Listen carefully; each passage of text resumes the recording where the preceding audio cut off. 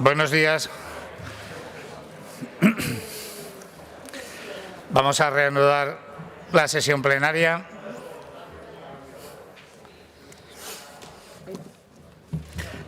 Y comenzamos con la interpelación número 1322, relativa a la política general del Gobierno de Aragón en materia de rentas mínimas y procesos de inclusión, formulada la consejera de Ciudadanía y Derechos Sociales por la diputada señora Orós, del Grupo Parlamentario Popular, para lo cual tiene la palabra. Señorías, buenos días, señora consejera.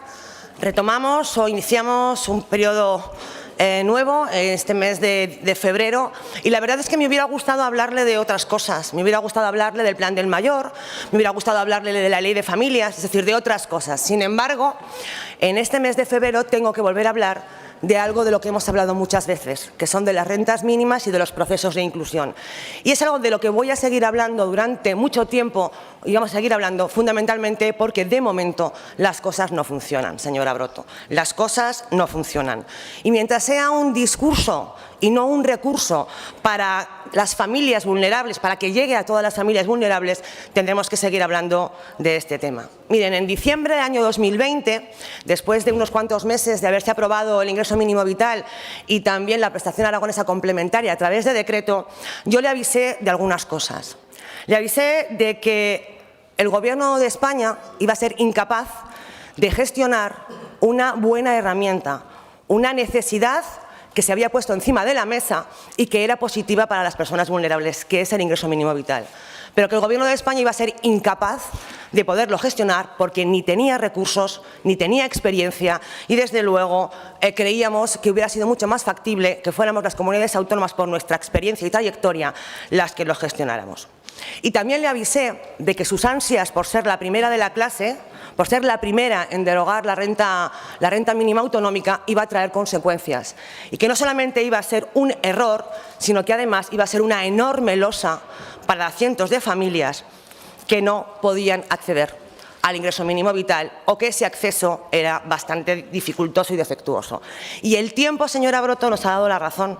El tiempo nos ha dado la razón. El ingreso mínimo vital es un fracaso en la gestión, y el Gobierno de Aragón, en este caso, lo que ha hecho es aprovechar el ingreso mínimo vital para desmantelar la protección social autonómica que tenían las personas vulnerables en nuestra comunidad. Y no se lo digo solo yo, se lo dicen todos los informes. Y voy a empezar por el ingreso mínimo vital. Enorme fracaso en la gestión. Buena herramienta, fracaso en la gestión. En España hay 11 millones de personas en situación de exclusión social, 6 millones en exclusión severa, 2 millones más que en el año 2018, y hay que remontarse hasta el año 2007 para encontrar unas cifras parecidas. Podríamos entender que en los primeros meses de gestión, bueno, pues hubiera dificultades. Al final es una prestación compleja y necesitaba rodaje. En diciembre del año 2020, el 85% de las solicitudes eran denegadas. Eran denegadas. Yo entiendo que el Ministerio no tenía ni idea y que esa puesta en marcha era complicada. Pero si nos vamos a noviembre del 21, que es el último dato, el 73% de las solicitudes son también denegadas. El 73% de las solicitudes. Y la media es de 436 euros. Que yo creo que 436 euros no es un mínimo de dignidad, si tan siquiera a lo mejor es un mínimo de subsistencia. Y lo más fragante de todo, ya estamos acostumbrados a que el Gobierno de España no cumpla sus promesas, pero en este caso es un tema muy serio. Prometieron que 850.000 familias iban a tener esta prestación. Han llegado a 336.000.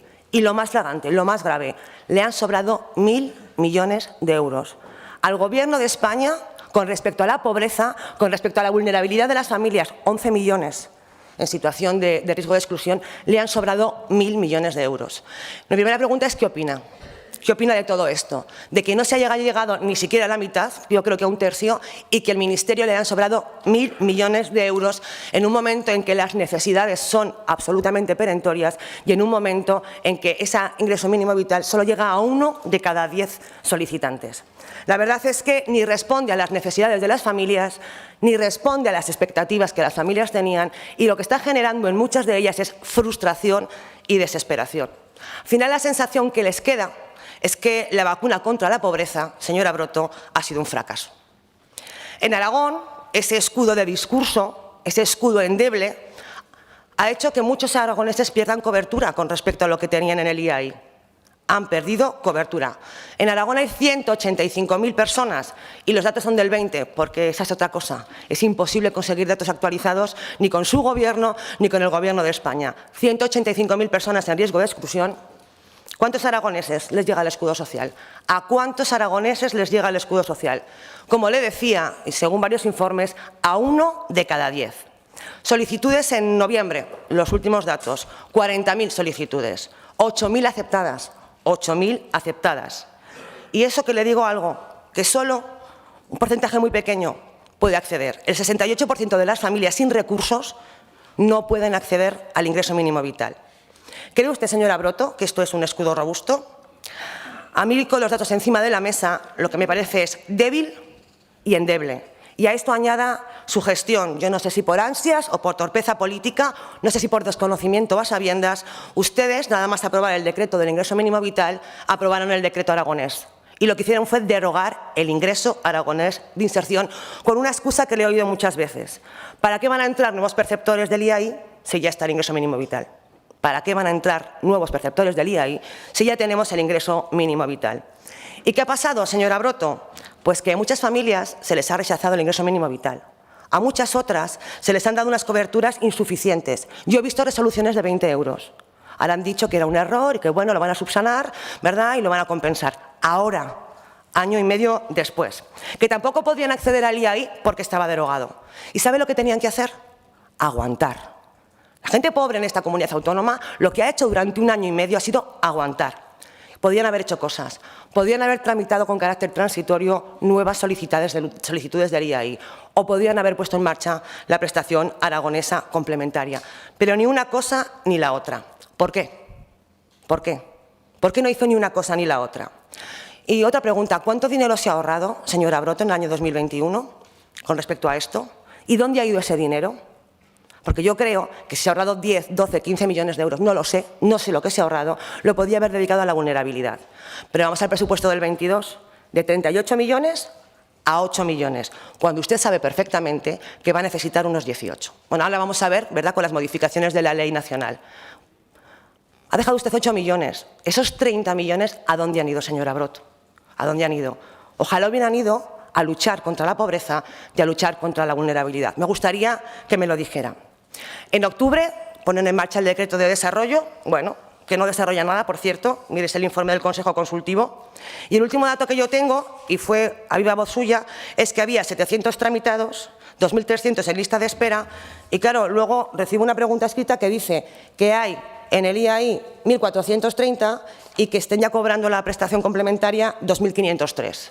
Puede parecer anecdótica, pero la falta de transparencia de su Gobierno y del Gobierno de España con este tema también clama al cielo. Y, por cierto, está usted incumpliendo uno de los artículos de la ley que le obliga a que con carácter trimestral usted publique de manera clara y accesible estos datos.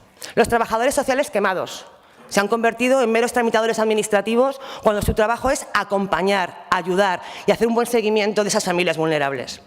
Se han dedicado a picar solicitudes. ¿Por qué? Porque la ley que nosotros aprobamos, incluso el mínimo vital, abre otra desigualdad que es la de la brecha digital, que es la de la brecha digital.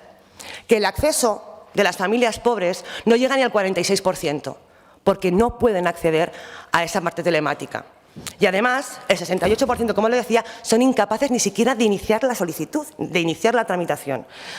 Yo quiero preguntarle además, y es por avanzar, no solamente que me explique qué opina de lo que ha pasado durante este año y medio, sino cómo va a avanzar. Quiero que me hable del Servicio de Inclusión Aragonés, quiero que me hable de cómo está la Comisión de Seguimiento y la Comisión de Reclamaciones. Quiero que me diga, partiendo de esta base horrible de esta base insuficiente que va a hacer en los próximos tiempos, porque el balance de momento es bastante pobre. Muchas gracias, señor presidente. Gracias, señora Ros. Señora consejera.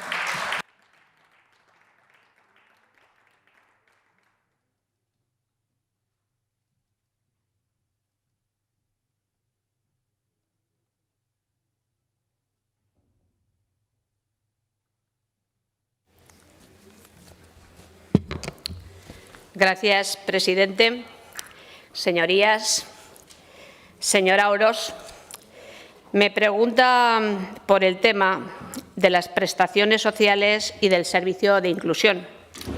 Un tema del que hemos hablado muchas veces, pero que me gusta mucho seguir hablando. Porque si llegamos al Gobierno con un proyecto claro, es el compromiso con las políticas sociales, con la respuesta a las más vulnerables, con recuperar los derechos, porque siempre hemos pensado que la crisis no la pueden pagar los más débiles. Nos dijeron en la anterior crisis que el desmantelamiento de lo público mejoraría nuestra economía y con dolor hemos visto que no era cierto. Lo decíamos y la cruda realidad nos lo ha demostrado, que es muy necesario contar con un sistema público para tener una sociedad más justa, más solidaria y más segura. Y fíjese, si siempre hemos pensado esto, después de una pandemia o en una pandemia lo tenemos más claro. ¿Y cómo lo hemos demostrado? ¿Cómo hemos demostrado ese compromiso? Con el desarrollo de una ley de servicios sociales, con una ley de emergencia, con un convenio inmediato para dar respuesta a la pobreza energética, pero también, y muy importante, con una gestión eficaz del ingreso aragonés de inserción, porque queríamos que los aragoneses pudieran vivir con un mínimo de dignidad y nos encontramos, cuando llegamos al Gobierno, con nóminas del ingreso aragonés de inserción que llevaban 8 y 9 meses sin pagarse. Esa es la realidad. Y además con un colectivo al que inspeccionaban como si se tratara del colectivo del que más había que desconfiar. Esa es la realidad y eso es lo que podemos decir sobre las rentas. Y así trabajamos en la anterior legislatura y así seguimos trabajando en este Gobierno social, verde y digital. No le voy a hablar más de la historia, pero sí que le voy a hablar de Aragón, de nuestra comunidad, porque eso es lo que estamos gestionando, señora Orós. ¿Y qué le puedo decir de esto? Presupuesto del ingreso aragonés de inserción en 2014, 28 millones. 28 millones. ¿Cuál es la situación que hemos tenido? Usted me hablaba del 2019, 2020, yo le voy a hablar de ese momento. 2019, 9.401 nóminas. ¿Atendían a cuántas personas? 22.119. El presupuesto ejecutado, lo sabe usted muy bien, 46.762.000 euros. Además de esto, las ayudas de integración familiar, que eran más de 3.000. En el 2020 se aprueba el ingreso mínimo vital, el 29 de mayo. Una prestación económica de la Seguridad Social que viene a dar respuesta estructural a las personas más vulnerables. Y además, el Gobierno de Aragón, el 29 de junio, publica el decreto, que después sabe usted que se gestiona como ley, donde lo que pretendemos es dar respuesta a estas personas. ¿Para qué? Y me extraña que me lo vuelva a preguntar otra vez, porque usted ha hablado en estas Cortes mucho de este tema, a veces a petición suya, a veces a petición de esta consejera, en comparecencias, interpelaciones, en preguntas. ¿Qué es lo que queríamos en Aragón? Y creo que ha sido acertado y los hechos nos lo demuestran. Un compromiso con las personas más vulnerables, garantizar que pudieran seguir cobrando el IAI, pero además armonizar las dos prestaciones para que hubiera un máximo de personas que pudieran cobrar la prestación del ingreso mínimo vital. ¿Cuál es el presupuesto del Gobierno de Aragón, del IAI, del ingreso aragonés de inserción, en 2020? Les recuerdo que en el 2019 era 46.700.000, en el 2020 47.600.000 euros. Tenemos 8.574 nóminas que llegan a 20.000 beneficiarios, más de 3.200 personas de las ayudas de integración familiar. Pero fíjese, me dirá usted, 1 millón más, 1 millón más. Pero tenemos que explicar cuál es la realidad, qué es la realidad que tenemos en este momento. Estos 47 millones, como le digo, llegan a 8.574 nóminas. También sabe usted que complementan a aquellas personas que, cobrando el ingreso mínimo vital, la cantidad que reciben es menor que la del ingreso aragonés de inserción. Pero es que fíjese si es importante el dato que le voy a dar a continuación. Además de esto, además de que tenemos el mismo presupuesto para el ingreso aragonés de inserción que en el año anterior, gracias a ese decreto y gracias al esfuerzo, que ha sido un esfuerzo muy grande, también le confieso, se lo he dicho en muchas ocasiones, sí que me hubiera gustado que se gestionara el IMV de otra manera. Pero nosotros lo que hicimos es poner todo el esfuerzo para que Aragón, esta comunidad aragonesa, recibiera el máximo de recursos del Gobierno de España. Tenemos muchos problemas de financiación, usted lo sabe, hemos debatido, nos hemos puesto de acuerdo en esa reivindicación de la financiación al Gobierno de España y, por lo tanto, creo que es muy importante que consiguiéramos que personas que estuvieran recibiendo el ingreso aragonés de inserción pasaran a tener la prestación estatal. Pero a pesar de todo, como le digo, más presupuesto, a pesar que hemos logrado que personas puedan tener la prestación del ingreso mínimo vital. ¿Cuántas?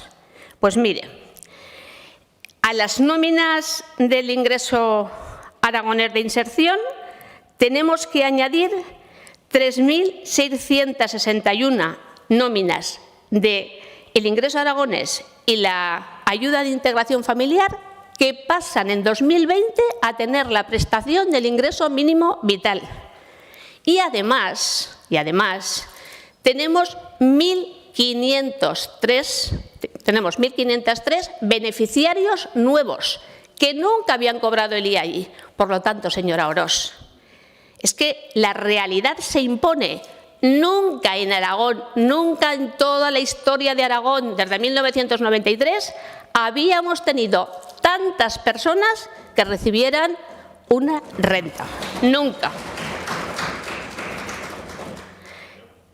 Y por otra parte, sabe usted, en los informes que se plantean en ese sentido, pese a que Aragón, usted también lo sabe, Aragón tiene una de las mejores condiciones, la tasa AROPE así lo dice, un 7,9%.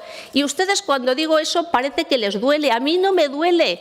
Yo quiero que tengamos una mejor economía, que tengamos una mejor situación, que tengamos menos personas vulnerables y que además el crecimiento económico de esta comunidad autónoma precisamente lo dediquemos a eso, a unos servicios públicos mejores servicios sanitarios, mejores servicios educativos, atención a las personas vulnerables. Y por otra parte, también usted habrá leído cómo se cita que hay varias comunidades cuyos porcentajes son superiores al 10% de personas beneficiarias sobre su umbral de pobreza, que son País Vasco, Navarra, Asturias, Cantabria, Cataluña, Aragón y Baleares. Por lo tanto, señora Orós, yo creo que los datos nos demuestran que hemos gestionado bien, que hemos atendido a los más vulnerables. Porque, señora Orós, nosotros entendemos que la libertad es esto. La libertad no es poderse tomar un café. La libertad es tener los recursos suficientes para llevar a cabo el proyecto de vida de una persona. Y así seguiremos. Gracias. Gracias, señora Broto. Señora Orós,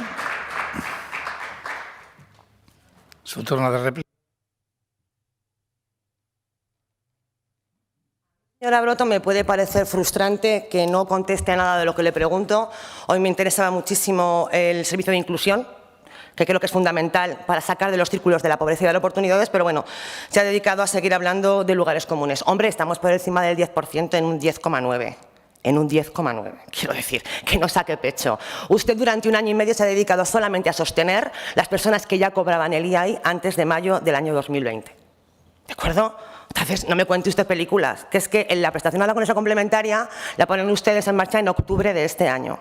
Y durante ese año y medio hay cientos de familias aragonesas que ni tenían IMV ni tenían IAI. Y por tanto, lo que dice el observatorio, lo que dice la Asociación de Gerentes es lo que yo le he contado. Ustedes han utilizado como excusa el ingreso mínimo vital para desmantelar la renta autonómica. Y mire, la mayor cobertura que ha tenido esta comunidad autónoma a las rentas mínimas fue en el año 2015, con un 19%.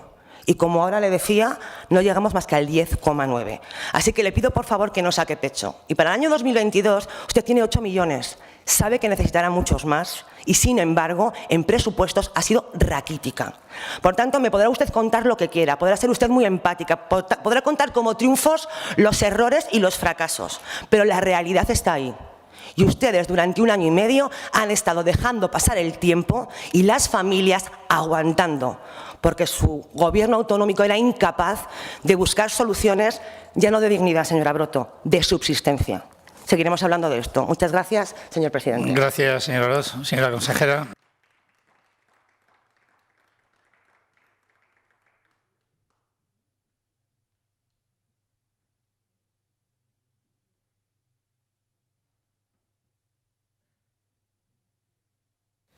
Señora Orós, si es que solo es cuestión de saber sumar.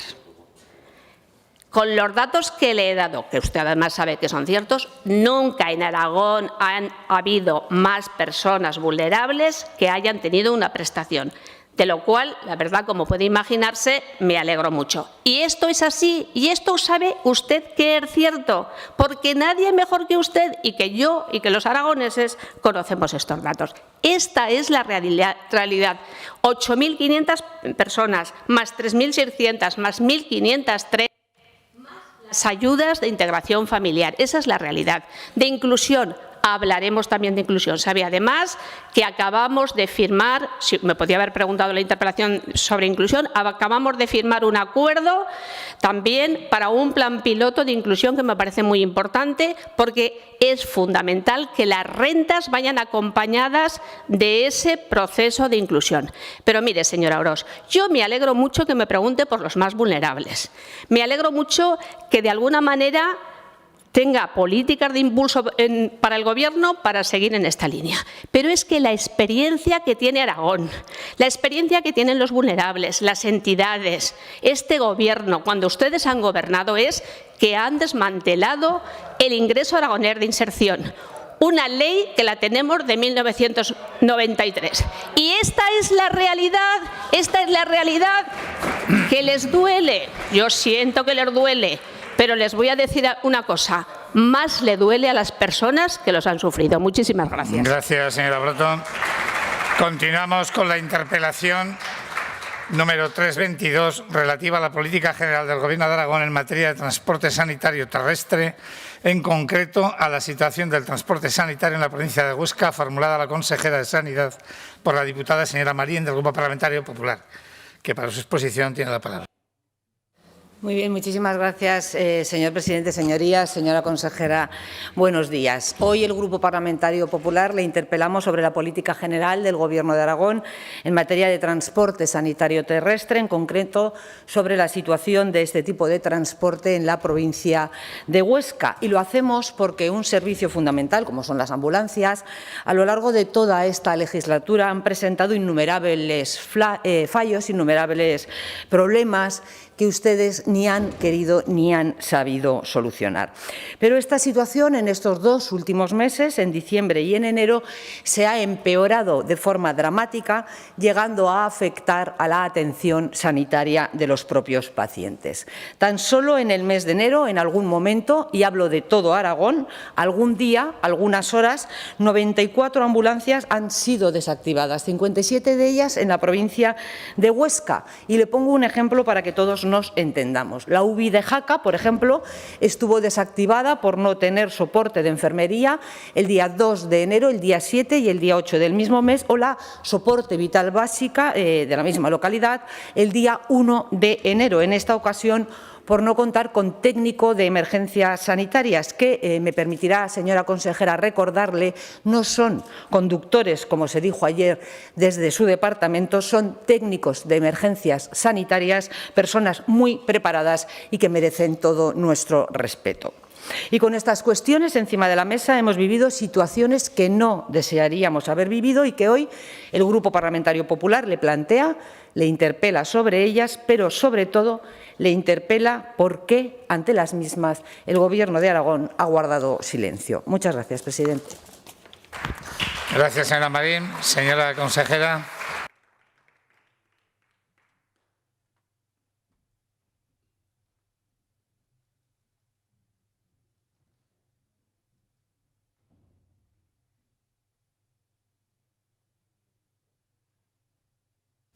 Gracias, presidente. Señora Marín, en su interpelación me pregunta sobre la política general en materia de transporte sanitario terrestre, en concreto sobre la situación de Huesca. Mira, señora Marín, el año pasado para estas fechas hubo una comparecencia sobre el transporte sanitario y la recupero porque dije algunas cosas que hoy siguen estando en vigor, entre ellas la política general en materia de transporte sanitario. La norma reconoce al transporte sanitario como una prestación de la cartera de servicios del Sistema Nacional de Salud y distingue entre transporte sanitario urgente y no urgente o programado.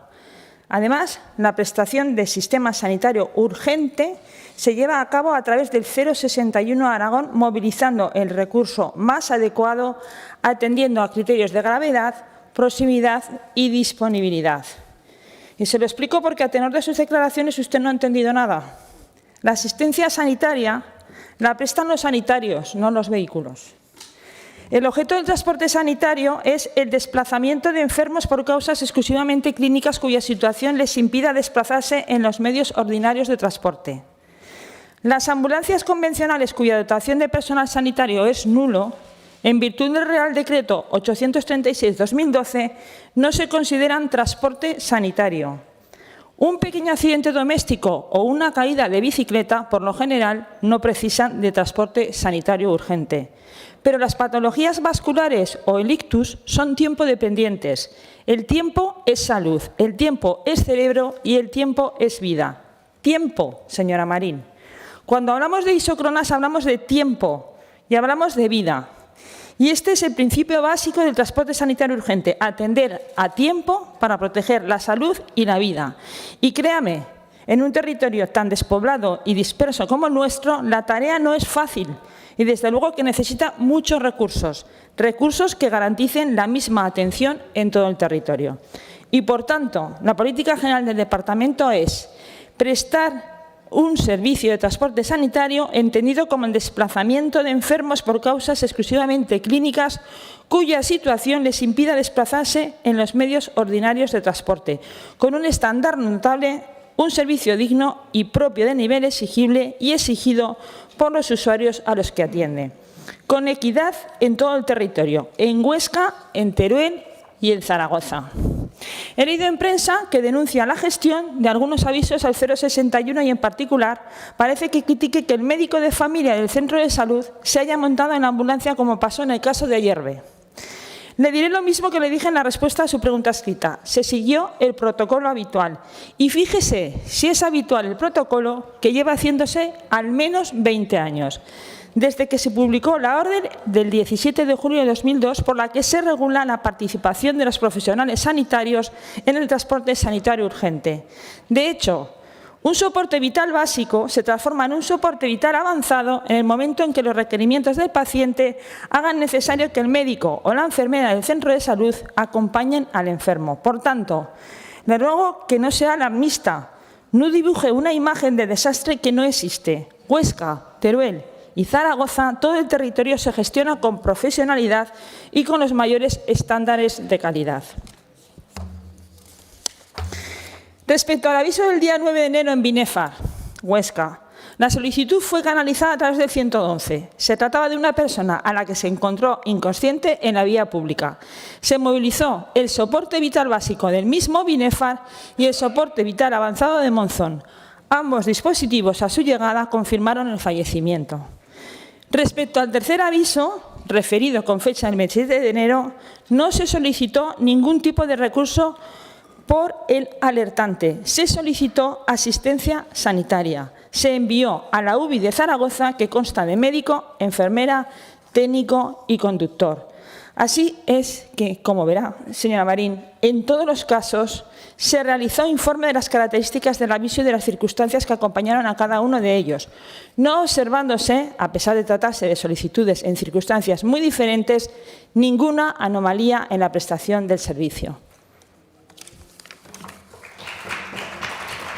Gracias, señora consejera. Señora Marín.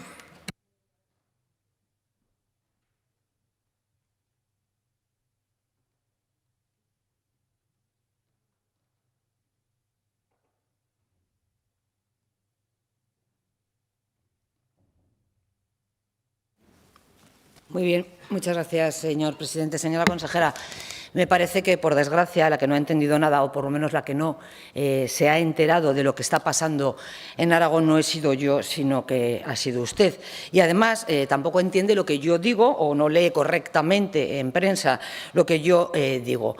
En el caso de Ayerbe, yo no solamente no critiqué al médico del centro de salud, sino que alabé su destreza, alabé su responsabilidad, y gracias a que ese médico de ese centro de salud de Ayerbe se montó en una ambulancia convencional, pese a que desde ese centro de salud se había pedido una unidad, una UBI móvil, la señora que iba en esa ambulancia salvó durante el trayecto su vida, tuvo 2 paradas cardiorrespiratorias, ese médico salvó su vida y, por desgracia, esa señora al final, cuando llegó al centro de salud, falleció. Entonces, me parece que aquí hay una distorsión entre lo que usted entiende o, por lo menos, quiere hacernos creer esa distorsión. Pero, aún así, aunque exista esa distorsión, todas las cuestiones que usted hoy ha relatado no le eximen de su responsabilidad.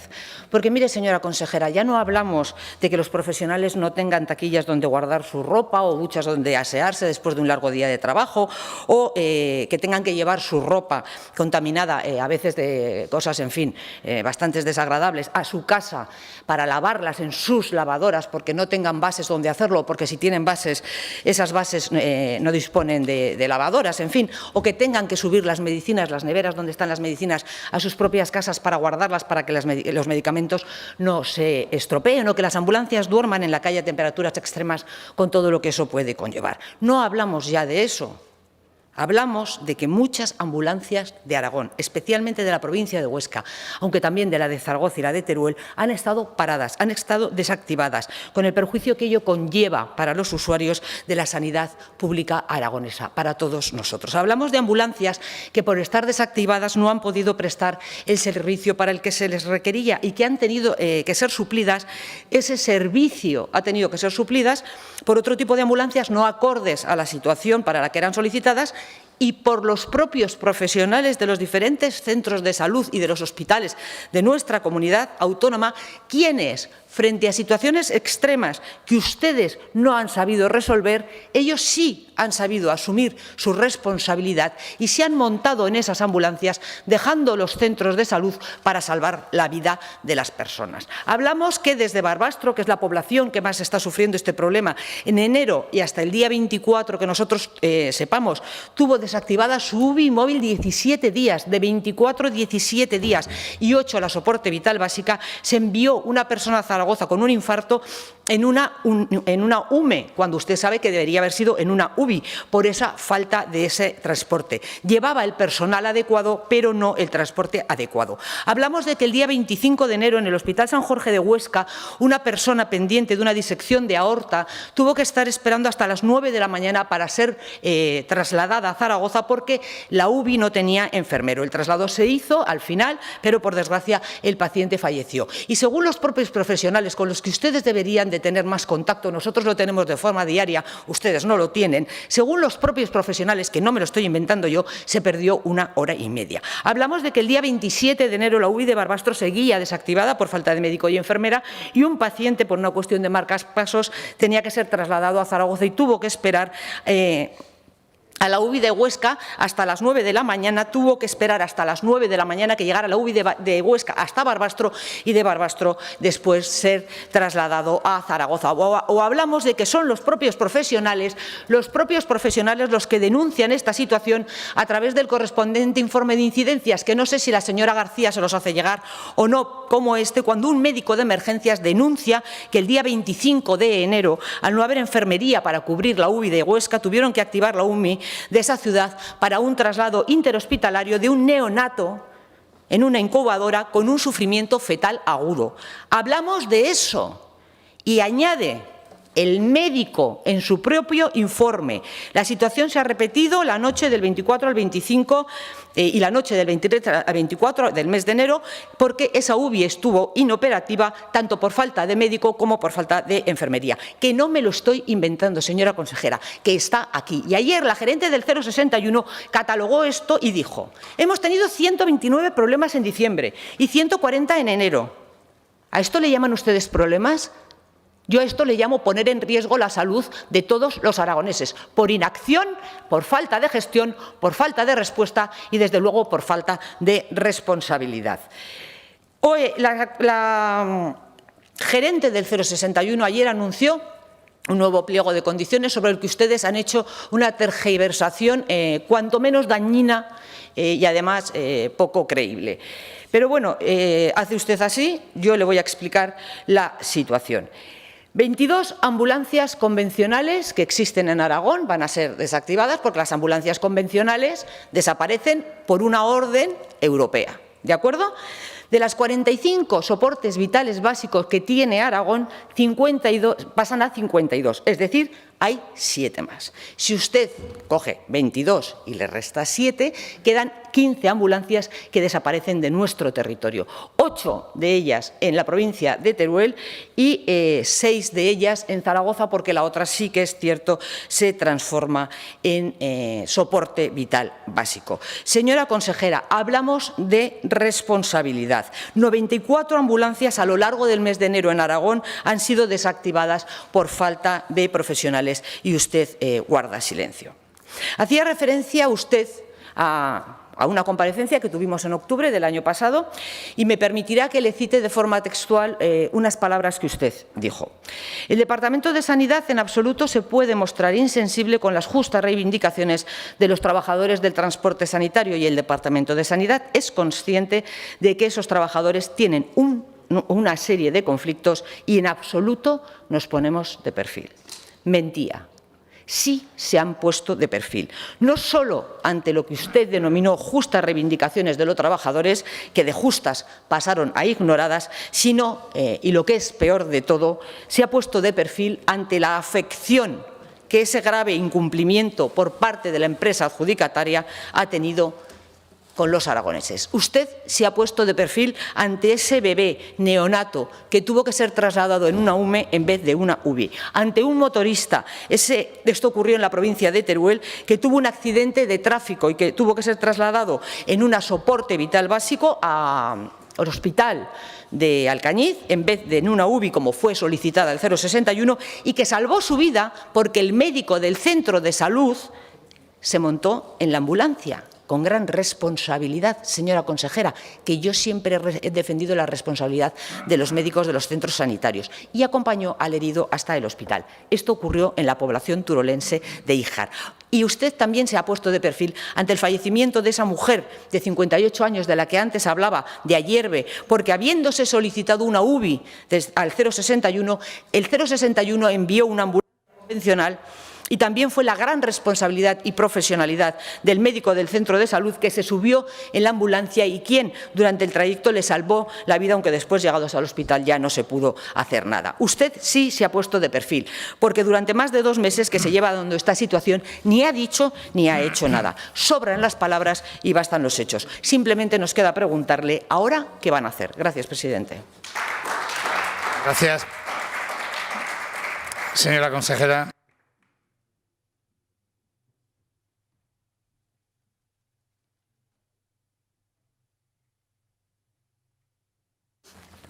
Señora Marín, omitiré hacer comentarios sobre acusaciones que ha realizado usted muy graves sobre responsabilidades de algunas circunstancias que debería haberlas meditado antes de decirlas en esta Cámara. ¿Cuál es la situación del transporte sanitario terrestre urgente en Aragón, que estamos hablando?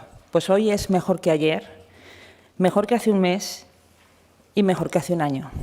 Desde 2018 se arrastraba la negociación del convenio colectivo del sector de transporte de enfermos y accidentados en ambulancia de la Comunidad Autónoma de Aragón. Como saben, en este asunto ni la gerencia del 061 como órgano de gestión ni el Salud como órgano de contratación son competentes para la firma o la mediación del convenio colectivo. A pesar del tiempo transcurrido, y las mediaciones del SAMA, ni los empresarios del sector, Acciona y Transalud, ni los sindicatos representativos UGT, comisiones y CESIF habían llegado a un acuerdo. Como consecuencia, en abril de 2021, hace poco menos de un año, se convoca por parte de la social una huelga indefinida. En este contexto, se han producido multitud de actos vandálicos, pinchazos en las ruedas de los vehículos que han afectado a 27 vehículos de la flota desde diciembre del 21 hasta mediados de enero, retirada o inutilización de las placas de matrícula, pintadas en vehículos y bases, aumento no justificado de averías, amenazas y acusaciones de colaboracionistas a los no participantes. Todos ellos denunciados por la gerencia del 061 a los cuerpos y fuerzas de seguridad del Estado, en tanto que estos actos pueden demorar los tiempos de activación de los recursos móviles y podrían repercutir en el servicio. Capítulo aparte es el absentismo. Por favor, antes se le está escuchando en silencio absoluto. Pido lo mismo. Capítulo aparte es el absentismo que la situación del conflicto laboral haya originado. Espere, señora Repollés. Si antes decían que era tema serio, vamos a escucharlo con la misma seriedad que se ha escuchado antes. Continúe, señora. Gracias, presidente.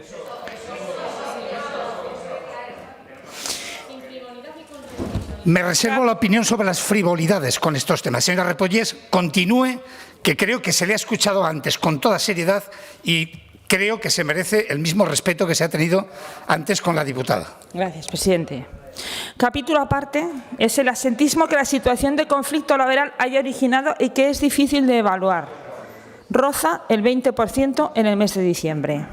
A esto se añade la falta de voluntad de la empresa de continuar con la prestación del servicio, habiendo renunciado a la posible prórroga del contrato. La empresa en cuestión no ha sustituido los vehículos ni las ausencias del personal con la celeridad exigida en los pliegos vigentes y por ello, además del seguimiento diario y de las reuniones de seguimiento mensual, se ha elevado propuesta de sanción por las inactivaciones de recursos incluidas en el régimen de penalización que se han producido durante el segundo semestre y muy especialmente durante el mes de diciembre y enero de 2022. Sumamos además un entorno de pandemia con un pico de contagios que afecta a todos los sectores productivos, incluido al sanitario y específicamente al servicio del transporte sanitario. ¿Por qué estamos hoy mejor que ayer, mejor que hace un mes y mejor que hace un año? En primer lugar, porque se ha publicado el anuncio de licitación del nuevo pliego del transporte sanitario urgente y esto ha desencallado la negociación colectiva. Según he podido saber, existe un preacuerdo suscrito por la práctica totalidad de los trabajadores. Sin duda, el acuerdo definitivo está más cerca hoy que hace un mes o hace un año, y es de esperar que la conflictividad laboral se reduzca considerablemente. En segundo lugar, porque el nuevo pliego no solo supone más dinero, sino que en términos de calidad de la prestación tiene un reflejo en mejores recursos y más prestaciones, más presencialidad. Y se lo vuelvo a relatar tal y como es, señora Marín. En concreto, desaparecen las ambulancias convencionales que constan de un vehículo con conductor localizado en virtud del Real Decreto 836/2012, ya que las ambulancias convencionales dejan de considerarse transporte sanitario. Todos los recursos disponibles son soporte vital básico o avanzado, más personal, conductor, técnicos de emergencias sanitarias, médicos y enfermeras, y mejor equipamiento, con lo que dota al recurso de mayor capacidad de resolución. Se incrementa el número de soportes vitales básicos. De 45 del pliego actual pasamos a 52. Se triplican los soportes que tienen presencia física 24 horas y se hace una apuesta decidida por los soportes en horario del centro de salud. Se amplían las presencialidades, más horas y más días. Como se ha dicho, se triplican los soportes que tienen presencia 24 horas. Presencia 24 horas.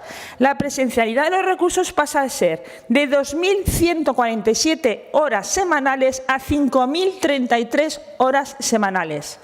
Todos los recursos tienen presencialidad 7, 12 o 24 horas y el resto localizada. Los soportes con presencialidad las 24 horas del día pasan de 6 a 20, incluyendo los fines de semana. Mayor cobertura los fines de semana. Todas las presencialidades van de lunes a domingo, no de lunes a viernes. También se incrementa el número de vehículos de soporte vital básico especiales para condiciones climatológicas adversas, que pasan de 6 a 11. Y se incorporan dos nuevos dispositivos. Un SBAE, que es un soporte vital básico con técnico sanitario y enfermería para dar soporte a traslados secundarios entre hospitales, y el vehículo de intervención rápida, el VIR, una unidad de apoyo para la ciudad de Zaragoza que cuenta con médico, enfermero y técnico. En resumen, el nuevo pliego de transporte sanitario urgente supone 4 millones más de euros al año y unos 80 efectivos más. 80 efectivos más. Recursos mejor dotados, tanto en personal como en equipamiento. Incremento y mejora de la calidad del servicio. Mejora la distribución de los recursos que permite recortar tiempos de respuesta. De hecho, con este nuevo pliego, todas las comarcas van a contar con un soporte vital básico, cosa que no se puede hacer en la actualidad. Cualquier ciudadano se encuentra a menos de 30 minutos de un soporte vital básico y los recursos estarán activos los 365 días del año. Gracias. Muchas gracias. Interpelación número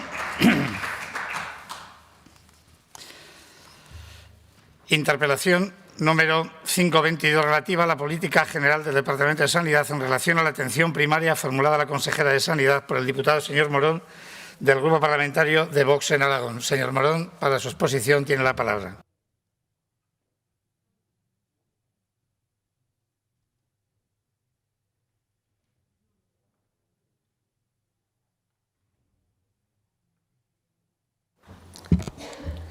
Gracias, señor presidente. Señora consejera, recientemente manifestó en prensa su voluntad de que en este año pudiera llevar adelante un plan de actuación de refuerzo en atención primaria y que para acometer este objetivo pues sería necesario que se pudiera superar la séptima ola, pues se tensionaba el sistema sanitario.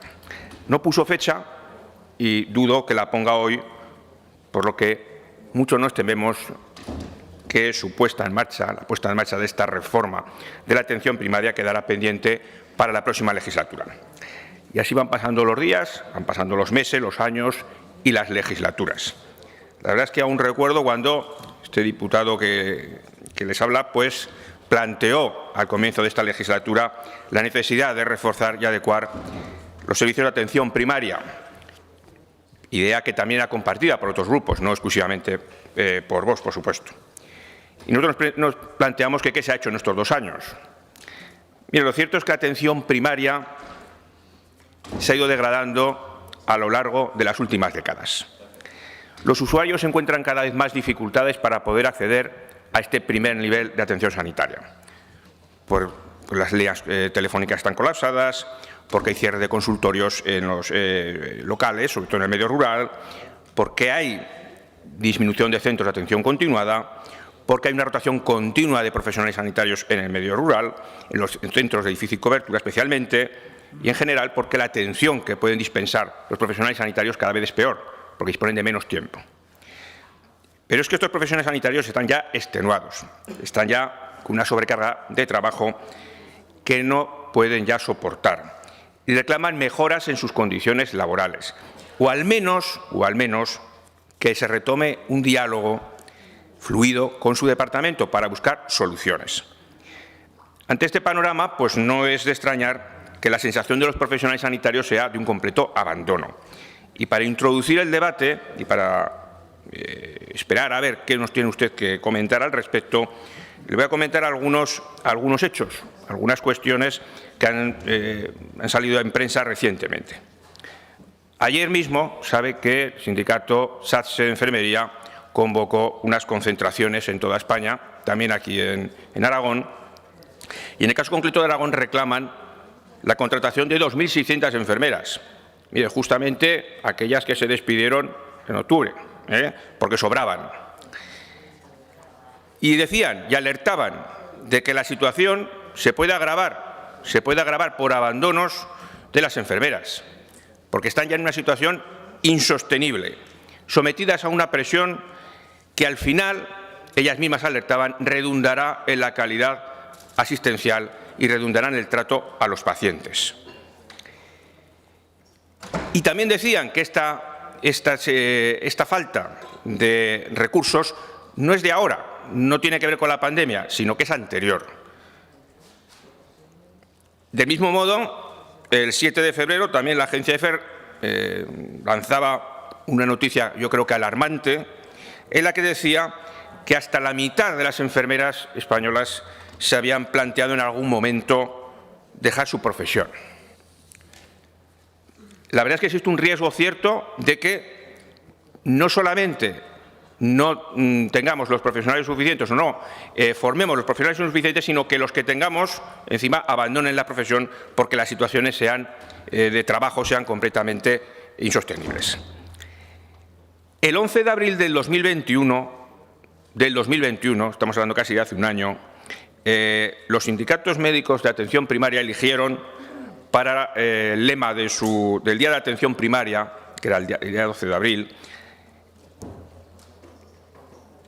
si seguimos así, nos ahogamos. Y reclamaban un verdadero plan de actuación en la atención primaria.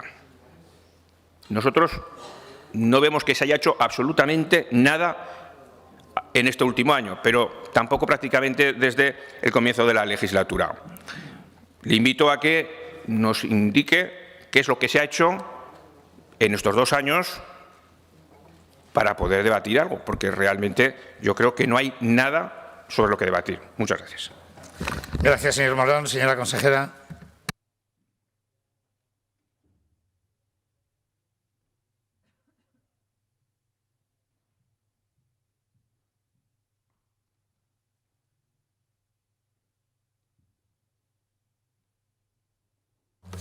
Gracias, presidente. Buenos días, señor Morón. Me interpela hoy sobre la atención primaria y sus problemas estructurales.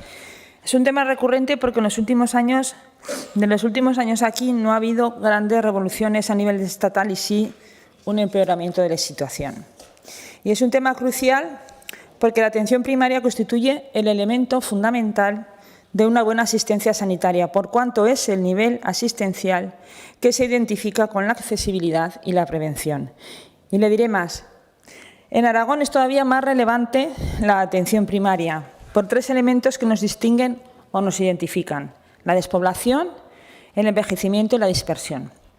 Esta situación nos obliga a un esfuerzo especial para establecer una red e infraestructura de servicios que evite desigualdades y favorezca el desarrollo social y económico de todos los territorios.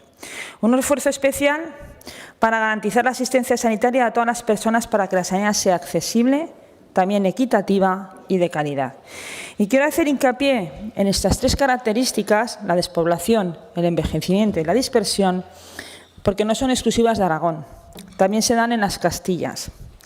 Y según las encuestas, es posible que ustedes entren en la Junta de Castilla y León este domingo y encuentren que la vida es más fácil desde la bancada ultra que desde la responsabilidad del Gobierno.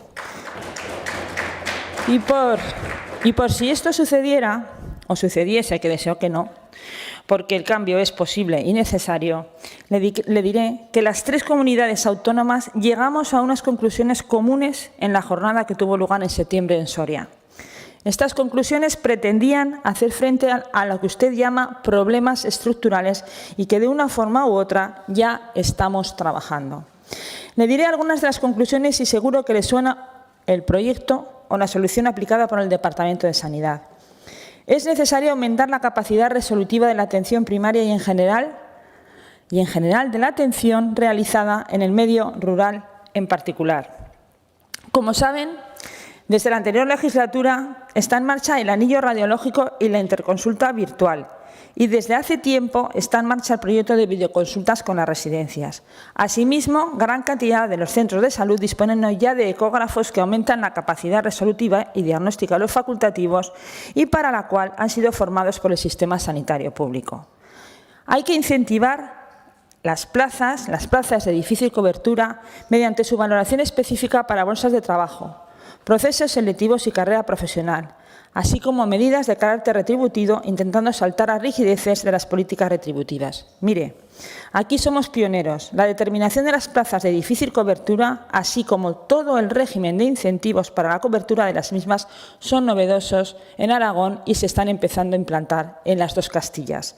El Plan Operativo 2017 marcó un antes y un después y se ha actualizado con el Plan de Reconocimiento y Atracción de los Profesionales del Servicio Aragonés de Salud, con el acuerdo de la Mesa Sectorial, para incorporar más centros y mejoras retributivas, como la última, que reconoce un 5% de incremento en las TIS. También hay cuestiones pendientes, desde luego que sí, y otras que se están trabajando ya de cara al futuro. En particular, el Plan de Acción de Atención Primaria en Aragón, que deriva del documento aprobado por el Consejo Interterritorial que en diciembre se firmó por todas las comunidades autónomas y sobre la que hablaré en la segunda intervención. Gracias, señora consejera. Señor Morán, su turno de réplica.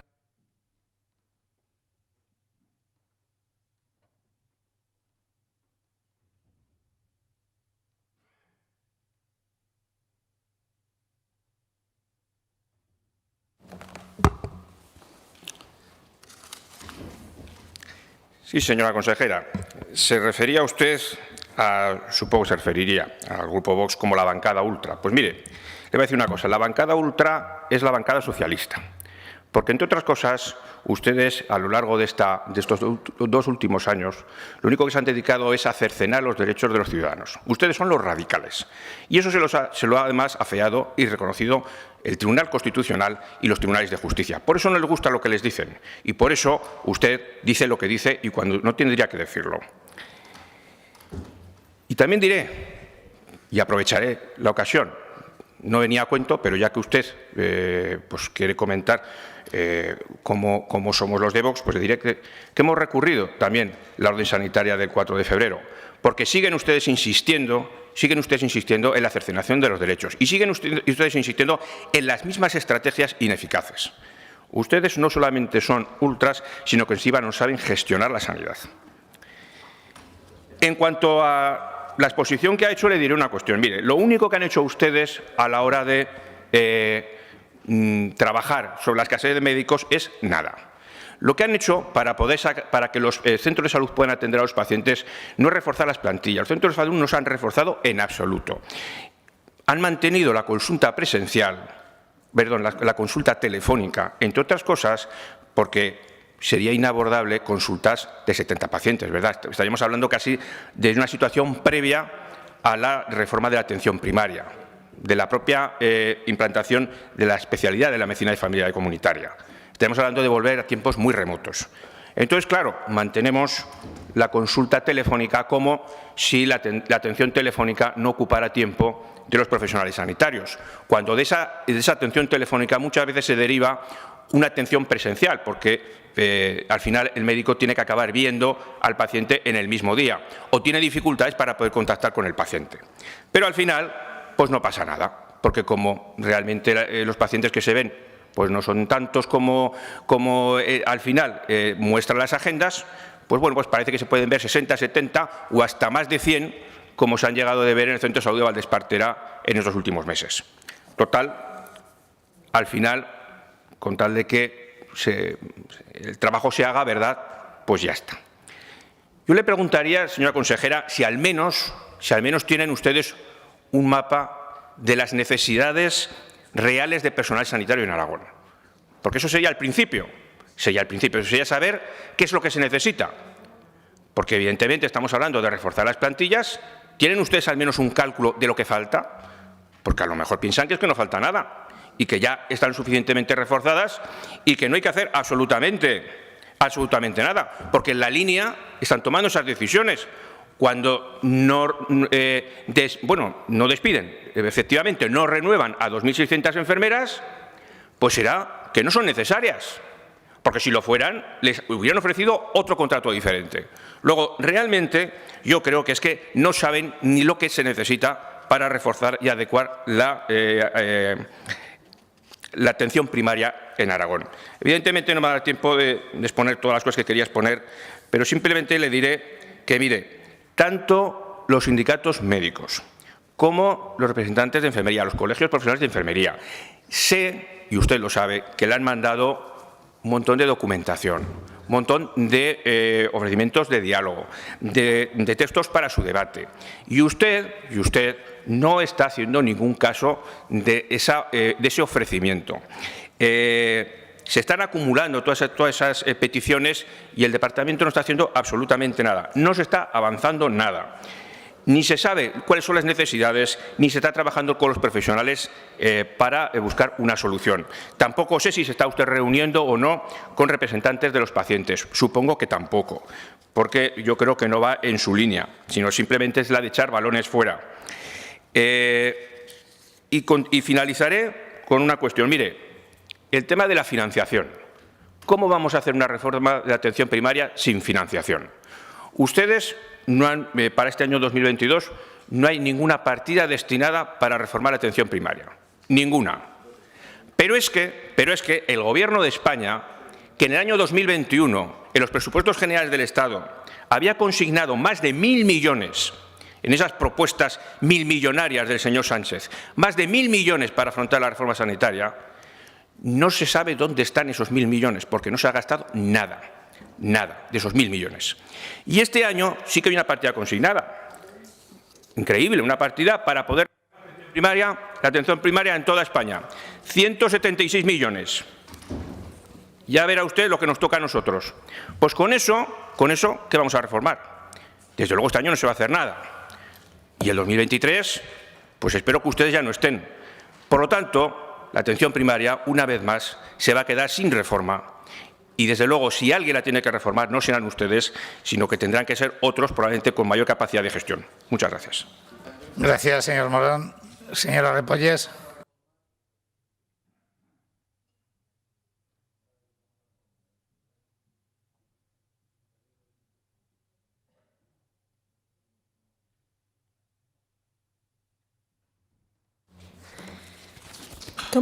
Gracias, señor presidente. Comienzo por donde lo he dejado. Señor Morón, seguro que podemos hacer más o que quedan asuntos pendientes, pero nadie podrá decir que la atención primaria no es prioritaria para este departamento y que lo es y lo ha sido desde el cambio de gobierno de 2015. Y que no hay mejor prueba de ello que datos concretos, voy a refrescar la memoria. En cuanto a política de recursos humanos, hemos continuado desarrollando los procesos de selección de personal, las oposiciones, dando lugar y prioridad a las plazas de difícil cobertura. En las próximas semanas finalizará el proceso selectivo de los médicos de atención primaria, que supone la incorporación como personal fijo de más de 200 médicos. De esta forma podremos cubrir prácticamente el 100% de las plazas estructurales que tenemos en Aragón. Hemos creado la categoría de enfermera especialista en familiar y comunitaria, con más de 100 plazas. En cuanto a accesibilidad y calidad, hemos implantado las consultas no presenciales, que efectivamente tuvimos que poner en marcha a causa de la pandemia COVID-19, pero que francamente aportan una mayor comodidad y resolución para pacientes y profesionales. En el medio rural, estamos diseñando el proyecto Acercando los servicios al mundo rural 24/7, 365 en los pueblos de Aragón, que permita ampliar la accesibilidad de quienes están en un consultorio mediante la solicitud de cita virtual al centro de salud. Vamos a iniciar la primera fase del proyecto El Hospital en mi Centro de Salud, Urgencia Integrada Primaria Hospitalaria, para la toma de decisiones compartidas entre la sala de urgencias del centro de salud y la del hospital de referencia.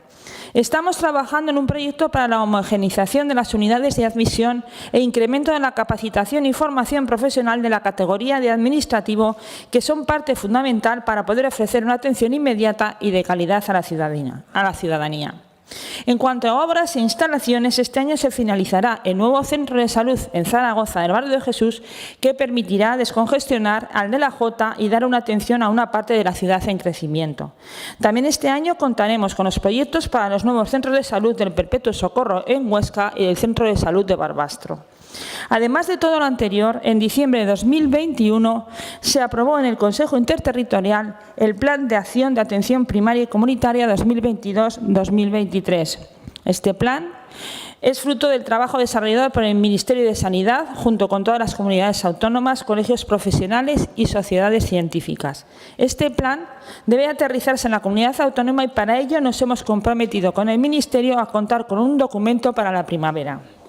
Estamos esbozando un documento de referencia que nos sirva para diseñar las acciones concretas y a partir de ahí vamos a sumar a todos y a todas, los profesionales, las sociedades, los colegios. Todo el mundo es bienvenido para poner su granito de arena. Estaremos encantados de que otros agentes se incorporen y aporten, porque solo desde el diálogo seremos capaces de cambiar y transformar el sistema. Gracias. Gracias, señora consejera. Continuamos con la interpelación número 622, relativa al Plan Estratégico del Sistema Universitario de Aragón, formulada a la consejera de Ciencia, Universidad y Sociedad del Conocimiento por la diputada señora Cid, del Grupo Parlamentario de Ciudadanos, que para su exposición tiene la palabra.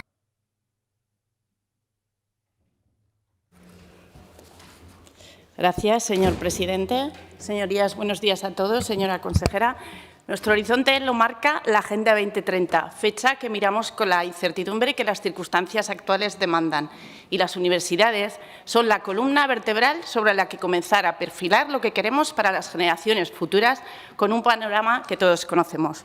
Se dice de las universidades que son todo: agentes transformadores, efecto tractor, impulsoras de la innovación, palanca de cambio, vector de desarrollo, protagonistas de la creación y difusión de conocimientos, espacio de oportunidades.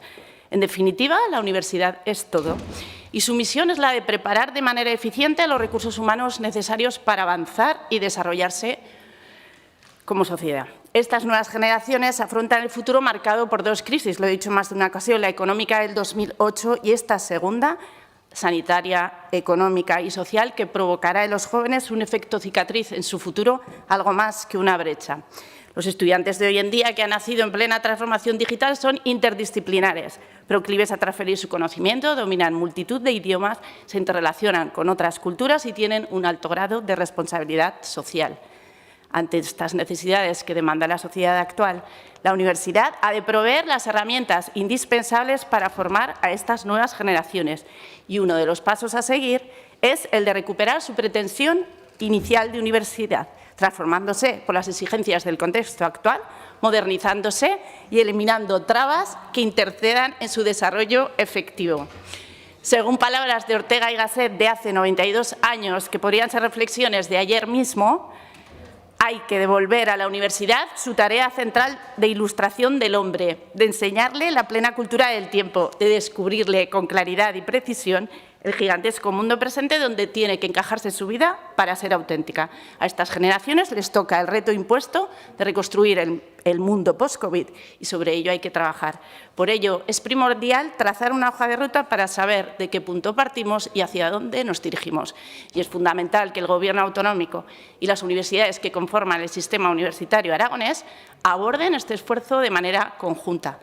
En la memoria de los presupuestos de Aragón para el año 2020 aparecía entre las novedades a destacar que el plan de gobierno aprobado por acuerdo del Gobierno de Aragón del 23 de enero del 2016 incluía entre las acciones a desarrollar en el ámbito universitario la realización de un plan estratégico del sistema universitario de Aragón como instrumento que planificara las prioridades en este ámbito. Sin embargo, dicho plan estratégico todavía no ha sido presentado. Por estas razones, queríamos conocer cuál es la política general del Gobierno de Aragón en relación a la adaptación del sistema universitario aragonés a la nueva realidad social imperante y, en concreto, a la elaboración de dicho plan estratégico del sistema universitario de Aragón. Gracias, señor presidente. Gracias, señora Cid. Señora consejera.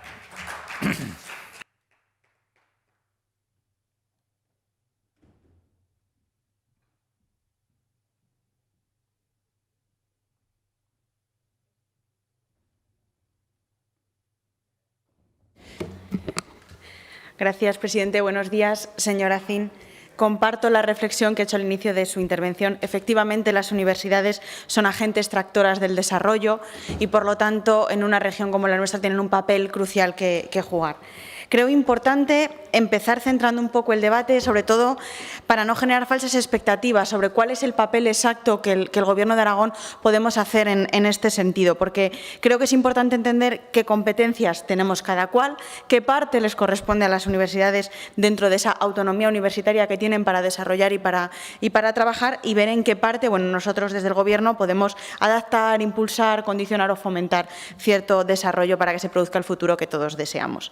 Efectivamente, hemos revisado la documentación a la que usted hacía referencia en la intervención sobre el plan estratégico del sistema universitario y le quiero recalcar que el término como tal desaparece porque desde el Gobierno entendimos, este término aparece en la memoria económica del 2020, fruto de una reacción de la memoria de la legislatura anterior. Cuando nosotros entramos al Gobierno y empezamos a ver el desarrollo, entendimos que hacer un plan estratégico, siendo que la propia Ley de Ordenación del Sistema Universitario nos determina que lo que tenemos que hacer para hacer una vocación estratégica es un acuerdo marco de programación, pues entendimos que no había que duplicar esas actividades. Entonces, en este sentido, lo que hemos hecho es cumplir el artículo 5.2 y 5.4 de la LOSU, que nos dice que hay que aprobar una programación universitaria y que esa aprobación, mediante acuerdo de Gobierno, fijará los objetivos en materia de enseñanza. Un poco ese marco regulador que deseamos que acontezca en el sistema universitario para condicionar, mover, impulsar lo que las universidades tienen que desarrollar, como digo, siempre respetando esa autonomía universitaria. En este sentido, es lo que hemos hecho desde el Gobierno, ponernos a redactar ese acuerdo marco de programación académica para el periodo 21-24, y este marco tiene 5 principios, 12 objetivos y 2 retos fundamentales que creo que compartiremos. El primer reto es desarrollar un modelo de universidad comprometida con nuestro presente y, por lo tanto, comprometida con la sociedad, amable, abierta a la ciudadanía en su diversidad, verde, digital y, sobre todo, preparada y adaptada a los retos del futuro. Y el segundo reto de este acuerdo marco, de este futuro para la universidad hasta el 2024, persigue potenciar la calidad, tanto en el ámbito docente como en el ámbito investigador y también en el ámbito de la gestión. Es fundamental que miremos la calidad en la gestión. Estos 5 principios y 12 objetivos, además, para que su cumplimiento fuera lo más efectivo posible, se desarrollarán mediante la puesta en marcha, que ya se ha hecho, de una comisión de seguimiento de la programación universitaria. Creo que este era el espacio idóneo en el que, presidida por el director general de universidades, se sientan las 2 universidades y se ponen a ver cómo son capaces de cumplir los 5 objetivos que aparecen en el acuerdo, los 5 principios y los 12 objetivos que aparecen en el acuerdo, y empiezan a desarrollar esta programación. Como novedad de esta comisión de seguimiento en la programación, además de estar las 2 universidades con nuestra dirección general, aparecen estudiantes de las 2 universidades, representación estudiantil, porque creo que es importante que, si hablamos de adaptar la universidad, no solo hablemos con aquellos que imparten la docencia, sino también con aquellos que la reciben, que también son agentes de lo que tiene que pasar en nuestras universidades. En ese espacio, esta comisión de seguimiento va a hacer el desarrollo global de la programación, cumpliendo con los ítems que ya vienen marcados, el seguimiento, el cumplimiento de los principios, y va a emitir informes anuales, que creo que esto es importante también, sobre la programación, recogiendo cuáles son las incidencias, los datos de impacto, consideraciones a futuro, nuevas propuestas, para que cuando lleguemos a la programación académica del 24 no estemos a cero, seamos capaces de tener una documentación de qué ha funcionado y qué no, para poder seguir adaptándolo. Por otro lado, también usted decía que cuáles eran las motivaciones de haber hecho este plan estratégico, acuerdo marco, ¿no?, que es como nos dice la ley que llamemos. Comparto que efectivamente una de las principales motivaciones de la redacción de este acuerdo, y que nos llevó a retrasarlo un año más, fue intentar entender cuáles son los aprendizajes que la pandemia ha dejado para quedarse en nuestro sistema universitario. Por un lado, acelerando claves fundamentales como son la digitalización, también como la formación híbrida, como la adaptación horaria para una formación continuada en el tiempo, la importancia de la transferencia transferencia y de la innovación y no solo de la investigación basal. Por lo tanto, había un aprendizaje claro de la pandemia que está plasmado en los objetivos. Y también, y esto lo quiero decir, una de las motivaciones que está plasmada en este acuerdo es que vivimos en una realidad social en nuestro país y en Aragón donde están empezando a calar ciertos discursos reaccionarios que, por desgracia, están llegando a la juventud. Creo que cualquier demócrata tiene que preservar espacios de libertad de expresión, espacios donde se premia la igualdad entre hombres y mujeres, donde uno se pueda expresar en su diversidad, y parte del trabajo que hemos hecho también es intentar inculcar estos valores constitucionales dentro de este acuerdo marco, porque las universidades no solo forman a especialistas, sino que forman a ciudadanos y tienen que ser espacios de libertad. ¿En qué consiste este acuerdo marco? Bueno, le enumeraré los 5 principios más generales y luego, si quiere, entramos a debatir cada uno de los objetivos concretos para cumplirlo. Por un lado, el fomento de la calidad en todos los ámbitos, como digo, también en la gestión. El segundo principio es un principio de especialización y aquí me quiero parar. Sabe que he sido una firme defensora de la no duplicidad como herramienta para permitir que las universidades vertebren. Bueno, pues si no lo ampara la ley, lo tendrá que amparar el sentido común, que es lo que hemos hecho. Sé que legalmente no tenemos herramientas para exigir la no duplicidad de títulos para especializar campus, pues hagamos que impere el sentido común, nos sentaremos en la misma mesa y intentaremos, bueno, pues que entre todos seamos capaces de respetar la oferta diferenciada, de orientar la especialización y de entender que no podemos competir en una región tan pequeña, que hay estudios suficientes para todos y que tenemos que especializar nuestros campus. Por lo tanto, sigue siendo la especialización y la no duplicidad un principio no legal, pero sí de sentido común en este acuerdo. Por otro lado, el fomento de la captación de talento. En esto creo que tanto las cifras de este año como las del año anterior van en buen camino. Tenemos cada vez más alumnado en Aragón, pero tenemos que ser capaces de convertirnos en un polo tractor de alumnos de otras comunidades autónomas y ahí hay que hacer un esfuerzo. El cuarto punto es adaptar nuestra universidad a los principios del espacio europeo de educación superior, y esto pasa por fomentar todavía más la movilidad exterior, el uso del inglés. Tenemos que tener una universidad adaptada con alumnos que puedan salir con un nivel de inglés competitivo, y por otro la cooperación transfronteriza, que también es importante. Y el último de los principios es el principio de transparencia. Quizá este es el más novedoso porque es el que nos va a permitir poner en marcha el mapa de titulaciones, un mapa que va a tener la ordenación de las nuevas titulaciones que tendremos en Aragón con 2 años vista, para permitir, por un lado, tener transparencia y, por otro, ser una herramienta práctica para las familias.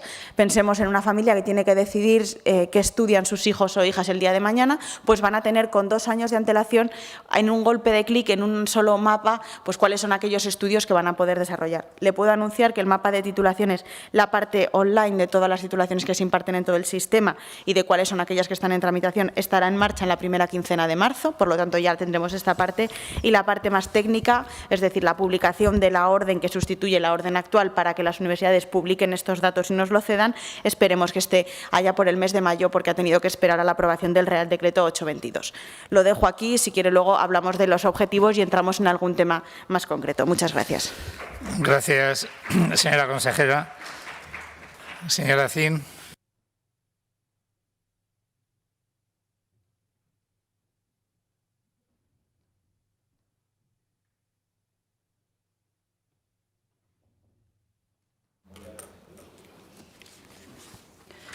Gracias, señor presidente. Gracias, señora Díaz, por sus explicaciones. Ya sabemos, claro, que la programación universitaria la presentó. De hecho, vino a comparecer aquí por este motivo, pero también creemos que tiene que ser algo mucho más ambicioso que lo que es una programación como tal. Y, además, teniendo en cuenta que esa ley orgánica, esa ley tiene que reformarse.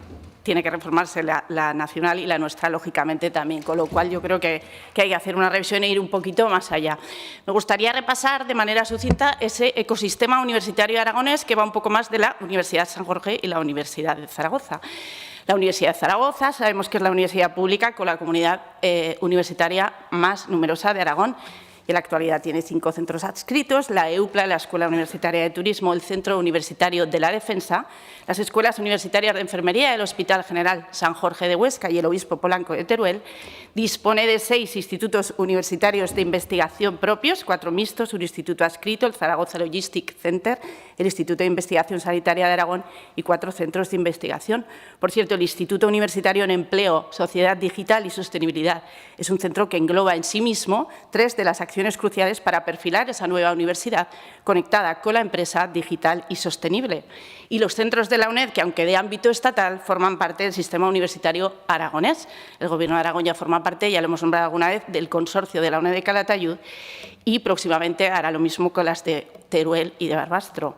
Y la ACPUA, la Agencia de Calidad y Prospectiva Universitaria de Aragón, creada para garantizar y promover la calidad del sistema universitario en Aragón a través de certificaciones, evaluaciones y acreditaciones. El UNES, sin ir más lejos, su director expuso la política de calidad de UNITA con los responsables de la Alianza de las Universidades Europeas. La hoja de ruta trazada debe caminar necesariamente por los objetivos de desarrollo sostenible, la internacionalización, como no puede ser de otra manera, la digitalización y la despoblación.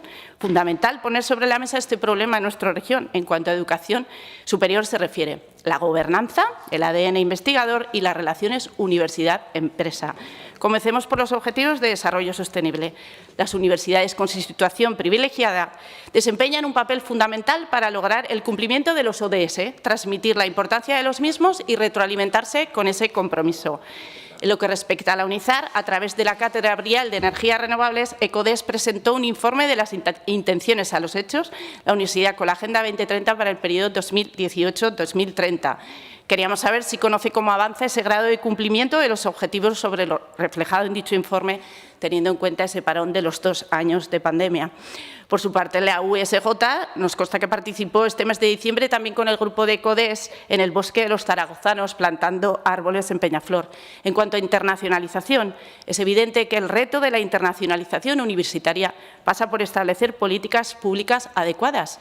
A nivel estatal debía estar concluido el Plan Estratégico y Operativo de Internacionalización del Sistema Universitario Español para el periodo 2021-2027, pero corríjame si me equivoco, usted que tiene hilo directo con el Ministerio no lo hemos encontrado.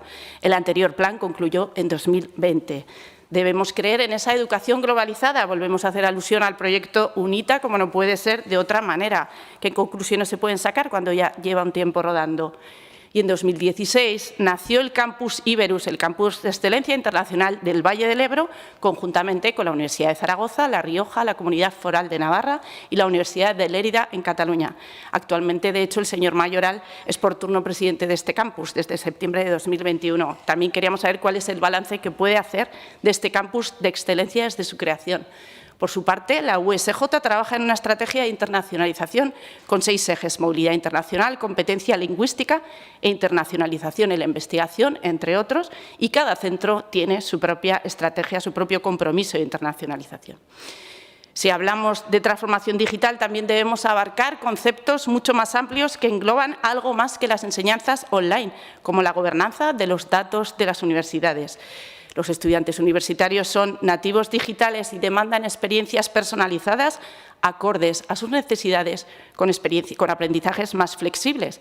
El anterior ministro de Universidades, el señor Castells, presentó el Plan Unidigital, que sentará las bases para el modelo de universidad del futuro a través de la transformación digital. En el presupuesto de 2022 de la Universidad de Zaragoza se refleja esa aportación estatal con cargo a fondos procedentes del Plan de Recuperación, Transformación y Resiliencia por un importe de algo más de 2 millones de euros. Hay que cambiar la forma en la que los alumnos, instituciones y personal se interrelacionan. Las instituciones universitarias con una infraestructura digital sólida basada en la gobernanza de datos estarán en la vanguardia. Y en este punto no podemos pasar por alto que el humanismo ha de estar presente en un mundo donde los algoritmos van a formar parte del sistema. Y en cuestiones relativas a universidad y despoblación, es necesario desarrollar un plan para luchar contra la despoblación desde las instituciones universitarias. Recordemos que desde la UNED se presentó en Teruel el proyecto piloto La Universidad ante el reto de la despoblación y desde UNIZAR, la Cátedra de Despoblación junto a la DPZ podía asesorar al Departamento en materia de despoblación. Sin ir más lejos, el proyecto del director de la cátedra, Vicente Pinilla, consiguió financiación europea para desarrollar una herramienta de simulación junto con empresas, centros y universidades de Salamanca y Valladolid para orientar la toma de decisiones y las políticas públicas encaminadas a lograr un desarrollo demográfico, socioeconómico, medioambiental, equilibrado y sostenible en las zonas afectadas por la despoblación. Y para hablar de gobernanza universitaria hay que hablar de innovación pública de las universidades. cuestión ineludible. Usted lo ha dicho, que los gobiernos sean abiertos, transparentes y más participativos. El señor Mayoral hablaba aquí de la necesidad de reformar los estatutos de la UNIZAR. Los actuales sistemas de gestión impiden tomar decisiones cruciales en cuanto a asignaciones presupuestarias y se necesita estructurar esa carrera profesional para el PAS. Son plantillas reducidas con dependencia orgánica de las comunidades autónomas. Es necesario, además, que esa figura prolifere en estructuras gerenciales. Le formulamos esta cuestión al rector de la Universidad de Zaragoza y le reiteramos a usted esa pregunta: ¿cómo consideran desde la Consejería que deben enfocarse la revisión de estos sistemas de gestión? Y ya para terminar, hablemos del ADN investigador.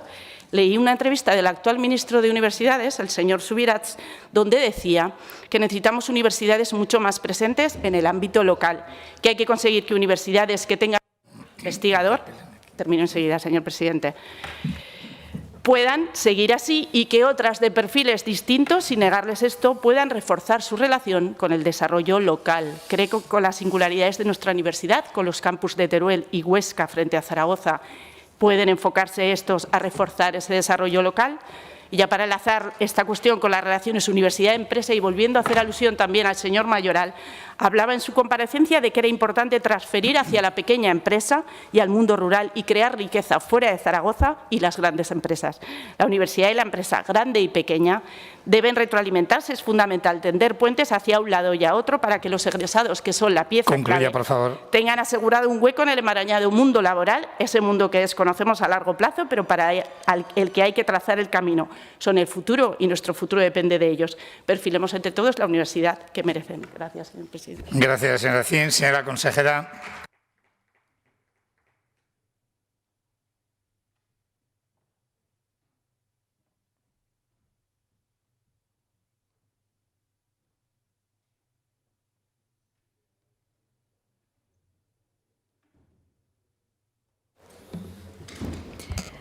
Gracias, presidente. Me alegra que hayamos entrado en lo concreto porque parte de los objetivos o cuestiones que usted ha planteado son parte de los objetivos de este acuerdo de programación, porque el acuerdo de programación que hemos hecho no simplemente piensa en las carreras concretas, sino en cuál es el futuro de la universidad y, por lo tanto, tiene una visión, digamos, más ambiciosa que lo que hubiera sido un acuerdo tan concreto. Por ejemplo, usted ha planteado el cumplimiento de los objetivos ODS, que es uno de los objetivos que también nosotros defendemos. ¿Qué hemos hecho en este nuevo acuerdo para ver el grado de cumplimiento de los objetivos? Pues por primera vez, la ACPUA va a evaluar el grado de cumplimiento de los ODS y de la Agenda 2030 de nuestras universidades, con el fin de, de garantizar si se están integrando, si se están cumpliendo. Es más, en el caso de la Universidad de Zaragoza, en el nuevo contrato programa que pronto podremos enseñarles, hay una parte de financiación por objetivos nueva que incluye objetivos en cumplimientos de los ODS en esta Agenda Verde. Por lo tanto, no solamente los vamos a auditar, sino que además los vamos a premiar económicamente en el caso de la universidad pública, que es aquella que sostenemos con nuestros fondos. Habla también, por ejemplo, de la importancia de pensar más a futuro o de adaptar las titulaciones a las necesidades sociales y económicas del momento, que se arraigan en el territorio.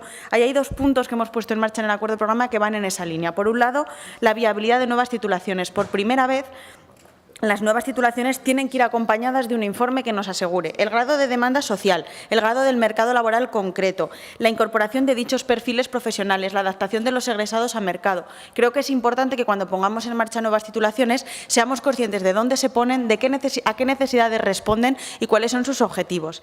Y por otro lado, también hemos introducido la sostenibilidad de enseñanzas implantadas. Tenemos que revisar qué es lo que se imparte en nuestras universidades y por eso es fundamental que pongamos en marcha planes de actuación en aquellas titulaciones que pierden demanda sistemáticamente durante varios años consecutivos. No para quitar esas enseñanzas, pero para adaptarlas, probablemente con una modificación curricular, con otra fórmula más apetecible, con una formación más híbrida, podrían ser más apetecibles. Por lo tanto, ya estamos haciendo eso que planteaba. Añade otro punto también respecto a la gobernanza de datos. Es cierto que hay fondos para la universidad que vienen del Ministerio, pero creo que es importante también el avance que va a tener la universidad gracias a la Ley Cloud, porque la ley que vamos a tramitar en estas Cortes va a permitir que todos los agentes que se interpretan como dependientes del Gobierno de Aragón, instituciones locales, la universidad, puedan entrar en este acuerdo marco, puedan recibir el amparo de por lo tanto, creo que va a ser más factible que tengan una gobernanza de los datos, bueno, pues un poco más controlada gracias al amparo del Gobierno de Aragón. Compartimos también la importancia del fomento de la transferencia en las empresas y los agentes locales. Es uno de los objetivos, que la universidad trabaje llevando investigación a aquello que necesita nuestro territorio, dando valor añadido en las zonas más importantes. Ahí sí que es fundamental, y lo tengo que volver a repetir, la especialización de los campus, que no nos hagamos trampas compitiendo entre nosotros, que en Teruel se haga lo que necesita Teruel y en Huesca exactamente lo mismo. Y por último, el impulso de la innovación docente. Compartimos que tenemos que modernizar la propia forma en la que se da la docencia, y de ahí que se haya puesto en marcha un plan de formación inicial del profesorado, que es obligatorio, es voluntario para aquellos profesores que ya están dando clases, y que se les va a permitir, bueno, pues darles formación en metodologías docentes innovadoras, metodologías telemáticas y también en valores importantes para identificar problemáticas en el aula, como puede ser de acoso, de maltrato, de bullying, de trastornos alimenticios, también que los profesores puedan identificar y puedan ser mediadores en esas circunstancias. Hay algunas cuestiones más de objetivos que estaré encantada de que podamos discutir, y compartimos la filosofía de que la universidad tiene que ser un agente principal en el desarrollo de la región como Aragón. Muchas gracias. Gracias, señora consejera. Pasamos a la interpelación número 18/22, relativa a la política general del Gobierno de Aragón en relación con el profesorado aragonés, formulada al consejero de Educación, Cultura y Deporte por el diputado el señor Trullén, del Grupo Parlamentario Ciudadanos, Partido de la Ciudadanía. Señor Trullén, cuando quiera tiene la palabra.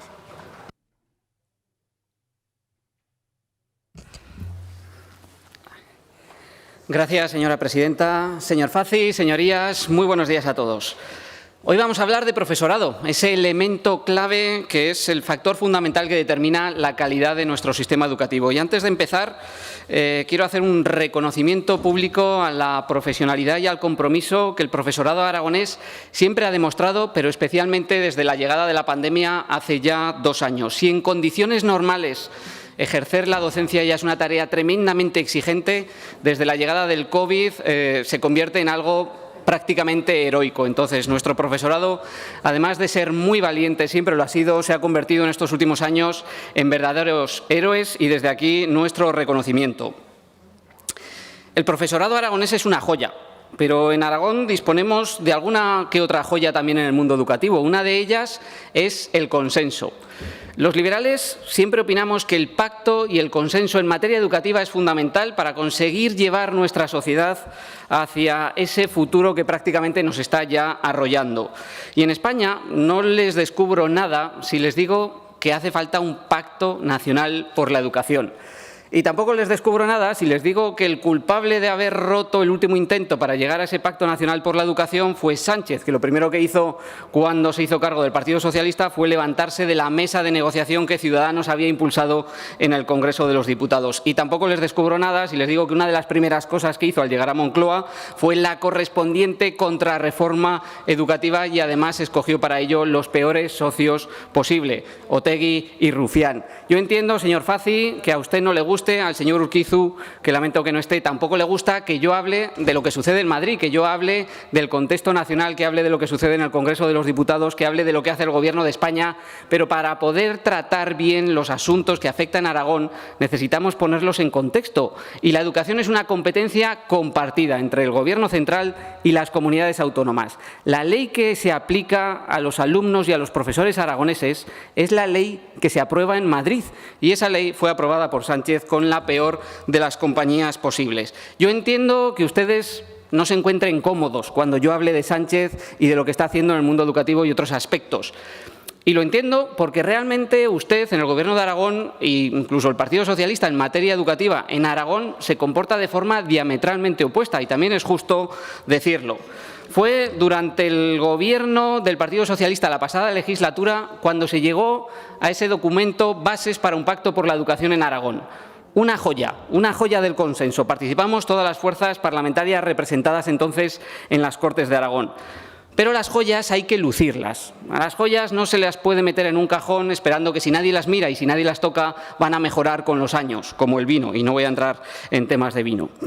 Las joyas hay que lucirlas bien, y los liberales nos gusta lucir el pacto. Y hemos estado trabajando por sacar de ese cajón en el que está escondido esas bases para un pacto por la educación en Aragón desde hace mucho tiempo, y le voy a dar alguna cronología.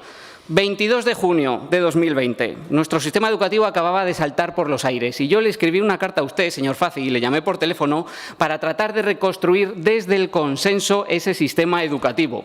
Y ya le dije entonces que teníamos que poner en marcha el punto cuarto de las bases para un pacto por la educación en Aragón. Un punto cuarto que decía que teníamos que crear una mesa de trabajo para elaborar políticas para el profesorado. Ya se lo dije entonces a usted y hablé también con el resto de portavoces de educación del resto de los grupos.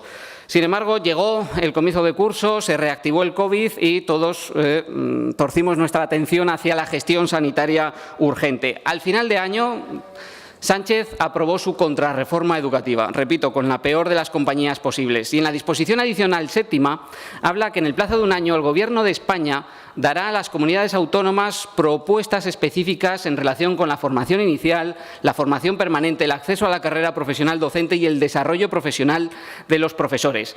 Y que para elaborar esas propuestas consultará con las comunidades autónomas. Un magnífico momento, una magnífica oportunidad para que en Aragón nos pusiésemos de acuerdo todos los partidos políticos y, por supuesto, los agentes sociales, los sindicatos, nos pusiésemos de acuerdo en elementos tan fundamentales para el profesorado como la formación inicial, formación permanente, acceso a la carrera profesional y desarrollo de esa carrera profesional.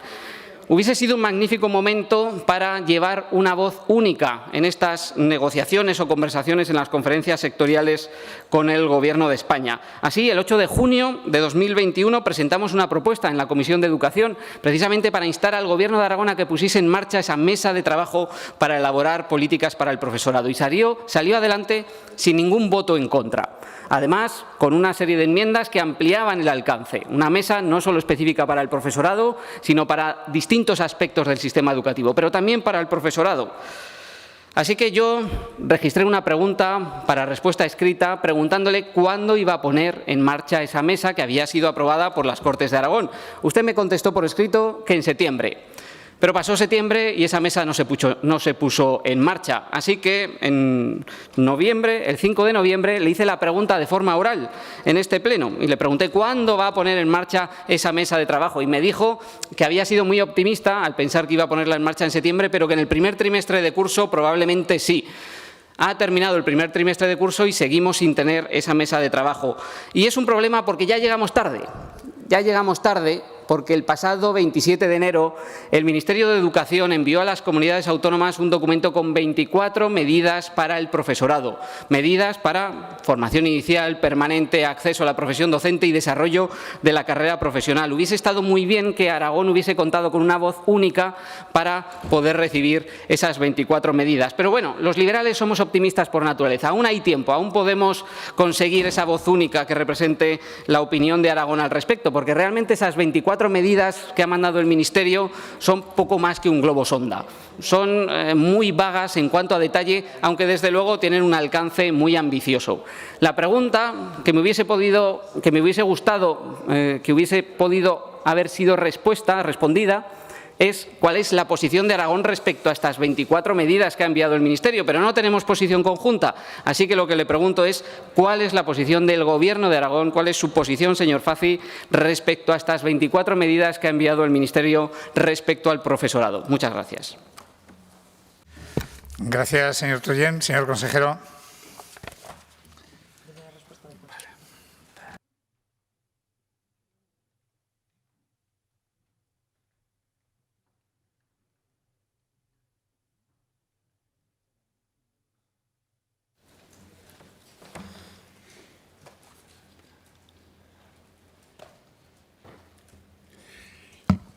Gracias, señor presidente. Buenos días, señoras y señores diputados.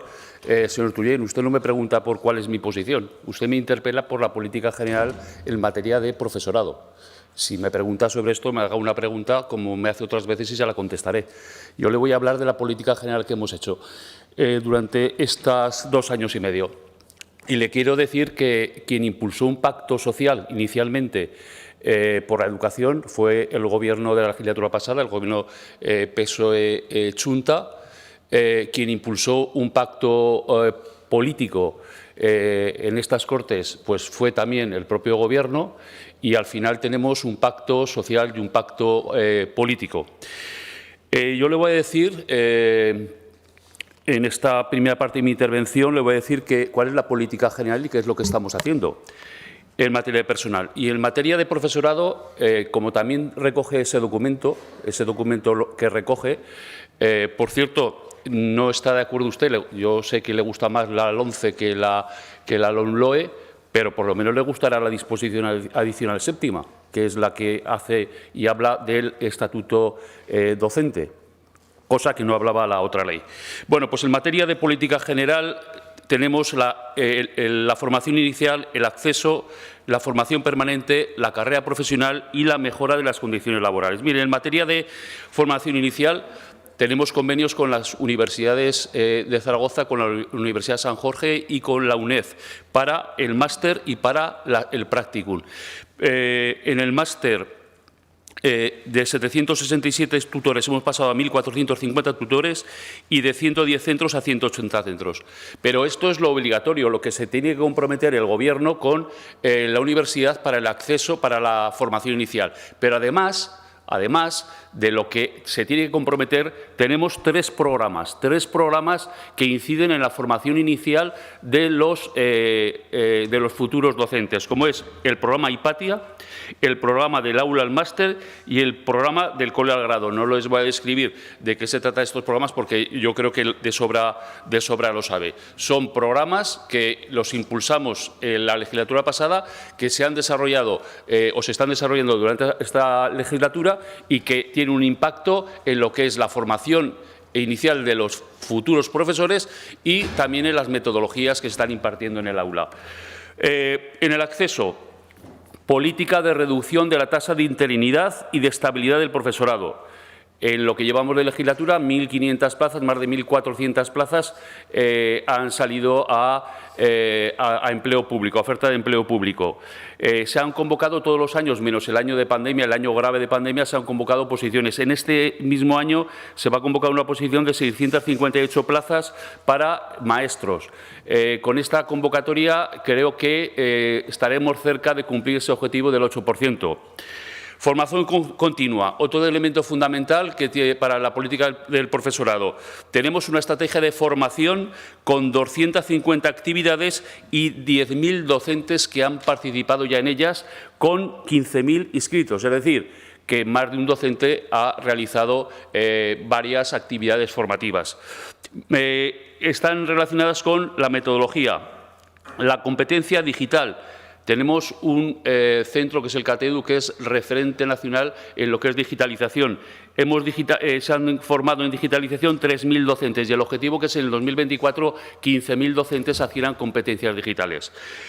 Competencia lingüística en inglés, francés y en alemán. Tenemos otro centro de referencia a nivel nacional que es, yo creo, que es replicado, que quiere ser replicado, que es el Carlet. Hemos formado a 5.000 docentes y hemos certificado en B2 o C1 a 2.000 profesores. Formación socioemocional. 1.798 profesores se han formado. Y formación para profesores de formación profesional.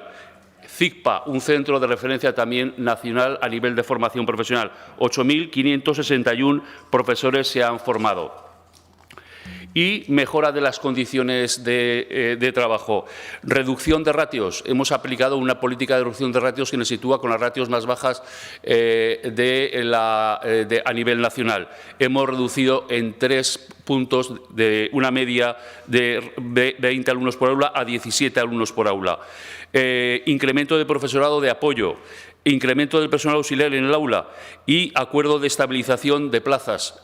Que ha supuesto las 15.000 plazas y también un acuerdo de estabilidad del profesorado en el medio rural que tan necesario era. Continuaré en mi siguiente intervención aclarándole otras cosas y otras cuestiones que son de interés para esta interpelación. Gracias. Gracias, señor Fazi. Señor Troyen.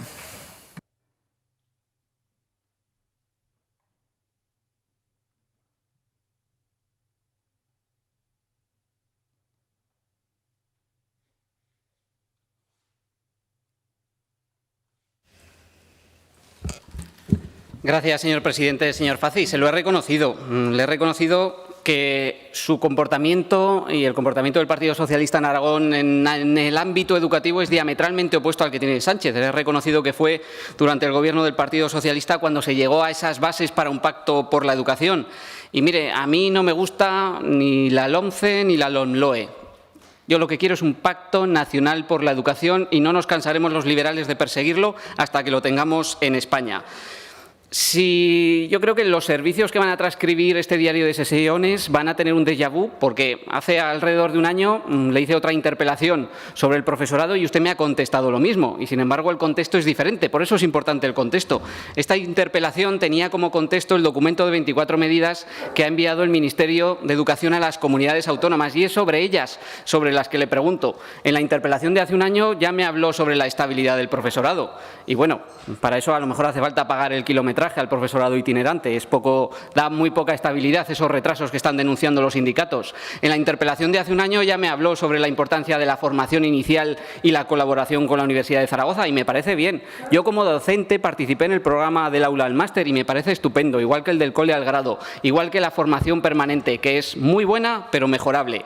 Pero hoy le estoy preguntando sobre cuál es la política, su política del Gobierno de Aragón respecto a esas 24 medidas que ha enviado el Ministerio, que, por cierto, son unas medidas que están muy en la línea con lo que en Ciudadanos llevamos defendiendo desde hace años. Yo la verdad es que le agradezco a la señora Alegría, a la señora ministra de Educación, que se haya leído nuestro programa electoral de 2015, porque allí ya poníamos sobre la mesa la necesidad de reformular ese acceso a la profesión docente y ya poníamos encima de la mesa la necesidad de desarrollar una carrera profesional docente, una evaluación del desempeño y una retribución extra ligada a ese desempeño. Y sobre estos puntos es sobre los que le estoy preguntando hoy. Sobre esos puntos que me gustaría que en Aragón hubiésemos tenido una postura común para poder ir a hablar con el Ministerio. Porque, mire, señor Faci, no nos fiamos de Sánchez. No nos fiamos del Gobierno de Sánchez y, desde luego, nos fiamos menos de sus socios. Y los socios de Sánchez, Otegi y Rufián, ya han metido la cuchara en la elaboración de la Ley de Educación y la van a querer meter también en el desarrollo de esa ley y van a querer trocear nuestro sistema educativo y van a querer desprestigiar al profesorado, porque la única forma que tienen de seguir adelante con sus veleidades independentistas es eliminar radicalmente la calidad de nuestro sistema educativo y no lo vamos a permitir.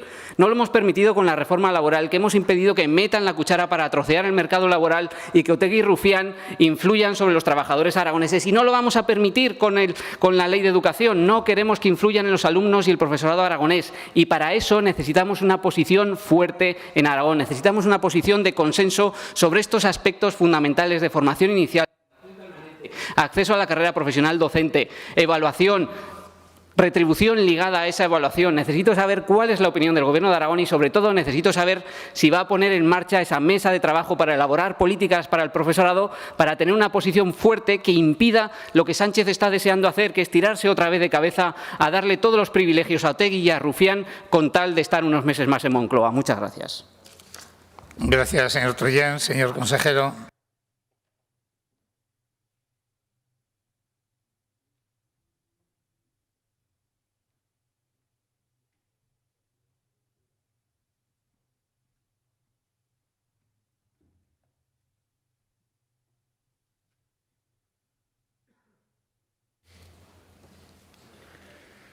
Gracias, señor presidente. Perdón.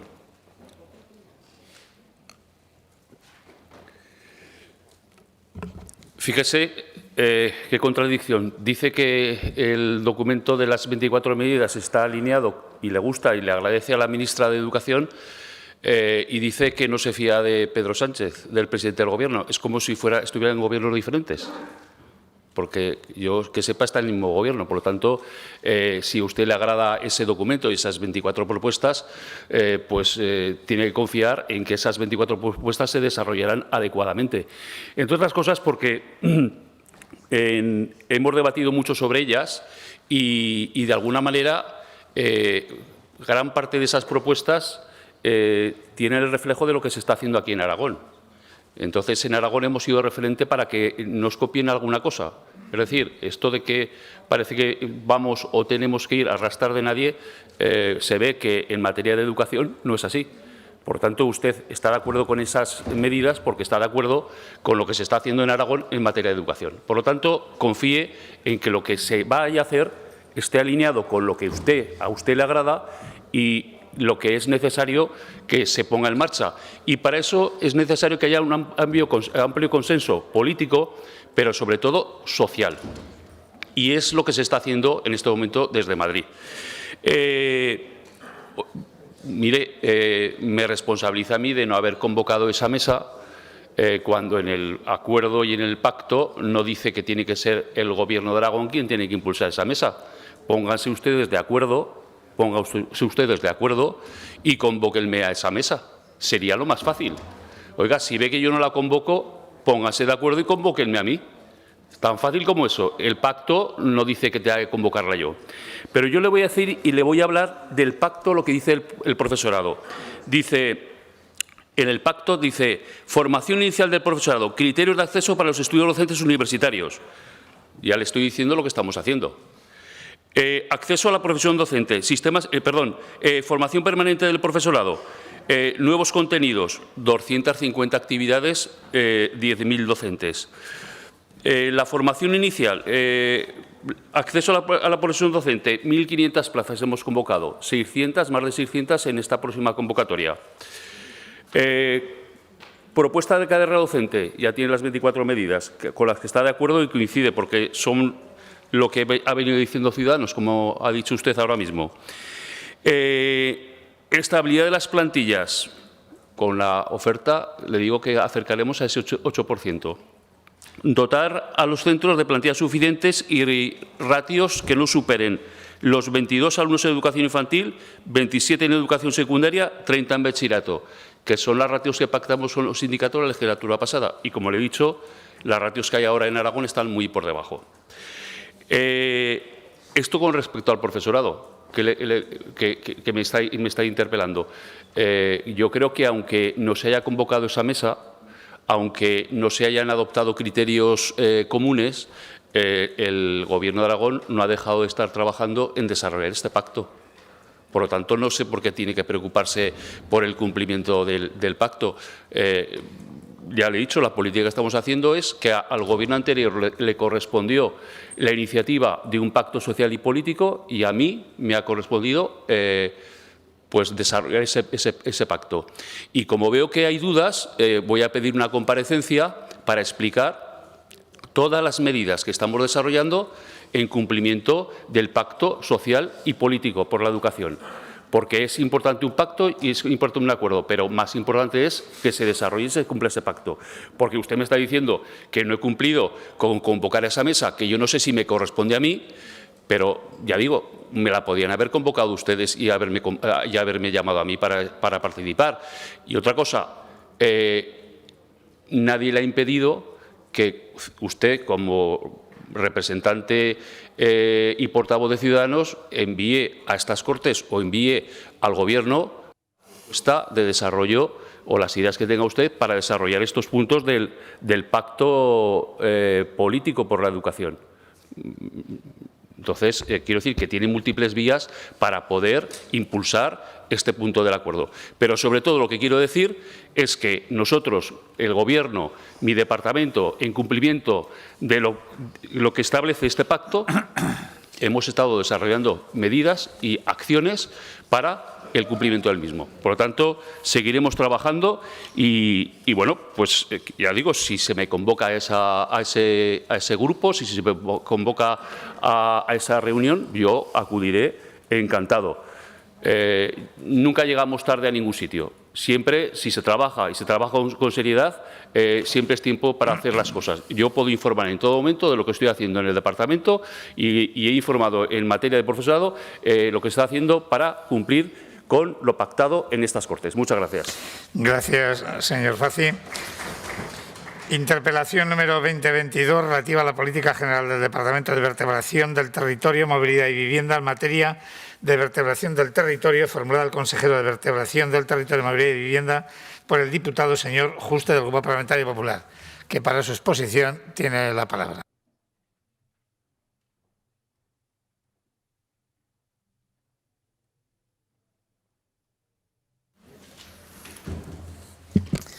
Muy bien, muchas gracias, presidente. Señorías, buenos días, señor consejero. En esta ocasión, desde el Partido Popular, le interpelamos sobre la política general de su departamento en materia de proyectos estratégicos, sobre todo, bueno, ya que está de moda el tema de la nieve. Creo que usted y yo coincidiremos en que para poder vivir en el territorio es fundamental tres cosas: empleo, vivienda y servicios. En sus directrices de ordenación del territorio, ustedes recorrieron Aragón, todas sus comarcas, e intentaron buscar la especialidad en cada una de ellas. Es algo que yo coincido con ustedes. Tenemos que especializar a cada comarca en lo que mejor sabe hacer. En aquellos hay que explotar, hay que trabajar los recursos que cada comarca tiene, para volver otra vez al principio, para generar actividad económica, para generar empleo y para que pueda vivir la gente en el territorio. Yo creo que antes la gente se quería marchar. Era un fracaso quedarse en el territorio, en un pueblo, y era un éxito emigrar. Ahora es al revés. Yo creo que la gente joven está pensando en quedarse, en iniciar un proyecto de vida en el territorio, en un pueblo, en una zona despoblada. Pero necesita trabajar y necesita vivir de algo, necesitamos actividad económica. Lo que a mí no me vale es que por cuestiones ideológicas perdamos oportunidades en las comarcas y, sobre todo, sin escuchar a los que viven allí. El Partido Popular está a favor de aumentar los dominios esquiables. ¿Por qué? Porque la gente de allí quiera eso. Porque yo veo en Teruel la diferencia de lo que es Valdelinares o Jabalambre, Camarena, La Puebla, Alcalá de la Selva, municipios o lo que serían sin las pistas de esquí. Es que no habría nada. Es que estamos hablando de municipios donde valles, en donde no tenemos ese recurso, que estamos hablando de una población de 2 habitantes, de menos de 2 habitantes por kilómetro cuadrado, con lo cual un desierto demográfico. Si queremos mantener las tradiciones, si queremos mantener nuestra cultura, si queremos mantener nuestras raíces, nuestro patrimonio, necesitamos gente. Y para poder haber gente en el territorio necesitamos infraestructuras. Es verdad que para hacer una tortilla hay que romper los huevos. Claro, pero si no lo hacemos, dejamos morir. Esa es la alternativa. Entonces, como encargado de estos proyectos de desarrollo, le interpelo para que suba aquí y nos diga, bueno, qué están pensando. Porque creo que también la unidad es fundamental, la unidad de todos en Aragón es fundamental. En el acuerdo de investidura, ustedes, en su punto 80, decían impulsar el turismo de Aragón a partir de la mejora estratégica en las estaciones de esquí. Bueno, pues si lo dicen ustedes, háganlo. Ahora nos enfrentamos a una candidatura olímpica, candidatura española en la unión de Aragón y Cataluña para conseguir esos Juegos Olímpicos. Creo que las inversiones, las mejoras en instalaciones y el aumento de las pistas del dominio esquiable podría darnos una mejora competitiva para poder llegar a esos Juegos. Y los Juegos Olímpicos pueden ser una oportunidad de adelantar las infraestructuras que necesitamos. Que tampoco estoy diciendo que se hagan mal, que no quiere decir que se hagan mal, pero sí que es una gran oportunidad en estos momentos. Y yo veo con preocupación cuando su grupo, por ejemplo, se manifiesta contrario a estos Juegos. ¿Cómo va a venir algo a Aragón si ni siquiera nosotros lo queremos? Si nosotros no tenemos unidad. Bueno, luego continúo y espero una respuesta. Muchas gracias. Gracias, señor Juste. Señor consejero.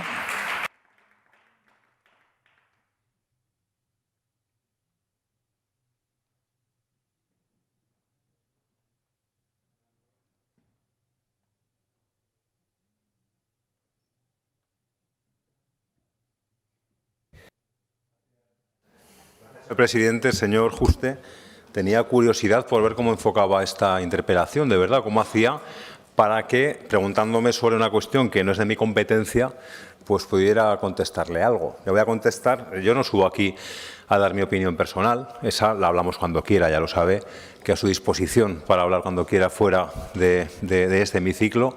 No subo para expresar la opinión de mi grupo parlamentario, del partido en el que milito, eso ya lo hacen y muy bien los diputados del Grupo Parlamentario de Chunta Aragonesista. Yo subo aquí como consejero del Gobierno de Aragón para hablar en nombre del Gobierno de Aragón en las cuestiones que son de mi competencia. Y en mi competencia son las cuestiones que se establece en el decreto de estructura orgánica. Fuera de eso, yo no tengo por qué hablar aquí, insisto, no voy a dar mi opinión personal sobre nada, ni voy a opinar sobre cuestiones que no son de mi competencia. Plantea usted cuestiones en las que estoy completamente de acuerdo, que para luchar contra la despoblación, para arraigar población, para contribuir desde lo público a que la gente ejerza el derecho a volver o a quedarse en su pueblo, hace falta empleo, vivienda, servicios, más cosas. Pero eso, desde luego, que sí, y que es necesario explotar al máximo los recursos endógenos, que no vale lo mismo para todos los territorios. Sí que hay una cuestión, yo creo que en el Pirineo, además de nieve, hay más cosas, Y además, no todas las comarcas del Pirineo viven de la nieve. Supongo que ha oído hablar del Sobrarbe. Entonces, claro que la nieve es clave, fundamental. Esta es una cuestión que en el Gobierno de Aragón lo compartimos los 4 socios. La nieve es absolutamente estratégica, es necesaria para el desarrollo de las comarcas, que sí que pueden tener un desarrollo vinculado a la nieve. Pero insisto, además de nieve, hay agricultura y ganadería y servicios, no solo hay nieve. En el ámbito de mis competencias, insisto, usted, el tenor literal de la interpelación es que yo le diga cuáles son los proyectos estratégicos de mi departamento en relación con el sector de la nieve.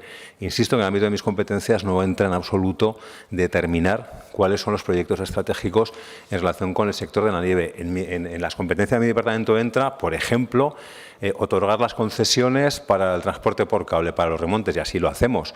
Pero eso no es estrategia, es pura gestión administrativa, es un procedimiento reglado que, si se presenta la solicitud y se cumplen los requisitos, se aprueba una orden concediendo, como digo, la concesión administrativa del remonte, como hemos venido haciendo con normalidad durante estos años. Dentro del departamento entra la competencia también, por ejemplo, de tramitar, no de impulsar necesariamente, pero sí de tramitar los planes y proyectos de interés general, como sabe.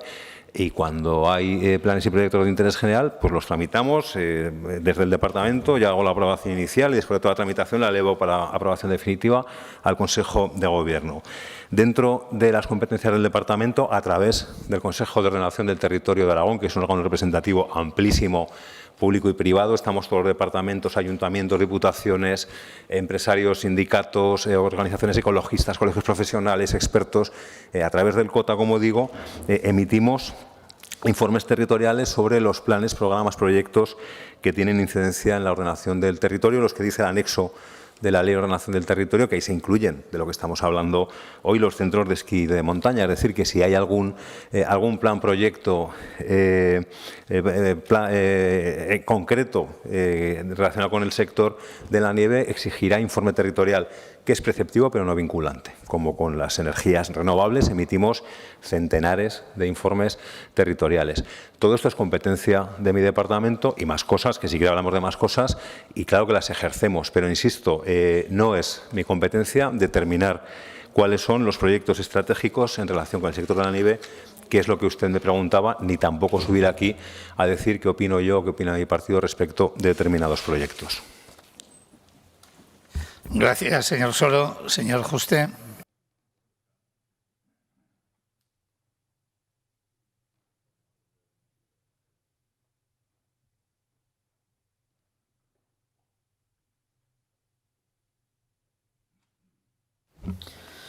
Muchas gracias, señor presidente.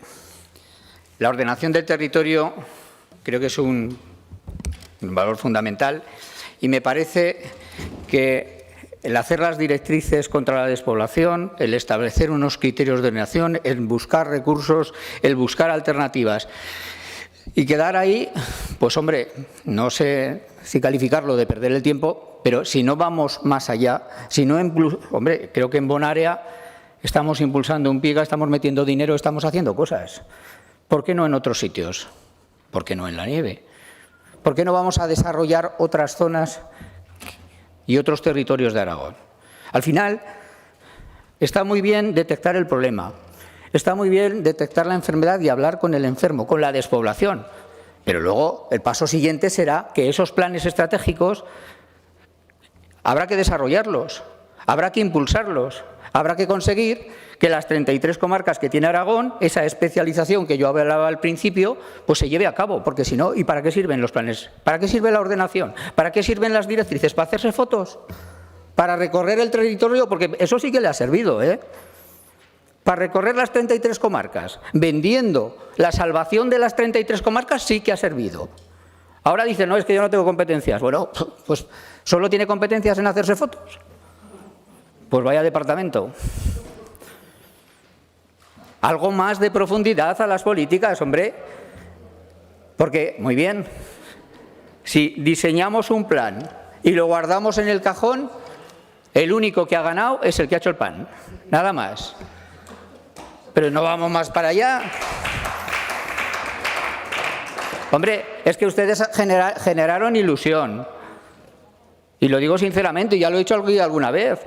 Generaron ilusión, participación de los ayuntamientos, de las comarcas, de las diputaciones, de todo el territorio. ¿Para qué? Para nada. ¿Para que luego esos planes estratégicos no se lleven a cabo? ¿Para esas ampliaciones? Bueno, entonces yo creo que la responsabilidad de todos es que luego esos planes se lleven a cabo, se impulsen y por parte del Gobierno de Aragón, usted me ha dicho muchas veces, bien, esto es transversal, de varios departamentos, no solo de uno, de acuerdo, le compro el argumento, pero usted es el que está en el Gobierno, yo no. Estamos de acuerdo, no sé si afortunadamente o desafortunadamente, viendo el resultado igual desafortunadamente, porque de hecho son amores y no buenas razones. Porque al final vender y vender, mira, engañar se puede engañar un tiempo, pero no todo el tiempo. Al final hay que concretar en proyectos y en desarrollo. Y tiene que llegar. Y si no llega ya, hasta ahí. Y yo les pido también unidad, porque nos jugamos mucho. Porque lo vimos en la Expo de Sevilla, en la Expo de Zaragoza, en los Juegos Olímpicos de Barcelona. Supuso un empuje y un desarrollo extraordinario para esos territorios. Un avance de las infraestructuras. ¿Cuántas veces hemos debatido aquí de carreteras? Y usted se queja de que no tiene presupuestos. Pues igual así sí teníamos presupuesto. Igual llegan fondos de Europa o de Madrid. Igual avanzamos en esas infraestructuras que tanto necesitamos. Es vital la unidad de este Parlamento, la unidad de Aragón para conseguir esos objetivos. Y me parece que es tirarnos piedras a nuestro tejado que haya partidos que no lo apoyen. Y es hacerle un favor al Pirineo, sobre todo a Huesca, con estas políticas, con esta indecisión. Porque lo que decía antes, si en Aragón no estamos convencidos, ¿cómo vamos a convencer a los demás? Muchas gracias. Gracias, señor Trullén.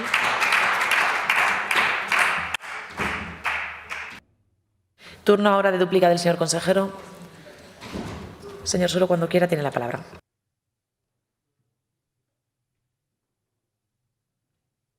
Señor Juste, no solo me hago fotos, también salgo en la tele, en las radios. No sé qué más decirle, de verdad que lo siento, no sé qué más decirle después de su intervención. Ahora, sí que deberían ustedes aclararse un poco las ideas, porque creo que es bastante incoherente ir a Europa a quejarse de que se va a invertir en el Pirineo y venir aquí a defender esa inversión del Pirineo. Creo que deberían ustedes un poco aclararse, ya sé el papel difícil que tiene el responsable actual del Partido Popular en Aragón. Mire, es que creo que no termina de entender, se lo digo con todo el respeto, señor Juste, que sabe que le tengo, lo que es las políticas de ordenación del territorio, que son absolutamente transversales, que plantean estrategias, que creo que ha sido por primera vez con este Gobierno cuando la Dirección General de Ordenación del Territorio, además de diseñar estratégicas, ha hecho política efectiva con el Fondo de Cohesión Territorial, que hasta entonces no se había hecho. Creo que es la primera vez que hemos dado ese paso de además de diseñar estrategias, vamos a actuar. Estrategias para todos. La Estrategia de Ordenación Territorial de Aragón, que aprobó el Gobierno del Partido Popular y que es de todos y es la que impulsamos y es la que tenemos en cuenta para los informes territoriales, no es competencia solo desarrollarla del Departamento de Vertebración, es de todos los departamentos del Gobierno, de todos los ayuntamientos, las diputaciones, las comarcas, el sector privado, de absolutamente todas las entidades públicas y privadas. Las directrices especiales, la despoblación también. La directriz de despoblación es una directriz que requiere la colaboración de todas las administraciones, de todas, y también del sector privado. No es solo una cuestión del Departamento de Vertebración. Esto creo que lo he dicho muchas veces. Claro que hay ya una ese diseño de estrategias. Está la directriz zonal del Pirineo, sabe que solo está la de las comarcas del Pirineo y la del Matarraña, y se marca hacia dónde tenemos que caminar todos, todo el Gobierno, el resto de administración, el sector privado en el Pirineo, en lo que hoy estamos hablando. Por ejemplo, estamos, como sabe, elaborando la directriz del paisaje para dar cumplimiento al Convenio Europeo del Paisaje y a la Estrategia de Ordenación Territorial de Aragón. Claro que esa directriz del paisaje contempla las zonas de montaña y el resto de los paisajes, todo, no solo, también los paisajes degradados, también los paisajes urbanos, pero muy especialmente los paisajes de montaña. Ahí entraremos también, seguiremos emitiendo informes territoriales de lo que nos llegue al Consejo de Ordenación. Ahora nos estamos especializando fundamentalmente en energías renovables, pero ahora hacemos informes territoriales sobre más cuestiones y, como le digo, es un trabajo en muchos casos que no es político desde el punto de vista de diseñar estrategias. No decidimos en el Departamento porque no es nuestra competencia si se amplían los dominios esquiables. E insisto, no es importante mi opinión ni la de mi partido en cuestiones que son de tramitación administrativa. Cuando esto lo he explicado muchas veces, tenemos la obligación de dar tramitación administrativa a determinadas cuestiones de expropiaciones o otras cuestiones, porque sencillamente hay que cumplir la ley si se cumplen los requisitos. Y sinceramente no sé qué más decirle. En materia del sector de la nieve y en el resto, pues cumplimos con nuestras competencias, hacemos carreteras cuando podemos también en esas comarcas, llevamos transporte a esas comarcas, intentamos que haya vivienda en esas comarcas, pero insisto, lo que usted planteaba de cuáles son nuestras prioridades, nuestros proyectos estratégicos, no es una cuestión que dependa del Departamento. Muchas gracias, señor consejero. Pasamos a la pregunta número 74/22, relativa a la valoración del Gobierno de Aragón de los datos publicados sobre la valoración de los sanitarios de la gestión de la pandemia, formulada a la consejera de Sanidad por la diputada la señora Gaspar, del Grupo Parlamentario Ciudadanos, Partido de la Ciudadanía. Señora Gaspar, tiene la palabra. Gracias, señora presidenta. Buenos días, señora consejera. Vaya por delante que esta pregunta lo único que busca es conocer la valoración que desde el Departamento de Sanidad hacen de los datos que hemos conocido en relación a la valoración que los sanitarios hacen de la gestión de la pandemia. No es mi intención hacer ninguna valoración política de los mismos ni de la gestión que ustedes hacen en la sanidad en Aragón. Para eso ya tuvimos bastante en la comparecencia de ayer. Puestas las bases en las que quiero orientar mi pregunta, permita que ponga encima de la mesa los resultados obtenidos por la encuesta realizada, basada en una muestra de 200 profesionales de la sanidad aragonesa, realizadas entre el 10 y el 15 de enero, en base a entrevistas telefónicas y online, con un nivel de confianza del 95,5% y un margen de error del 7,7%. Y ahora los resultados. 7 de cada 10 sanitarios consideran que la gestión de la pandemia en Aragón es regular o mala. Un 40,3% la considera regular y un 32% mala. En relación a la organización de los centros médicos, el 46,8% la considera regular y un 31% la considera mala o muy mala. El 70% de los consultados considera que la carga de trabajo que soportan es mucho mayor que la habitual, y datos similares en relación al ratio profesional-paciente. Cuando se habla de las consecuencias que la pandemia ha generado en los profesionales, refieren a agotamiento, desmotivación, miedo, y es especialmente preocupante que el 8% de los profesionales consultados se hayan planteado dejar la profesión. Cuando se pregunta por la financiación de la sanidad aragonesa, un 17,8% de los profesionales la consideran insuficiente y un 65% muy insuficiente. Y en cuanto a los recursos destinados para combatir la COVID, un 40% la considera insuficiente y un 20% muy insuficiente. En cuanto a los recursos humanos, 3 de cada 4 sanitarios los consideran insuficientes o muy insuficientes. Con estos datos encima de la mesa, le voy a realizar 3 preguntas. La primera: ¿cómo valora su departamento los datos? ¿Han valorado el realizar ustedes algún tipo de encuesta interna para ratificar los mismos o conocer en más profundidad cuál es la sensación de los profesionales? Y finalmente, ¿qué medidas se está adoptando o se va a adoptar desde el Departamento de Sanidad para corregir la negativa percepción que hay? Gracias, señora Gaspar. Turno ahora de la señora consejera. Señora Gaspar, para valorar los resultados y opinar sobre los titulares es importante saber cuál es la muestra, cómo se han elaborado las preguntas, cómo se han analizado las respuestas, el porcentaje de error, que en este caso admite que es un 7%. En fin, usted ya sabe que esto de la estadística es bastante elástico. Gracias, señora consejera. Señora Gaspar, le quedan 13 segundos. Gracias, señora consejera. Por eso, precisamente, le he preguntado si tenían intención de ustedes de realizar algún tipo de muestra para certificar si esa es la sensación o no que hay dentro de los profesionales sanitarios y qué medidas van a adoptar para corregir la tendencia si es que se confirma que esta es la tendencia. Gracias, señora Gaspar. Señora consejera, su turno. Señora Gaspar, como decía al inicio, la metodología de una encuesta es importante porque determina que el resultado sea representativo o no, sea una muestra sesgada o no. La encuesta a la que se refiere, publicada el pasado día 20 de enero, recogía, tal y como figura en el artículo, la opinión de 200 sanitarios de un total de 30.000, un 0,66%, y si echamos cuentas de este hemiciclo, pues ninguno de ellos sería preguntado. Además, las respuestas que se dan en la encuesta son las siguientes: muy buena, buena, regular, mala y muy mala.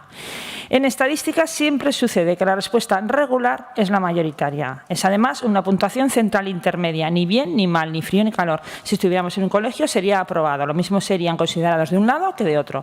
Por tanto, si sumamos, en el caso de la pregunta sobre la gestión de la pandemia, las notas que superan el aprobado, el resultado es que el 67,6% de los encuestados considera aprobada la gestión de la pandemia. Es decir, 7 de cada 10 profesionales sanitarios creen que la gestión de la pandemia es regular, buena o muy buena. Como ve, las cosas dependen de quién las mire. Veo que usted también tiene una visión bastante sesgada o politizada. Lo digo porque aprecio mucho a Verónica Casado, un perfil similar al mío, un gran referente en su partido, y nuestra gestión ha sido prácticamente idéntica. Pero usted sube en hombros a Verónica y de mí dice lindezas como que me hubieran echado si estuviera en la privada, o de que dé un paso al lado porque todo es un desastre y un caos. Supongo que tiene interés en gestionar el departamento. Le diré que antes de asumir el cargo trabajé en la pública y en la privada y acostumbro a trabajar en equipo, nunca en estas dimensiones, claro. Desde que soy consejera tengo más de 30.000 personas a mi cargo y un presupuesto de 2.300 millones de euros para proteger la salud de 1,3 millones de aragoneses. Pero ya que parece que quiere sustituirme, dígame usted, ¿qué acreditaciones tiene para creer que lo puede hacer mejor? ¿Qué experiencia tiene en la pública o en la privada? ¿Cuántas personas ha tenido a su cargo? Gracias, señora consejera.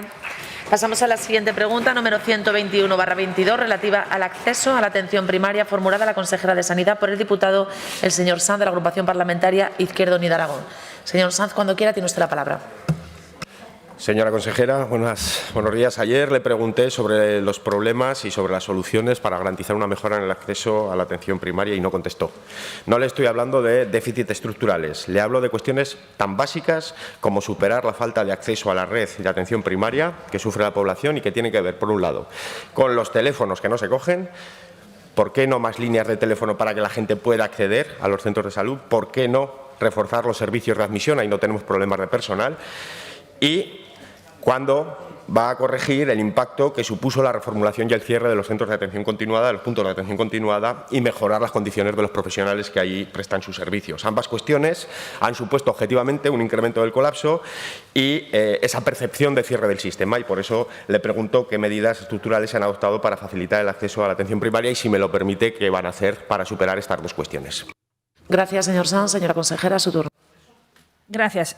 Señora, las medidas estructurales que se están aplicando son las ya anunciadas y conocidas, pero no me resisto a enunciarlas de nuevo. En materia de recursos humanos, la apuesta por la reducción de la temporalidad, la mejora del empleo y la calidad del mismo. Actualmente está en fase de adjudicar la última OPE de Medicina de Familia, que dará cobertura al 100% de las plazas estructurales. Se ha creado la categoría de enfermedad familiar y comunitaria con una dotación de 100 plazas. Y en cuanto a la accesibilidad, ya sabe que hemos puesto en marcha los nuevos desarrollo de Salud Informa, refuerzo de los canales web y de la app, la habilitación de un teléfono específico para notificación de autotest y hasta la formación de los servicios de admisión para dotarlos y capacitarlos específicamente en competencias sanitarias. En definitiva, no dejamos de trabajar en mejorar la accesibilidad de la atención primaria. Gracias, señora consejera. Señor Sanz, su turno. Bueno, pues no ha dicho nada nuevo y no ha contestado a lo que yo le he preguntado. ¿Qué tiene que pasar, señora consejera? ¿Qué hace falta? ¿Es que no ven que hay un problema de acceso real de la gente al sistema sanitario? Mire, el Salud Informa no puede ser la única vía de acceso al sistema. Y lo dice la ley, no lo dice Izquierda Unida. Ustedes no pueden obligar a las personas a la vía telemática y son necesarios más teléfonos para que las personas puedan dirigirse a los centros de salud. Contésteme, ¿cuántos ¿Cuántos vamos a habilitar en los centros de salud o cuántos se han habilitado para garantizar que las personas puedan acceder? Y no le pregunto por las líneas que han puesto a disposición de los facultativos, le pregunto por las líneas que necesita la gente para entrar al sistema, para que le cojan el teléfono. Y no me ha contestado absolutamente nada sobre la necesaria situación de mejora que requieren los profesionales de atención continuada y los puntos de atención continuada. ¿Para cuándo esa reestructuración, más allá de eso que usted lleva anunciando muchas semanas, para cuándo esa reestructuración pendiente de primaria que aborde cómo se organizan los centros de salud? Hay una PNL aprobada aquí hace más de un año sobre este asunto. ¿Para cuándo aumentar los horarios de atención para reducir esa concentración de las personas que ahora sucede y acabar, sobre todo, que es lo más preocupante, con esa sensación de falta de acceso? ¿Para cuándo la mejora de las condiciones de los profesionales? Miren, los profesionales, por mucho que aumentemos la edad de jubilación, al final se van a ir porque no pueden más, señora consejera, no pueden más. Señora Repollés, es necesario abordar estas cuestiones y es inadmisible que ustedes no las aborden debidamente y con urgencia. Miren, están siendo ustedes la mejor campaña publicitaria de los seguros privados de salud, su gobierno. Y eso es absolutamente inaceptable, además cuando se habla de un gobierno cuatripartito con un grado progresista muy elevado. Por lo tanto, yo lo que le pido, señora consejera, es que me diga si va o no va a reforzar los teléfonos y si va o no va a mejorar las condiciones de los puntos de atención continuada y revertir los efectos que produjo el último cambio que los cerró. Gracias, señor Sanz. Señora consejera. Señor Sanz, respecto a la reunificación de los PAC, de los puntos de atención continuada, como dijimos, se revisaron a su funcionamiento en octubre y no hubo incidencias reseñables. Y tengo que recordar que esto fue una petición especialmente de los facultativos de atención primaria. Además de estas medidas estructurales, seguimos trabajando en coyunturales. Hemos contratado a los profesionales necesarios con la única limitación de la disponibilidad de profesionales.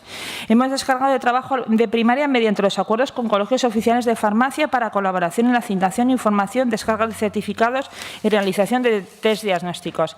Se ha contado con el apoyo de las Fuerzas Armadas, tomando dispositivo de apoyo con 20 efectivos y la incorporación de 8 equipos móviles para la vacunación.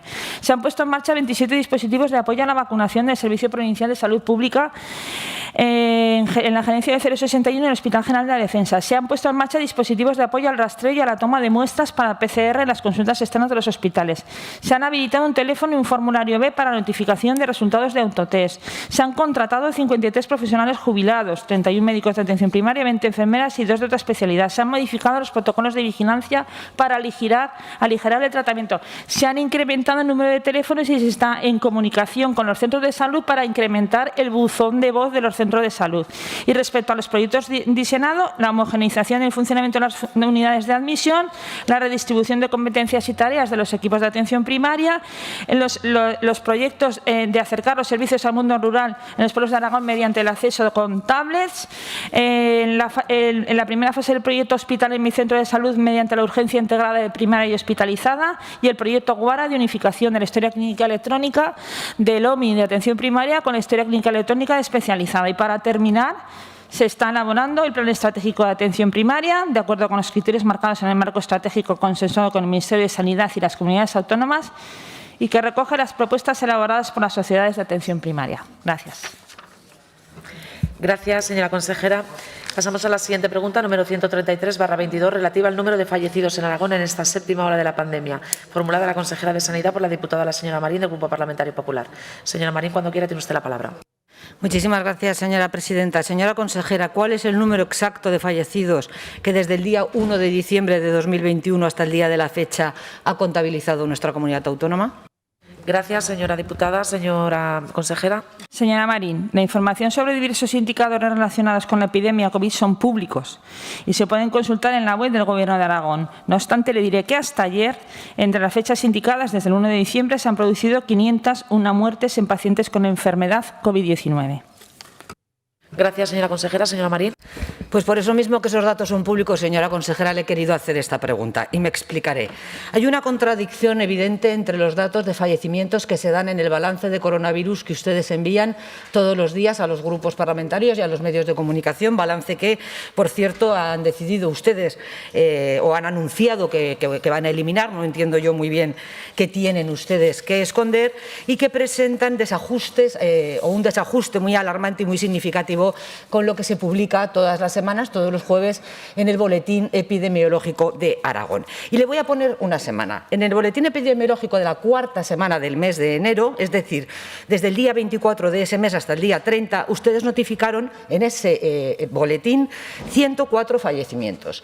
Pero si nos vamos al balance que el Gobierno pasa a los grupos parlamentarios y a los medios de comunicación, tenemos que el día 24 se comunicaron 0 fallecimientos, el día 25 4, el día 26 0, el día 27 1 y el día 28 0, el 29 y el 30, como era fin de semana y ustedes descansan esos días en el término de balance que de coronavirus, no le puedo dar los datos. Es decir, que los datos reales de esa semana eran 104 fallecidos y ustedes los que envían a los grupos parlamentarios y a los medios de comunicación eran 5. Y no me diga que es una cuestión de acúmulo, de reorganización de las cifras, porque pasa lo mismo todas las semanas y le aseguro que lo he contado. Y ya para rematar, si entra usted en la página del Ministerio, y le pongo 2 ejemplos, Aragón comunica la última semana de diciembre 22 fallecidos cuando la realidad eran 60 y la última de enero 69 cuando a nosotros nos salían 104 fallecimientos. Tenemos 3 cauces distintos con 3 datos diferentes. Pero los datos que no dan lugar a confusión, señora consejera, son los que demuestran este gráfico. Somos la comunidad autónoma de toda España que tenemos el mayor número de fallecidos por habitante. Mire, 109 fallecidos en esta última semana, 104 en la anterior. El 11% de las muertes de los 2 últimos años, se han dado en estas primeras 5 semanas del año 2022. 4.590 muertos en 2 años, 501 ha dicho usted, en las últimas 5 semanas, un 11%. Y ayer el señor Arnal, gerente de Salud, decía, estamos volviendo a la normalidad. Yo le pregunto, señora consejera, si con 109 fallecidos en esta última semana comparte usted con el señor Arnal que estamos volviendo a la normalidad. Espero que no, porque esos datos, desde luego, no solamente no demuestran que estamos volviendo a la normalidad, sino que demuestran que ustedes no saben calcular y, además, no saben protegernos. Gracias, presidente. Gracias, señora Marín. Señora consejera, su turno de dúplica. Señora Marín, esta información es una aproximación a la mortalidad producida por la enfermedad, ya que se basa en la extracción automática de varias fuentes conectadas a la historia clínica electrónica de las defunciones que ocurren en pacientes que son caso de enfermedad. Es decir, incluye todos aquellos pacientes que en el momento de fallecer por cualquier causa tengan una prueba de diagnóstico positivo para COVID. O sea, con COVID y por COVID, sea o no esta la causa de la muerte. No siempre se dispone de la información relevante en el momento de la muerte de una persona, ya que son datos clínicos que no se pueden consignar en un sistema informático para volcarlo en el MOMO, que es el Sistema Nacional de Mortalidad. La medición de la mortalidad se basa en unas reglas acordadas para considerar las causas básicas de defunción, que se basan en las causas que establecen los médicos que certifican las defunciones. Como todo lo que ocurre en el ámbito clínico, está sujeto a una variabilidad y es cambiante en el tiempo. Hay que trabajar con tendencias y con tiempo. Por otra parte, la mortalidad tiene un comportamiento estacional que hay que tener en cuenta para interpretar los resultados. En nuestro medio y por las características de nuestra población, todos los años se produce un incremento de mortalidad en el mes de enero con respecto al mes de septiembre, que puede llegar a ser hasta el doble. Luego, lo importante es saber, dentro de esas muertes que son las esperadas, que se conocen como canales de mortalidad, donde tenemos un mínimo y un máximo, un intervalo de confianza donde se podría considerar normal que estén las muertes, cuántas ha habido en exceso en ese periodo. Y en el periodo de enero con COVID, el exceso de mortalidad se ha situado en el límite superior de la normalidad y en algunos momentos puntuales se ha excedido en una pequeñísima cantidad. Esto es lo importante, la mortalidad que hemos sufrido respecto a la mortalidad esperada en estas fechas, que recuerdo que es enero, que la mortalidad puede duplicar incluso a la mortalidad que tenemos en el mes de septiembre. Aragón siempre ha sido riguroso y transparente en la comunicación de los datos de COVID y especialmente de los fallecimientos, tal y como puso en valor un organismo independiente como el Instituto Carlos III cuando analizó la concordancia entre la declaración de los fallecimientos en nuestra comunidad autónoma y los datos recogidos por el Ministerio. Por ejemplo, en Madrid el sistema MOMO ha determinado que ha habido 21.600 5 fallecimientos y ellos han notificado 16.710 fallecidos por COVID, 5.000 menos que el exceso de mortalidad que le da un organismo independiente como puede ser el Carlos III. Es obvio que no todos contamos de la misma manera. Gracias, señora consejera. Pasamos a la siguiente pregunta, número 17/22, relativa al transporte escolar, formulada al consejero de Educación, Cultura y Deporte por la diputada la señora Cortés, del Grupo Parlamentario Popular. Señora Cortés, cuando quiera, tiene la palabra.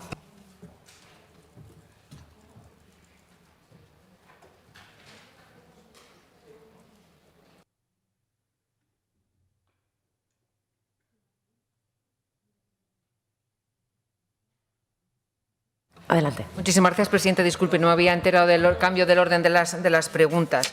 Entonces, intuyó que es la que se refiere al transporte escolar. Eso es, vale. Sí, así es. Pregunta número 17/22, relativa al transporte escolar. Vale, perfecto. Muchísimas gracias. Señor consejero, señor Fazi, buenos días. Voy a empezar con unas preguntas que todos adivinarán cuando las haga, que son absolutamente retóricas. Y le voy a preguntar, ¿usted, señor Fazi, cobra todos los meses? ¿Sus compañeros de gobierno, los que se sientan en la misma bancada que usted, cobran todos los meses? ¿Sus directores generales, los funcionarios de su departamento incluso cobran todos los meses? Y digo que son retóricas porque evidentemente todos sabemos que sí que cobran todos los meses.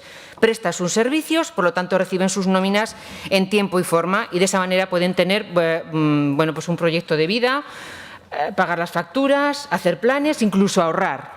Pues fíjese, esto que no puede ser tan evidente y tan retórico en este salón de plenos es algo que no pueden hacer unos ciudadanos aragoneses que prestan sus servicios del transporte escolar, pero que usted ha llegado incluso a dejarles 10 meses sin cobrar por sus servicios. Esos empresarios que llevan a nuestros alumnos desde sus casas a los centros educativos y que los devuelven luego de los centros educativos a sus casas. Yo le pregunté ya en una ocasión por este tema y usted fue bueno, pues, cubriendo pagos. Sin embargo, como le digo, ha llegado a mantenerlos hasta 10 meses sin cobrar por sus servicios. El 24 de enero, a los de Zaragoza, pagaron mayo, junio y septiembre de 2021 a esas rutas que tienen contrato menor. A finales de enero pagaron octubre, noviembre y diciembre a las rutas de licitación, pero todavía quedan por pagar octubre, noviembre, diciembre y enero a los de contrato menor y enero y lo que va de febrero a los de licitación.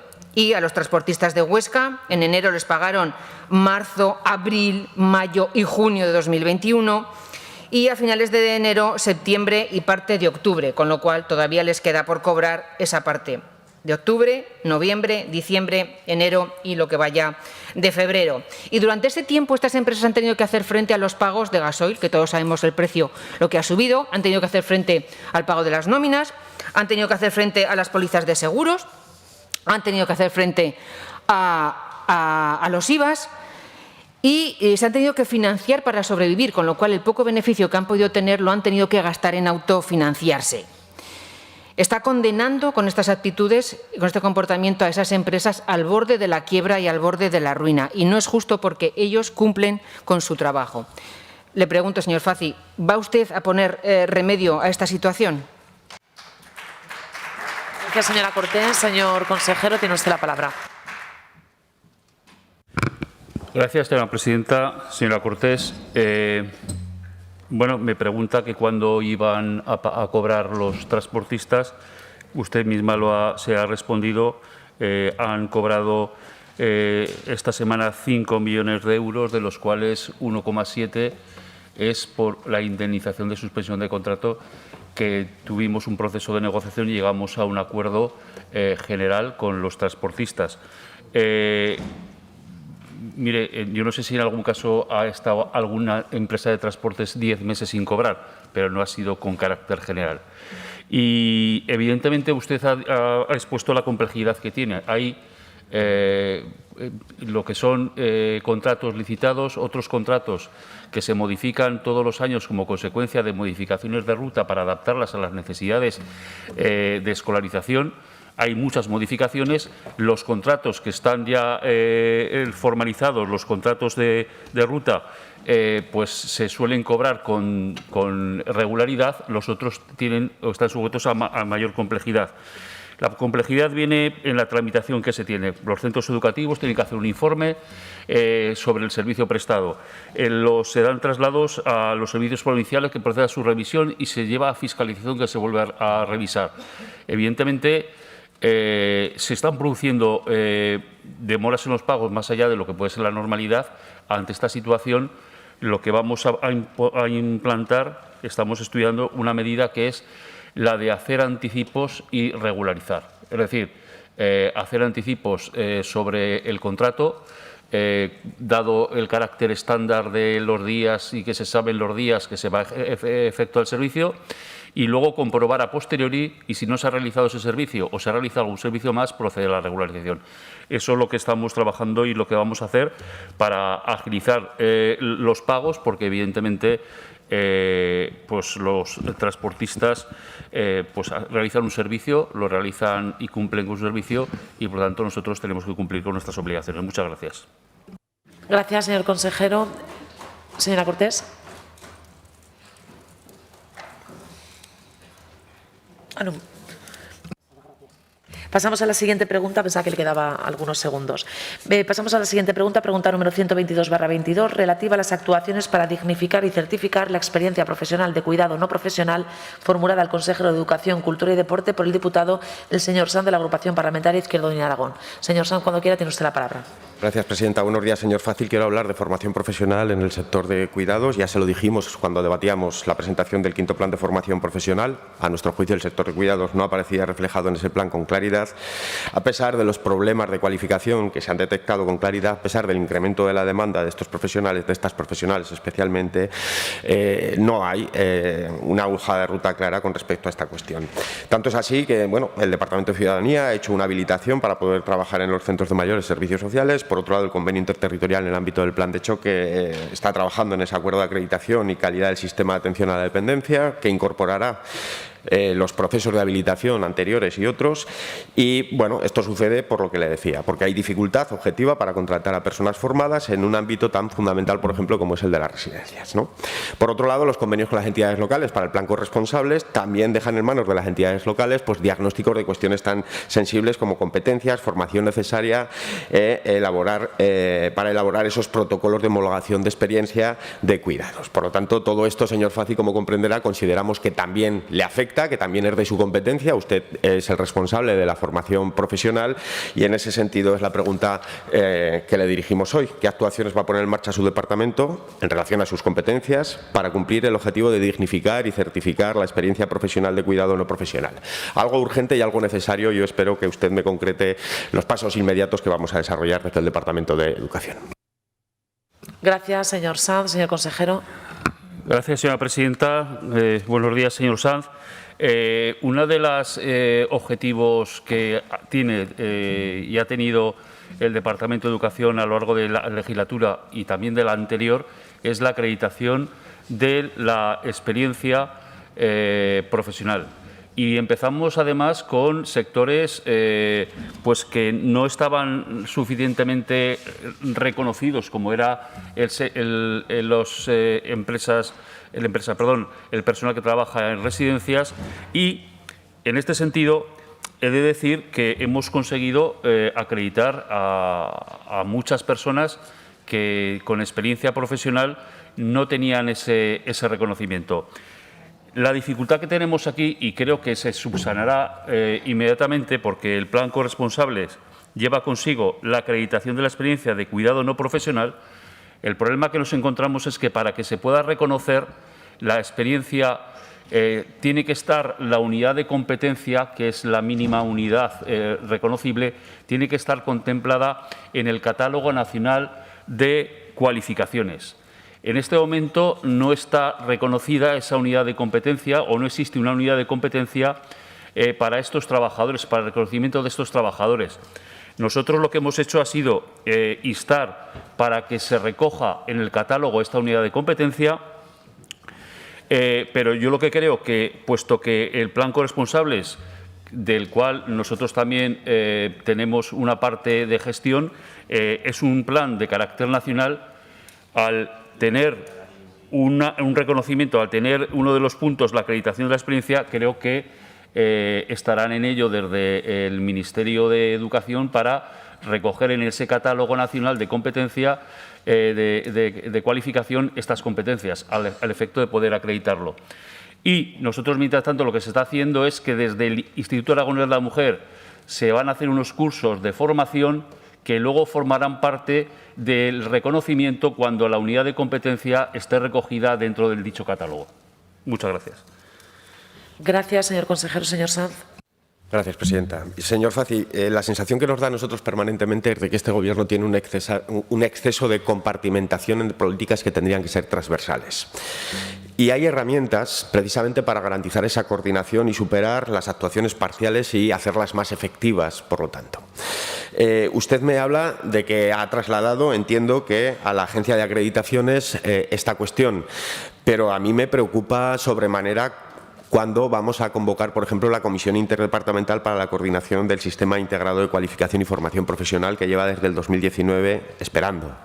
Porque consideramos que aquí las entidades locales, por ejemplo, ya hablaba usted del plan corresponsables, no me ha hablado de las cuestiones previas a las que he hecho alusión, que las entidades locales tengan que hacer ese diagnóstico que analice competencias, la formación necesaria para la homologación y la situación del mercado de su territorio, nos parece que requiere del concurso de los departamentos autonómicos implicados. Y la educación, la formación profesional también es competencia suya, y usted tiene mucho que decir en este asunto, así como otros departamentos. El otro día lo comentábamos también con la consejera de Economía en este asunto, ¿no?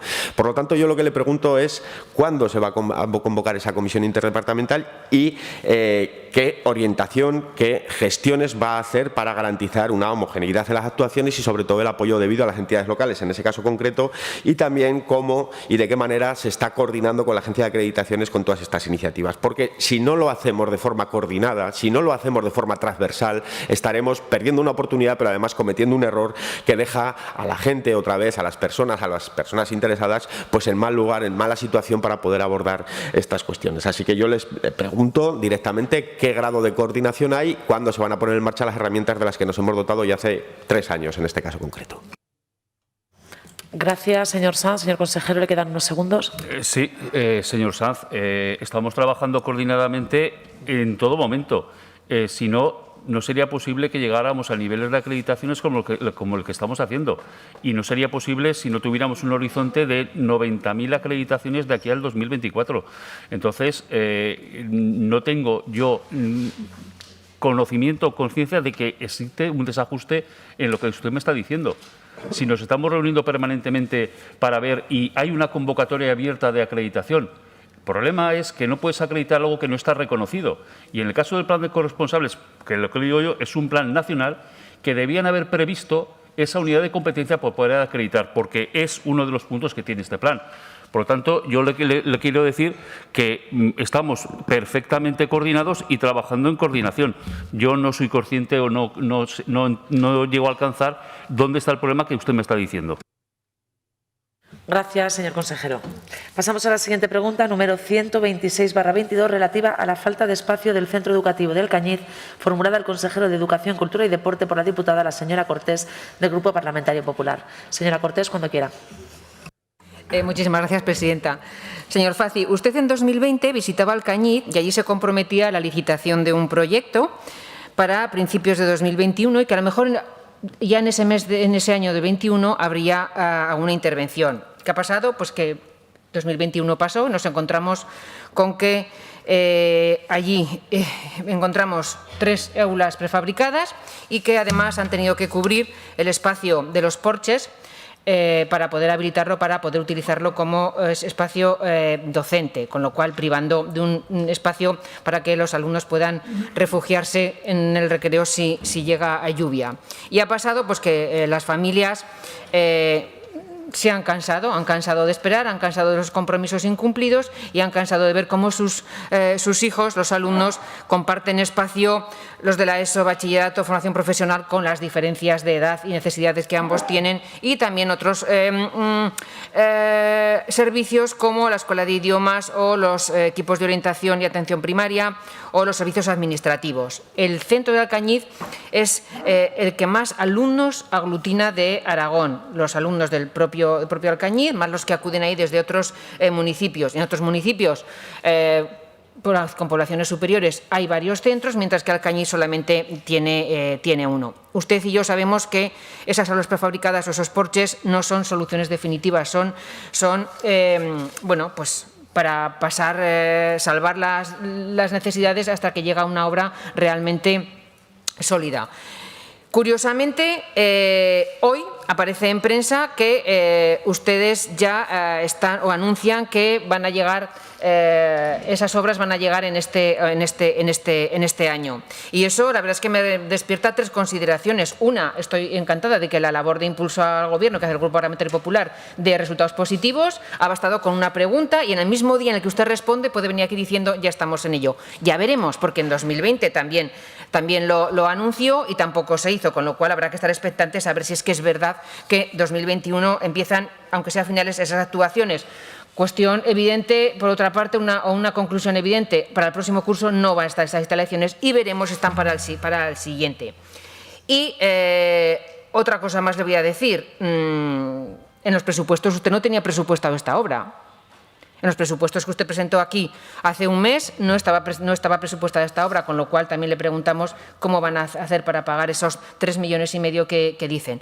Espero que con su respuesta pueda convencer a las familias. Por nuestra parte, solamente puedo decirle que obras son amores y no buenas razones. Muchas gracias, presidenta. Gracias, señora Cortés. Señor Fazi, tiene usted la totalidad del tiempo, puesto que la señora Cortés ha agotado las dos intervenciones. Adelante. Gracias, señora presidenta. Señora Cortés, siempre viene usted a decir aquí lo que se incumple y cuando se cumple no dice nada. Siempre dice lo mismo, siempre dice lo mismo. Dice que no se va a cumplir y cuando se cumple no se cumple. Le voy a decir otra cosa. Las obras prefabricadas son de la legislatura pasada, no son de esta legislatura. Son de la legislatura pasada. Otra aclaración. Resulta que los medios no preguntan porque usted pregunte. Los medios de comunicación preguntan porque las familias se han manifestado y preguntan y desde el departamento se les informa.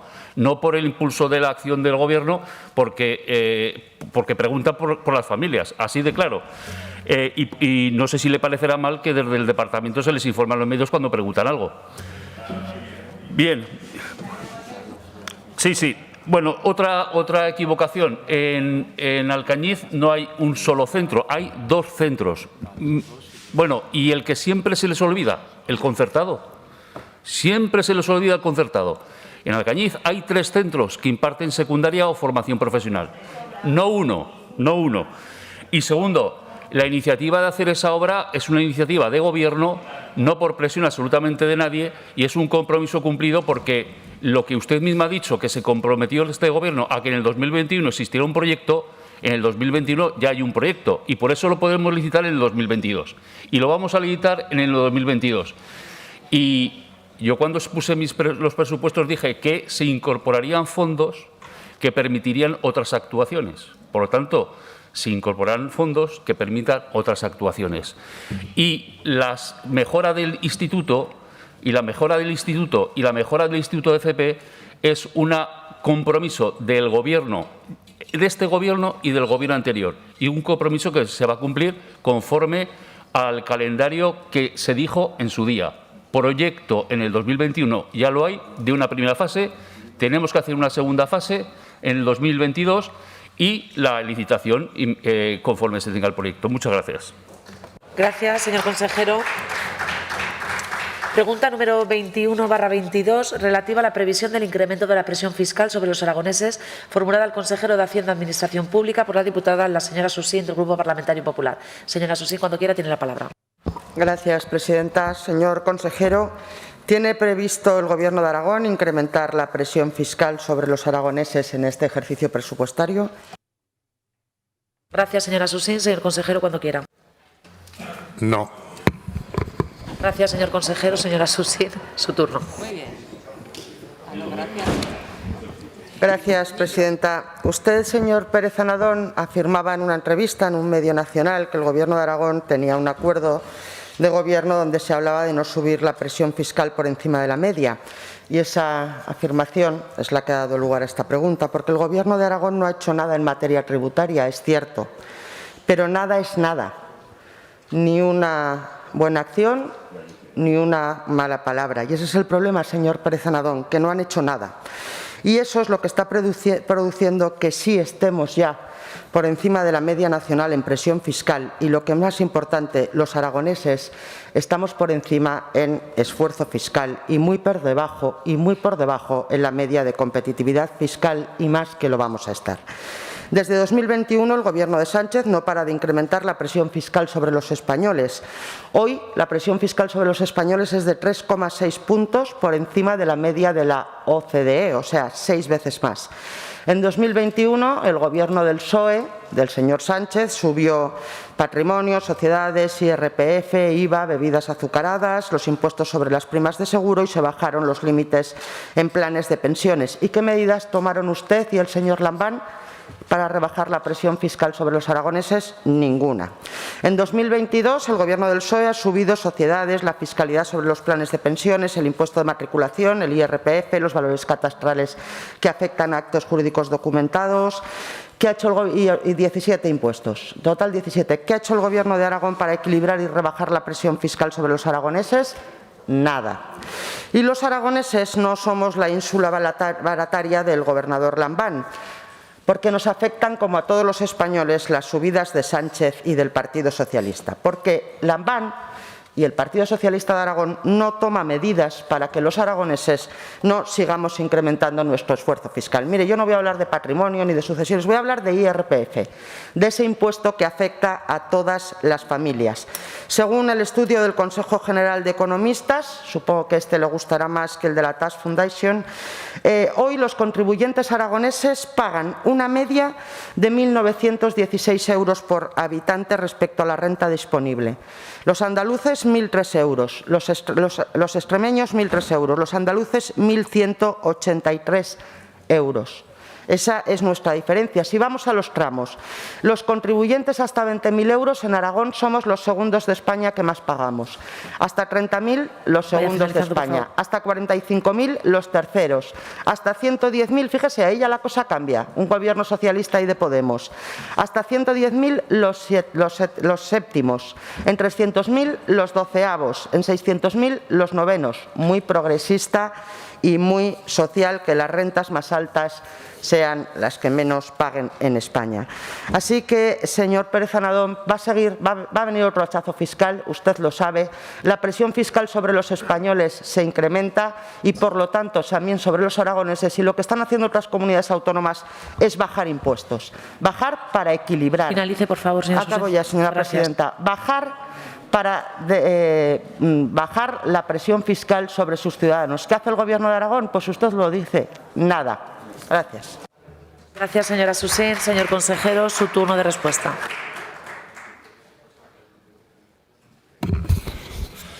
Releí ayer por la tarde un libro que me encanta, titulado Elogio de la templanza, de Norberto Bobbio, y decía la poca luz que da la razón y cuánta luz da la fe.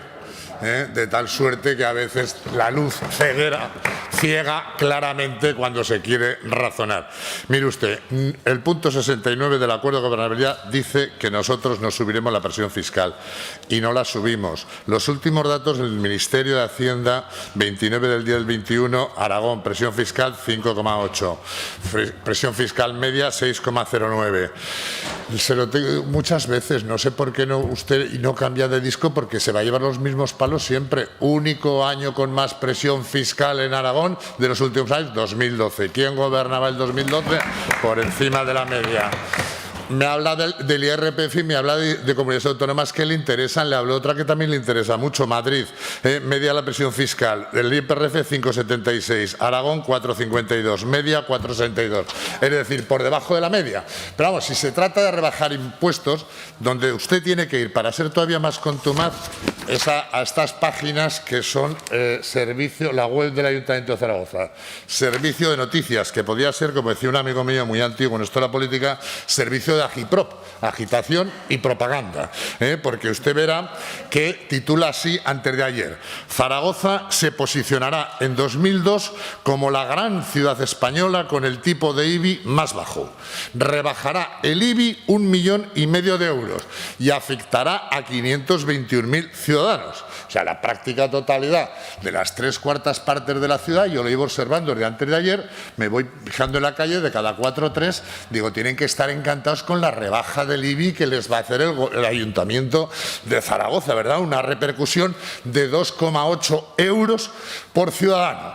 Digo, y la verdad es que no los veo, llevan mascarilla todavía la gente, ¿no? Pero no les veo esa cara de felicidad y digo, ¿y esto dónde lo habrá sacado? Pues tengo mis dudas. Tengo mis dudas. Ahora, desde luego, problemas no habrá tenido el Gobierno municipal de Zaragoza para sacarlo, porque si su mayor noticia es un 1,5 millones de rebaja fiscal para este año, solo con los 3,5 millones que les hemos aumentado con el acuerdo bilateral del Gobierno de Aragón, puede seguir bajando los impuestos. Mientras nosotros somos el infierno fiscal, fíjese, tenemos el dinero necesario para que sus congéneres, sus correligionarios del Gobierno de Zaragoza bajen 1,1, pueden bajar hasta 3,5.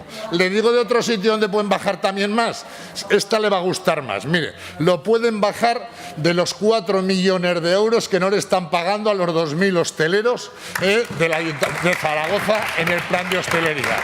De ahí los pueden pagar, los pueden bajar. Y aparte le diré una cosa, para terminar, una cosa es que bajen el tipo y otra cosa es, como pasa en la liquidación del presupuesto del Ayuntamiento de Zaragoza de este año, que ha subido la recaudación, como pasa también en la DGA, por IBI y por impuestos directos. O sea, que señora Susín busque otros ejemplos, que donde aquí no se suben los impuestos es en el Gobierno de Aragón. Pero digan ustedes otras cosas, viva el infierno fiscal, pero desde luego trataremos de que los ciudadanos de Zaragoza se sigan riendo por las rebajas fiscales del Gobierno azcón. Gracias, señor consejero. Pasamos a la siguiente pregunta, número 129/22, relativa al sistema de financiación autonómica, formulada al consejero de Hacienda y Administración Pública por el diputado, el señor Sanz, del Grupo Parlamentario Ciudadanos, Partido de la Ciudadanía. Gracias, señor Sanz, cuando quiera, tiene la palabra. Buenos días, señor consejero de Hacienda. Bueno, quizá le sorprenda un poco esta pregunta tan rápida en el primer pleno del año, teniendo en cuenta que es un tema de financiación y que en enero hemos estado trabajando en el tema, ¿no? A pesar de que no era tiempo de labor parlamentaria. Pero es que para mí este tema es súper importante porque se tiene que mantener candente. No podemos permitir que se enfríe porque nos estamos jugando pues, la próxima década de la Comunidad Autónoma de Aragón. Y, por tanto, hay que estar vigilantes al máximo. En enero estuvimos trabajando con un documento que había que remitir a Madrid, al Ministerio de Hacienda, como consecuencia de los cálculos que deben efectuarse para calcular la población ajustada, y ahí estuvimos, tuvimos una serie de reuniones. Casi todos los partidos, o mejor dicho, todos los partidos menos Vox, hicieron aportaciones sobre cómo debería calcularse esa población ajustada, y nosotros, haciendo el ejercicio de la responsabilidad que creemos que hay que hacer para defender a los aragoneses precisamente sobre cómo se debe calcular la población ajustada, pues hicimos unas propuestas y dio lugar a un documento de consenso, no unánime, pero sí de consenso amplísimo, que se ha trasladado a Madrid.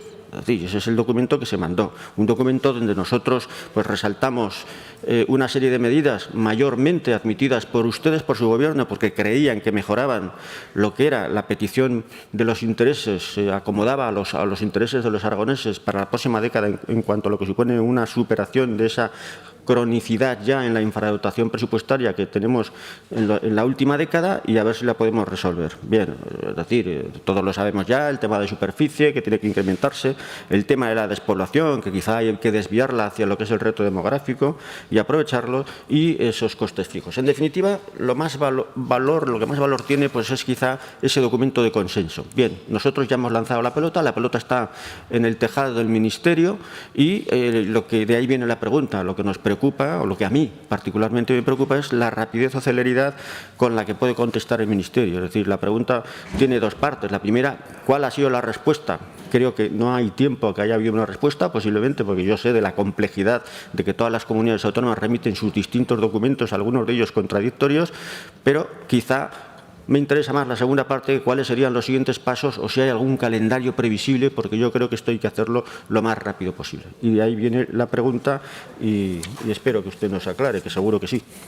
Gracias, señor Saad. Señor consejero, puede usar la totalidad del tiempo.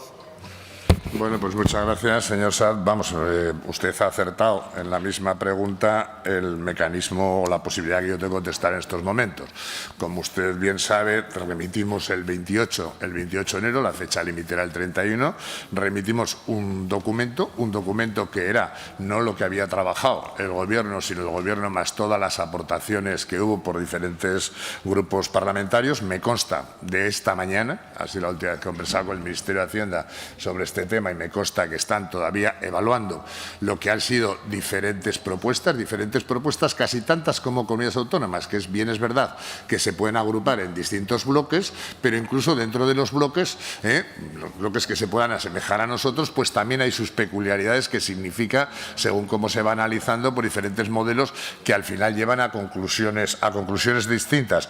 Así estamos, ¿no? Pero en cualquier caso yo no querría perder la oportunidad hoy de decir, en primer lugar, lo satisfecho que me siento, en este caso, como miembro, no como otra cosa más, como miembro de este Parlamento, por la predisposición de todos los grupos parlamentarios, por la aportación de muchos de los grupos parlamentarios e incluso del apoyo también de la gran mayoría de los grupos parlamentarios.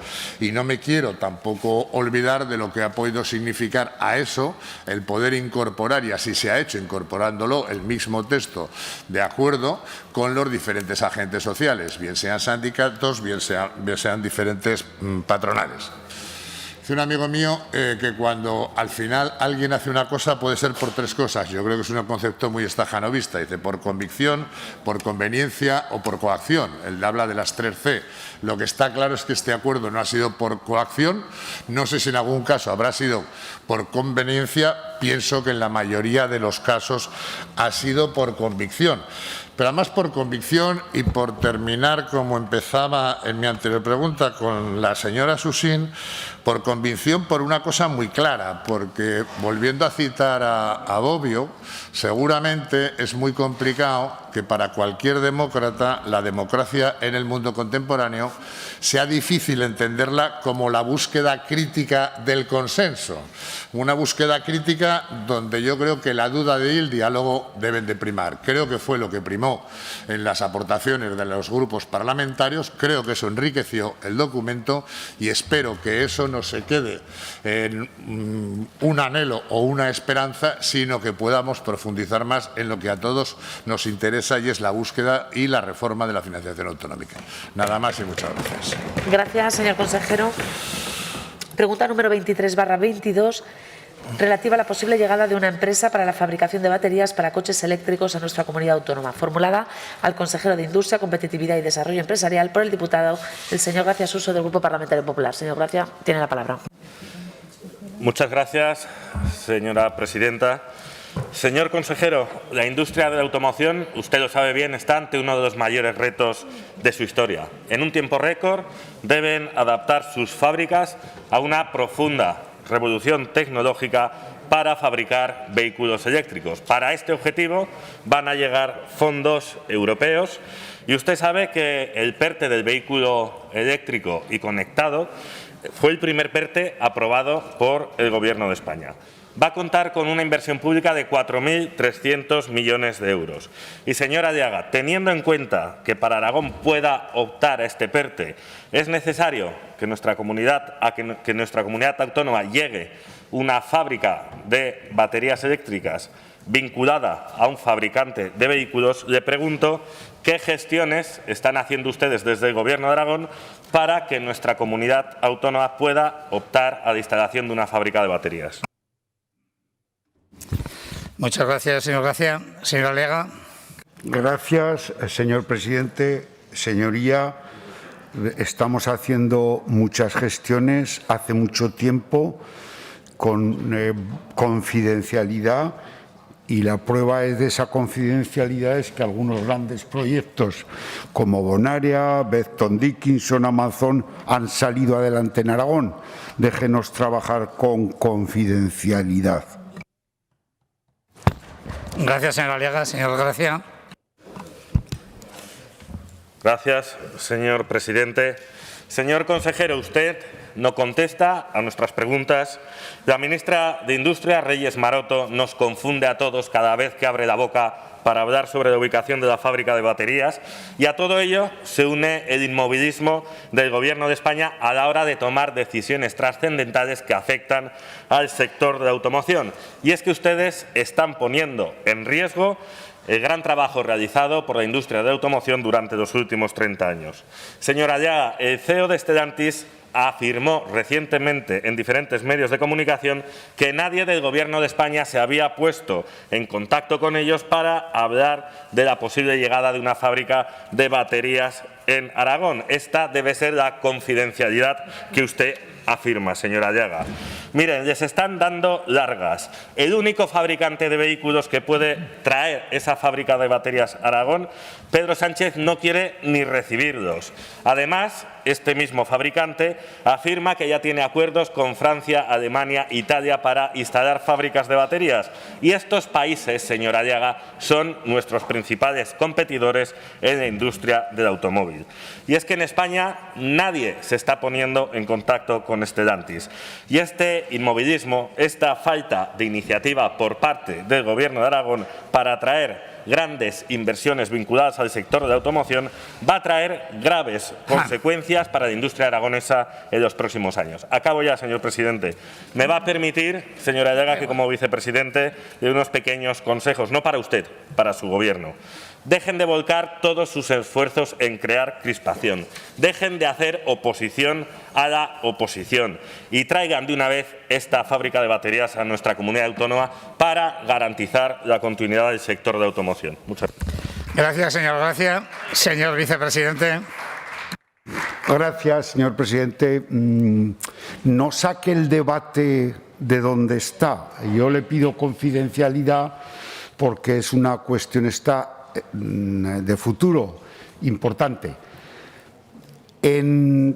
Lo tenía apuntado por aquí, fíjese usted. Usted se ha enterado de esto de las baterías ahora. Se ha enterado desde el día que puso la pregunta. Y el 13 de noviembre del año 19, este consejero con la consejera y el presidente de la Comunidad Autónoma de Aragón estábamos en Madrid negociando, intentando, explicando las posibilidades de Aragón, que son muchas: agua, gas, electricidad, hectáreas, mano de obra cualificada, PAC social, gobierno proactivo, explicando a inversores. Digo, ya han pasado 2 años y no se ha tomado ninguna decisión en ese sentido en España. Segundo, el 2 de agosto del año 2021, Stellantis, el presidente de la Comunidad Autónoma de Aragón, la ministra, el secretario general, estábamos hablando del futuro de lo que a usted le preocupa. Y lo hablamos el lunes, última decisión, va a salir, el Gobierno de España ha sacado el PERTE, que es trascendental, y ahora nos falta la convocatoria, que está, le voy a decir que está ya en la imprenta del Boletín Oficial del Estado, y ahí es donde se puede presentar el proyecto. Pero ha habido conversaciones con Stellantis, con el clúster de la automoción, con todo el ecosistema que tienen que concurrir a un PERTE para, lógicamente, atraer, como digo, la inversión a Aragón. Déjenos trabajar con confidencialidad, que nos da muy buenos resultados. Muchas gracias, señor Aliaga. Continuamos con la siguiente pregunta, pregunta número 2622, relativa a las repercusiones de la subida de la luz en el sector empresarial aragonés, formulada al consejero de Industria, Competitividad y Desarrollo Empresarial por el diputado señor Gracia, del Grupo Parlamentario Popular. Para su formulación tiene la palabra. Gracias, señor presidente. A ver, señor consejero, que yo creo que esta es más fácil. Mire, usted es vicepresidente de un gobierno socialista. Y como sabe, los gobiernos socialistas, como ya es costumbre, siempre nos llevan a la ruina. Miren, recientemente el Instituto Nacional de Estadística publicaba que el índice de precios industriales en Aragón subía en diciembre un 4,4% respecto al mes de noviembre. Se alcanzaba la cifra más alta de la serie histórica, que data del año 1976. Como usted bien sabe, el índice de precios industriales mide la evolución mensual de los precios de los productos fabricados por la industria, señora Aliaga. Y este aumento se debe principalmente a que en el año 2021 la luz subió en Aragón un 107,5%. Señor consejero, estamos produciendo más caro y, como han denunciado los representantes de la industria aragonesa, esta situación está afectando gravemente a la competitividad de nuestras empresas. Por todo ello, señora Aliaga, le preguntamos qué políticas tiene previstas realizar el Gobierno de Aragón para aliviar la situación del sector industrial como consecuencia de esta subida dramática de la factura de la luz. Gracias, señor Gracia. Señora Aliaga.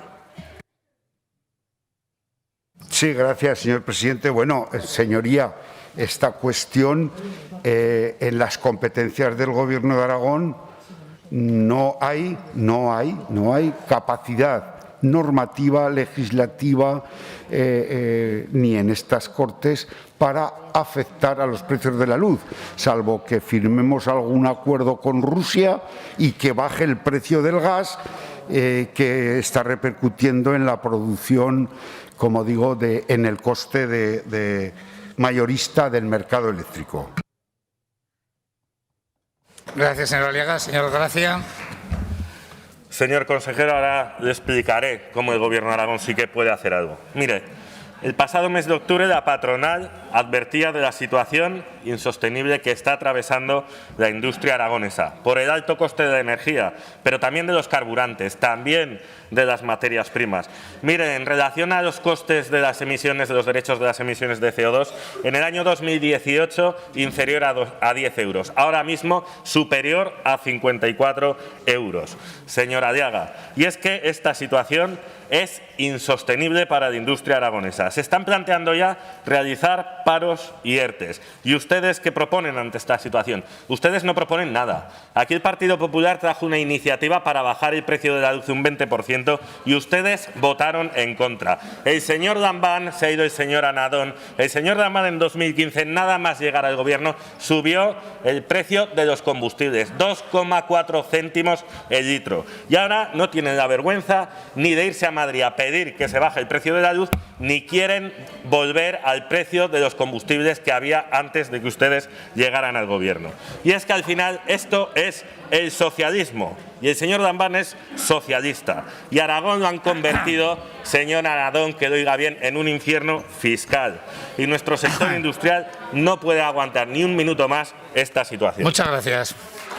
Señora Aliaga, su turno. Efectivamente, hoy, señor presidente, con su permiso, estamos en febrero, hoy 190 euros megavatio en el mercado mayorista.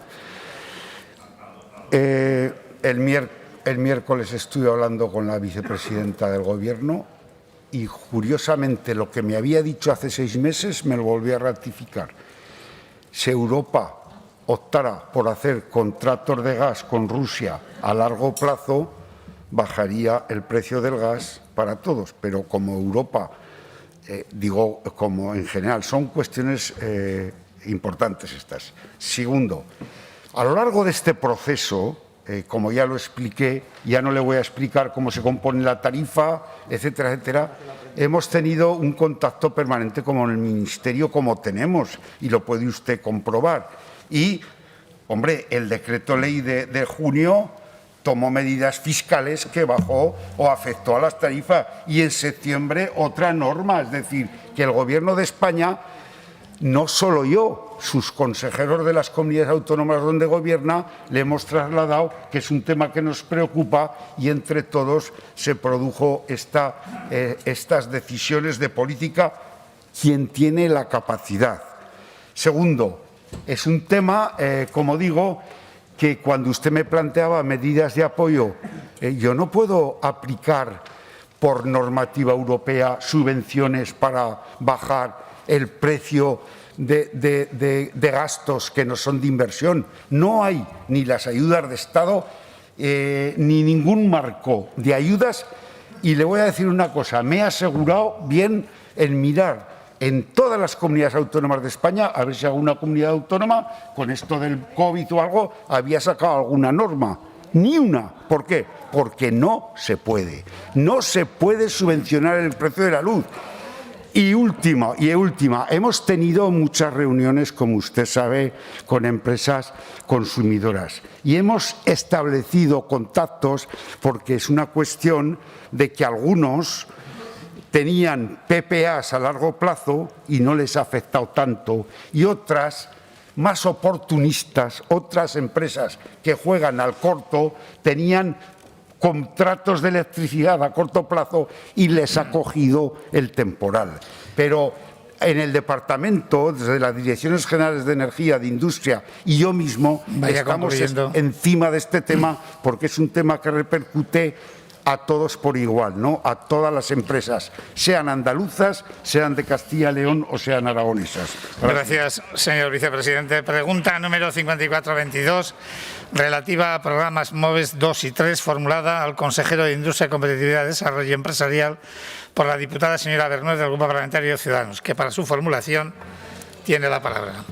Muchas gracias, señor presidente. Buenos días, consejero. Volvemos a hablar otra vez de las energías renovables y del vehículo eléctrico en relación al sector del transporte, que, como usted sabe, es el mayor consumidor de energía procedente en su casi totalidad de combustibles fósiles derivados del petróleo. Por eso, y haciendo una pregunta en relación a los programas MOVES que está llevando a cabo su departamento, ¿cuál ha sido el nivel de ejecución y el grado de cumplimiento del programa MOVES 2 y cómo valoran los resultados del primer periodo de instrucción de solicitudes del MOVES 3? Muchas gracias. Gracias, señora Bernués. Sí, gracias, señor presidente. Bueno, en el caso del MOVES 2, yo diría que unos resultados excelentes. Tan es así que de los primeros 2,5 millones de euros asignados, como hay comunidades autónomas que no cumplieron, que no ejecutaron el MOVES, en una reasignación de recursos, recuperamos para Aragón 2,8 millones de euros más. Y mire, datos.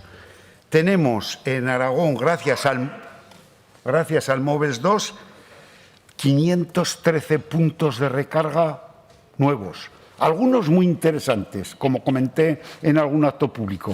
La Universidad de Zaragoza, algunas empresas de transporte para la última milla. Luego se está produciendo una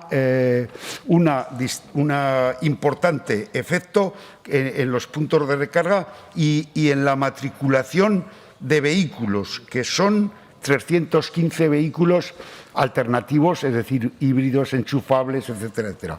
Y una cuestión importante en esto también. En paralelo, para bajar los precios de esa electricidad, se han presentado más de 2.200 expedientes de instalaciones de autoconsumo. Y hay muchas de esas que llevan la instalación de autoconsumo y además los puntos de recarga. Luego, de verdad que las empresas aragonesas, las empresas también están aceptando de buen grado todas las ayudas que están viniendo, en este caso del MOVES 2. Luego le cuento el MOVES 3. Gracias, señora Aliaga. Señora Bernués. Gracias por no adelantarme el MOVES 3. A ver, señor consejero, usted me ha dicho que había una reasignación de recursos desde el Gobierno de España de 2,8 millones. Me gustaría saber si esa reasignación, el grado de cumplimiento que tuvo finalmente. Y luego usted ha hablado precisamente, que es donde queríamos llegar, a los puntos de recarga. Hay 500 puntos de recarga, según ANFAC, la patronal, para que precisamente se involucren, y no solamente eso, sino también que se llegue a tener dentro de lo que son los clientes y los usuarios más coches eléctricos, se necesitan puntos de recarga y para el 2025 se necesitan más de 8.000. ¿Cómo puede explicarnos que ese objetivo, cuando estamos en 2022, a 2025 esos más de 8.000 puntos de recarga, porque si se hacen bien las cuentas faltan 7.500, va a llegar a producirse y precisamente por eso y nuestra intención era ese nivel de ejecución y ese grado de cumplimiento del MOVES 3 que usted ha dicho. ¿Por qué? Pues porque todavía en cuanto a la matriculación no estamos llegando a, a los objetivos que se habían planteado en un momento determinado y usted, que es una persona cabal y la tengo por muy inteligente, sabe perfectamente que los clientes habituales de coches, cuando se van a comprar un coche, todavía no creen en esa posibilidad de un vehículo eléctrico. Primero, por la capacidad que tiene de autonomía y segundo, por las posibilidades escasas de recarga eléctrica. Además, todo eso sumado a lo que ya habíamos hablado del precio y del aumento de la electricidad, que precisamente por eso no es algo que favorezca el poder comprar otro tipo de coches. Así que me gustaría que nos comentara estos aspectos que le acabamos de preguntar. Muchísimas gracias. Gracias, señora Bernés. Señor Alega. Sí, gracias. Gracias, señor presidente. Una reflexión. En el MOVES 3 tenemos más de 1.000 solicitudes. Sabe, señoría, que el MOVES 3 tiene un plazo abierto todavía. Más de 1.000 solicitudes. Primero. Segundo, yo estoy convencido que en Aragón se cumplirá el plan que usted está marcando usted. Si tenemos al 2021 500 y 1.000 solicitudes, 1.500, nos quedan 9 años, ya verá cómo se cumple. Y hay otra señal, le he dicho, instalaciones de autoconsumo. En el repaso que hacíamos del cumplimiento de estos fondos que son europeos con la vicepresidenta del Gobierno, lo comentábamos, autoconsumo. Si en España se fabricaban en el año 19, 2,8 millones de vehículos y había 40.000 eléctricos. Y ahora se están fabricando 2,1 y hay 200.000 coches de base eléctrica. Vamos hacia un camino, la electrificación. Y ese precio que está diciendo usted, lo he dicho, hay 2.000 y pico instalaciones de autoconsumo, que hay muchas que son en pequeñas industrias que se utilizan para los puntos de recarga y, sobre todo, para ahorrar costes energéticos. El camino está trazado y Aragón yo creo que está en ese camino bien situada, en ese camino, en esa hoja de ruta y aprovechando muy bien los recursos que vienen de Europa. Muchas gracias, señor Aliaga. La pregunta número 30 ha sido retirada. Y continuamos con la pregunta, con el orden del día número 31, es la pregunta número 91-22 relativa a las medidas a tomar en relación a la reforma del RETA presentada por el Gobierno de España, formulada la consejera de Economía, Planificación y Empleo por el diputado señor Campoy del Grupo Parlamentario Popular, que para su formulación tiene la palabra. Muy buenos días, señora consejera. ¿Qué medidas piensa adoptar el Gobierno de Aragón respecto a la precaria situación en la que se encuentran los autónomos aragoneses y, en concreto, por la reforma del régimen especial de autónomos que les perjudica de forma evidente? Gracias, señor Campoy. Señora Gastón. Gracias, presidente. Señor Campoy, muy buenos días. Teniendo en cuenta que estamos en un proceso embrionario de negociación de la reforma del RETA, como usted apunta, la primera de las medidas será tener prudencia y esperar ver qué es lo que sale de la negociación. Gracias, señora consejera. Señor Campoy. Señora consejera, le voy a ilustrar por si no conoce los datos o se le olvidan. Actualmente en España hay más de 3 millones de autónomos, de los cuales más de 100.000 viven en Aragón. Usted es la consejera responsable de los autónomos, tiene una dirección general a este efecto. Un colectivo que es fundamental para la creación de riqueza y de empleo. Son el motor de cualquier economía libre de mercado. Y según los últimos datos publicados por el INE en relación a la distribución de empresas en Aragón, a finales del año 2021, más del 99% de las mismas son pequeñas y medianas empresas o autónomos. De hecho, señora consejera, de las 88.602 empresas censadas, solamente 117 tienen más de 200 trabajadores y la gran mayoría, un 95%, tienen menos de 10 trabajadores. En el actual y tan complicado contexto socioeconómico, todo el mundo entiende que se hacen necesarias elaborar todas las políticas públicas posibles con el objetivo de incrementar su tamaño y la creación de empresas. Hasta ahora, ustedes, este Gobierno, les ha ayudado bien poco. Y yo le pregunto, ¿qué tienen pensado los socialistas y los podemitas que gobiernan en Aragón hacer para ayudarles? Se lo digo yo. Cosas chulísimas. Han pensado en subirle los costes. Más impuestos con esta reforma. Una reforma por la que un autónomo pagará el triple que en Reino Unido y el doble que en Francia o que en Alemania. Aún no han levantado la cabeza, señora consejera, y ustedes, en vez de ayudarles, les quieren coger la cartera. Les quieren coger la caja registradora. Ellos se enfrentan a una reforma que puede ser el golpe definitivo para un colectivo que genera 1/3 del empleo en España. Con el modelo que proponen ustedes, un autónomo tendrá que dedicar entre un 30 y un 40% de sus rendimientos a pagar cuotas. Termino ya. Nadie dijo que ser autónomo fuera una tarea fácil. Más bien todo lo contrario. Madrugar y levantar la persiana cada día se está convirtiendo en este país gobernado por comunistas, socialistas y podemitas en una heroicidad. La pregunta es, señora consejera, después de 3 años en los que usted no les ha dado ninguna ayuda a los autónomos y ante un ataque tan grave por el Gobierno de España, ¿piensa el Gobierno de Aragón ayudarles de alguna manera? Muchas gracias, señora consejera. Gracias, presidente. Señor Campoy, los autónomos también en Aragón son todo lo importantes que usted ha dicho, pero ante todo recuerde, porque el propio RETA lo lleva en su nomenclatura, trabajadores autónomos. Los últimos datos oficiales, los de enero de este mismo año 2022, nos da una cifra, como usted apuntaba, superior a los 100.000 autónomos. ¿Sabe cuántos son los afiliados totales? Los trabajadores totales en enero de 2022, 581.464.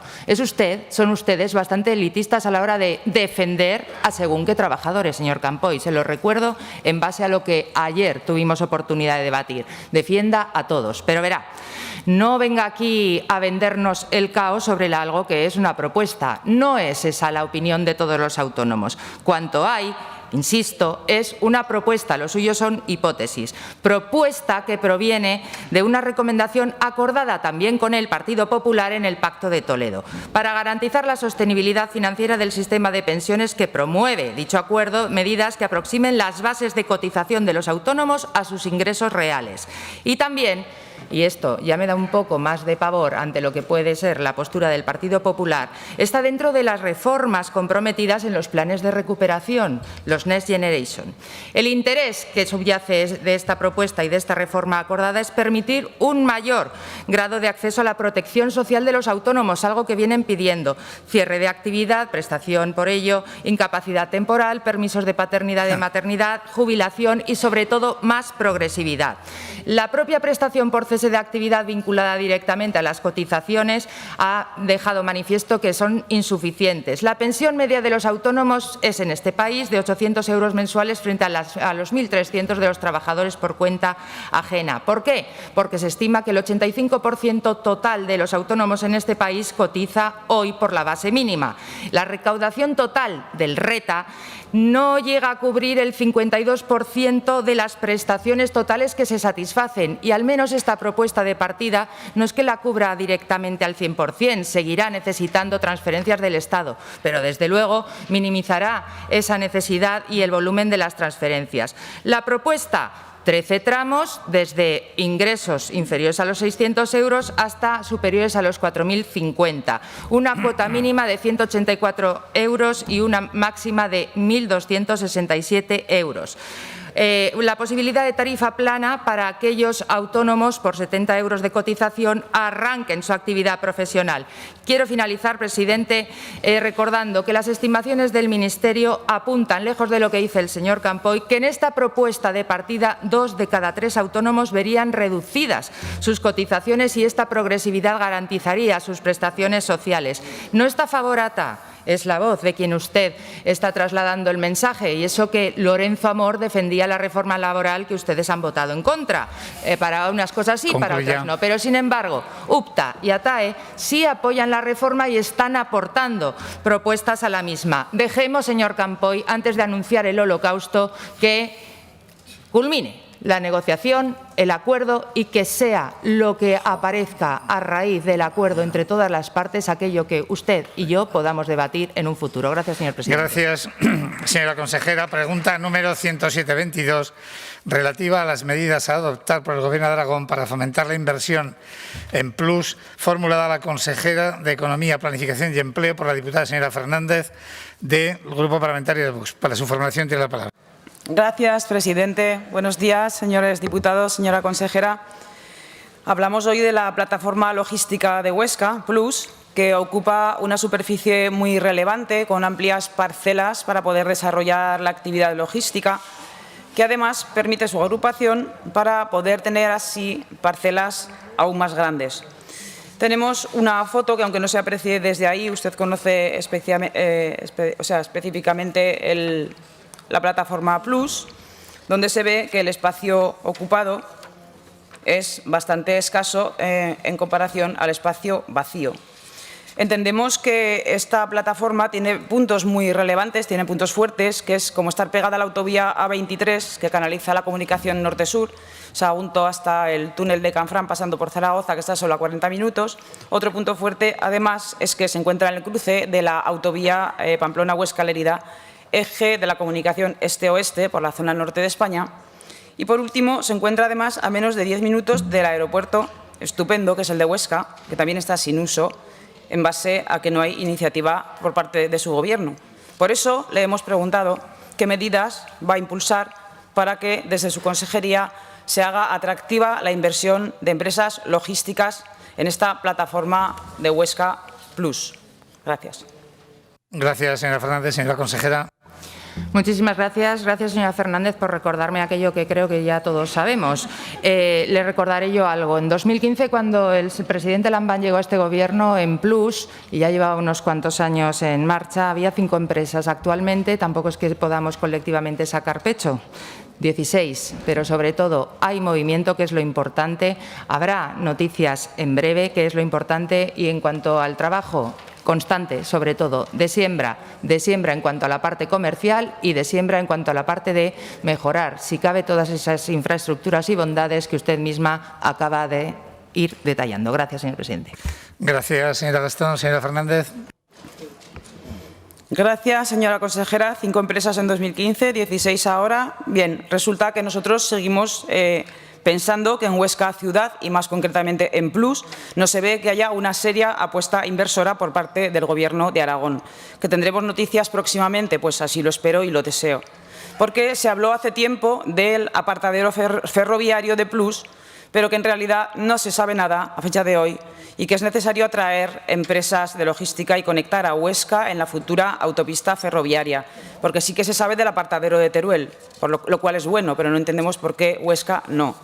Y también se habla, y ahora hablamos de Zaragoza, de una inversión de 28 millones de euros por parte del Gobierno de Aragón para la ampliación del polígono de Zuera, porque hay promotores interesados en el suelo logístico y nos parece bien, pero no entendemos cómo no se habla de Plus, que está a 20 minutos de Zuera. Igualmente, otra vez en Zaragoza, está la ampliación de Plaza en 200 hectáreas con el grupo Wilcox, al más puro estilo de décadas pasadas socialistas, que nos huele a pelotazo urbanístico en toda regla, porque se está alegando que hay necesidad de suelo logístico y tenemos a Plus en pañales.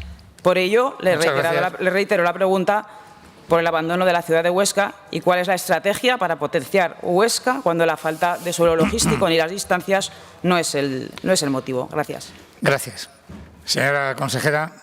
Gracias, presidente. Mire, señora Fernández, no es la primera, pero invito a todos aquellos que hagan insinuaciones sobre ciertos olores que demuestren lo que están diciendo. Para empezar, porque sepa que la máxima de quienes estamos trabajando en este aspecto es dormir bien tranquilos. Señora Fernández, ¿le ha quedado claro? En cuanto a Plus, Sea usted portadora y buena embajadora de todas las bondades de Plus. No ayuda mucho de esta manera y afortunadamente le digo que de prescriptores y embajadores contamos con empresarios que son, si cabe, los mejores. Parece que a estas alturas por usted, no quiera entender que las empresas acaban ubicándose donde deciden las empresas, no donde las lleva el Gobierno. El Gobierno no va de compras, señora Fernández, entérese. No acaban ubicándose donde quiere nadie, ni siquiera Vox. Acaban ubicándose donde mejor les parece, pero verá. De esas 16 empresas, igual sale en la foto, estará en obras, pero la última de las empresas en cuanto a tamaño relevante ocupa una parcela de 157.000 metros cuadrados. Se llama Amazon Web Services y está decididamente contribuyendo, y eso se lo puedo garantizar, a posicionar no solo a Huesca, sino al conjunto de Aragón como un polo tecnológico de innovación y medioambiental. El trabajo por el impulso de la plataforma logística Huesca Sur y su ocupación es constante. En infraestructuras, ha relatado usted los grandes activos, intermodalidad carretera, ferroviaria. Yo le recuerdo que para mejorar, si cabe, de esas infraestructuras, acometimos, diseñamos, proyectamos, ejecutamos y pagamos desde Aragón Plataforma Logística un vial históricamente demandado por los propios empresarios para que hiciera más atractiva la plataforma y su conexión con el casco urbano. Cobra especial interés la intermodalidad ferroviaria, por esa que usted pregunta. Los proyectos llevan un tiempo, los de la Administración pública más, pero no solamente el apartadero, sino que siendo que Plus supone la puerta a Europa en el transporte ferroviario de mercancías, estamos trabajando en la adecuación de la línea Zaragoza-Po en un desarrollo por fases que permita una mayor adaptación y flexibilidad para especialidades sectoriales, como la que significa un proyecto ambicioso de hub de cereal y granel. Contamos con motores en el entorno de gran potencialidad, como es el agroalimentario, como es ahora de la mano de Amazon Web Services el tecnológico, y con ello seguimos con el trabajo de siembra. De verdad no conozco mejor fórmula para poder tener resultados positivos, pero sobre todo si fuera colectiva sería más rápida. Lo que hacemos es, insisto, en los actores empresariales, los mejores prescriptores, llevar este trabajo de siembra, provocar esos movimientos que hoy en día existen, y además le reitero que esté atenta porque en próximas fechas verá la luz uno de estos movimientos, será público y será importante no solamente para el proyecto empresarial en Plus, no solamente para el entorno económico, sino porque seguirá, y esto no tengo ninguna duda de cuanto digo, sumando proyectos a futuro en la plataforma. Gracias, señor presidente. Pregunta número 7822, relativa a la figura del bombero voluntario, formulada a la consejera de Presidencia y Relaciones Institucionales por el diputado señor Laguens, del Grupo Parlamentario Popular. Tiene la palabra. Gracias, señor presidente. Señora consejera, buenos días. Como usted sabe, la Ley 1/2013 establece la regulación, organización y coordinación de los servicios de prevención, extinción de incendios y salvamento. En concreto, el artículo 7, hoy en día también en vigor, pues, establece que el Gobierno de Aragón regulará esa organización y funcionamientos, en concreto de la figura del bombero voluntario. Por eso le he preguntado, señora consejera, señora Pérez, ¿tiene intención este Gobierno en regular la organización y funcionamiento de la figura del bombero voluntario en Aragón? Gracias, señor Laguens. Señora consejera. Gracias, presidente. Señor Laguens. Bien, esta vez sí, que creo recordar que en un momento me preguntó por el bombero a tiempo parcial y creo que se refería al bombero voluntario. Usted ha dicho que la definición precisamente la recoge la propia Ley 1/2013. En el artículo 7 aparece lo que son bomberos voluntarios, que es personas que de manera altruista y voluntaria, como su nombre indica, presta el servicio en una serie de gestión de emergencias vinculada con la extinción y prevención, el salvamento de incendios, siempre coordinados por bomberos profesionales, como no puede ser de otra manera. Por tanto, bueno, pues yo quiero destacar la labor que el bombero voluntario ha realizado y sigue realizando en gran parte de nuestro territorio aragonés, igualmente que a todos los voluntarios, a cientos de voluntarios que conforman las agrupaciones de protección civil, que por cierto me va a permitir que hoy felicite, porque hoy es el Día Europeo del 112 y creo que es importantísimo reconocer la labor de tantos voluntarios que ponen por encima de todo, incluso de su propia vida, la vida de los demás. Gracias, señora Pérez. Señor Lagüens. Sí, señora consejera, esperaré su respuesta a la pregunta en la segunda intervención, porque efectivamente ese artículo establece una obligación, un mandato imperativo legal de desarrollar esta figura del bombero voluntario. Y usted sabe perfectamente que el anteproyecto de ley de coordinación del Sistema Nacional de Protección Civil y Gestión de Emergencias en Aragón no va a resolver ese problema.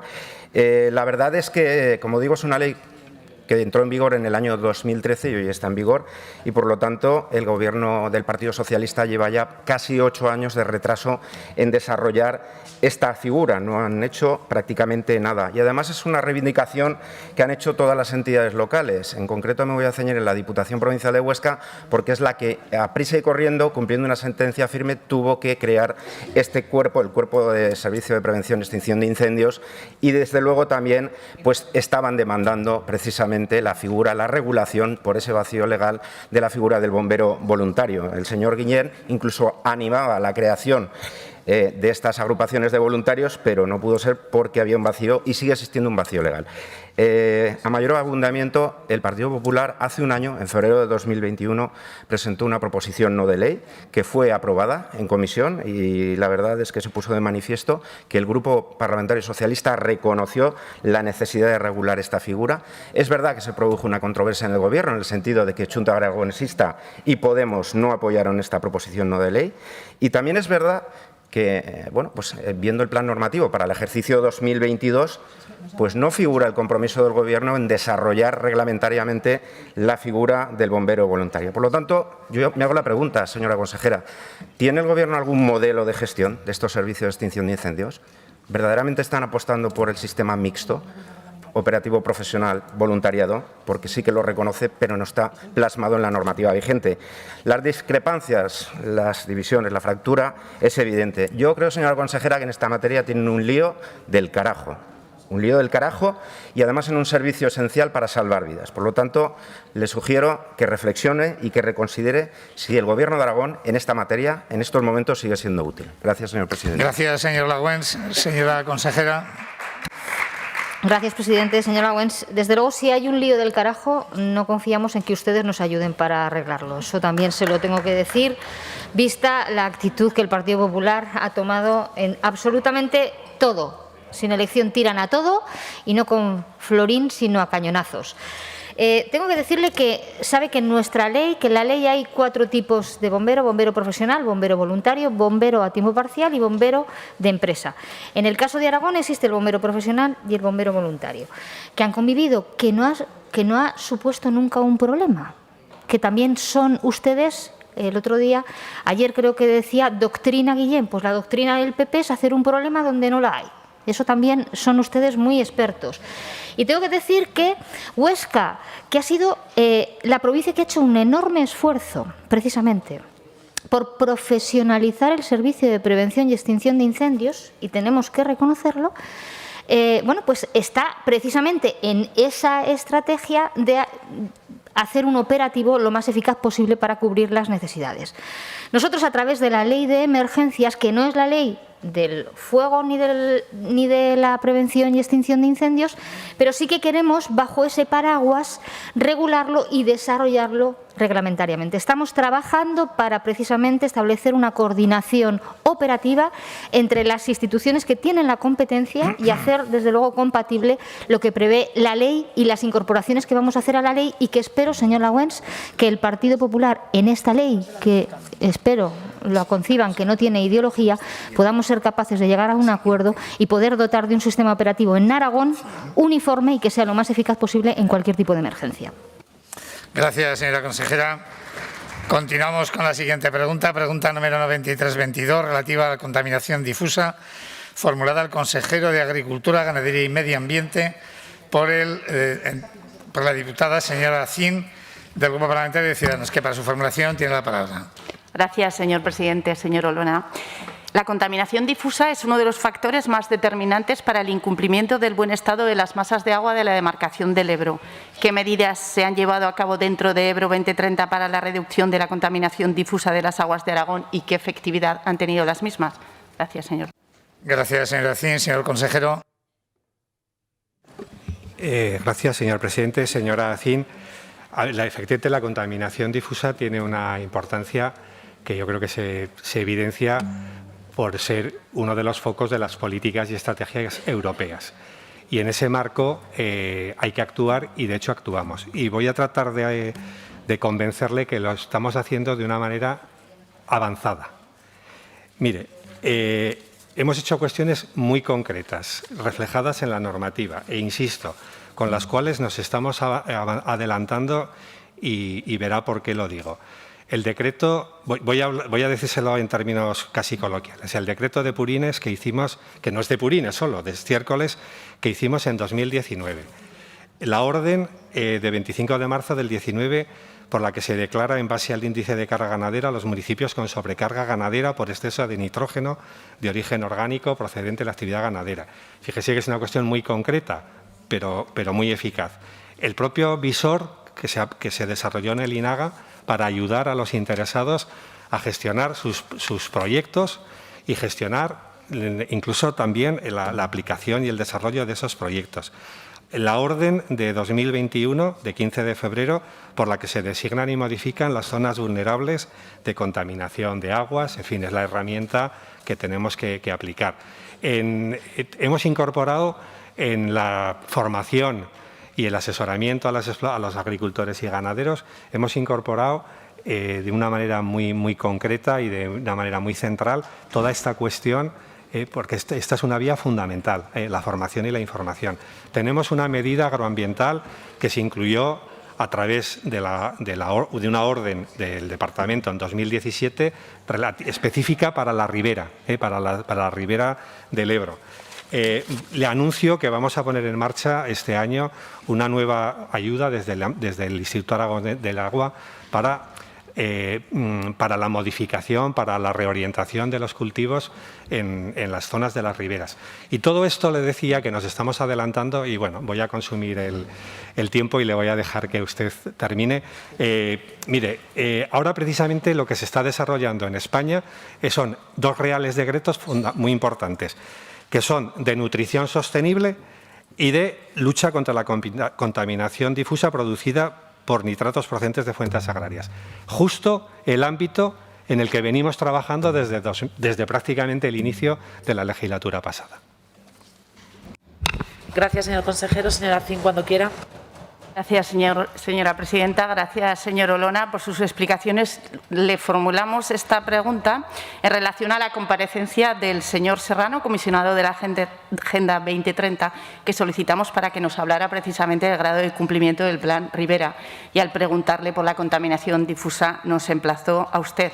En el acuerdo de gobernabilidad, el punto 97, se habla de implementar los trabajos y normativas que aseguren la calidad de las masas de agua y la descontaminación de aquellas que se encuentren en mal estado, y realizará acciones conjuntas con Confederación.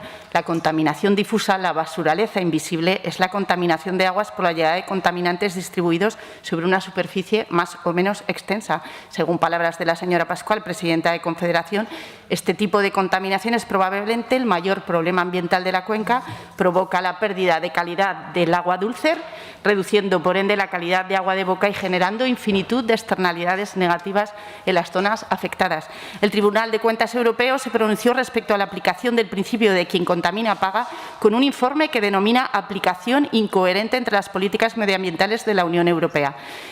Este tribunal recomienda a la Comisión Europea evaluar las posibilidades de reforzar la integración de dicho principio en la legislación medioambiental. Descendiendo a nuestra comunidad autónoma, en sesión plenaria en el mes de diciembre, quedó de manifiesto esa cuestión en el debate del proyecto de ley de la regulación del IMAR. Desde Ciudadanos nos mostramos a favor de impuestos medioambientales que prioricen el principio de PIGO, pero entendemos que ese impuesto no cumple en su totalidad con dicho principio, igual que también entendemos, tal y como figura en dicho informe, que en la agricultura es difícil identificar quién ocasiona la contaminación difusa.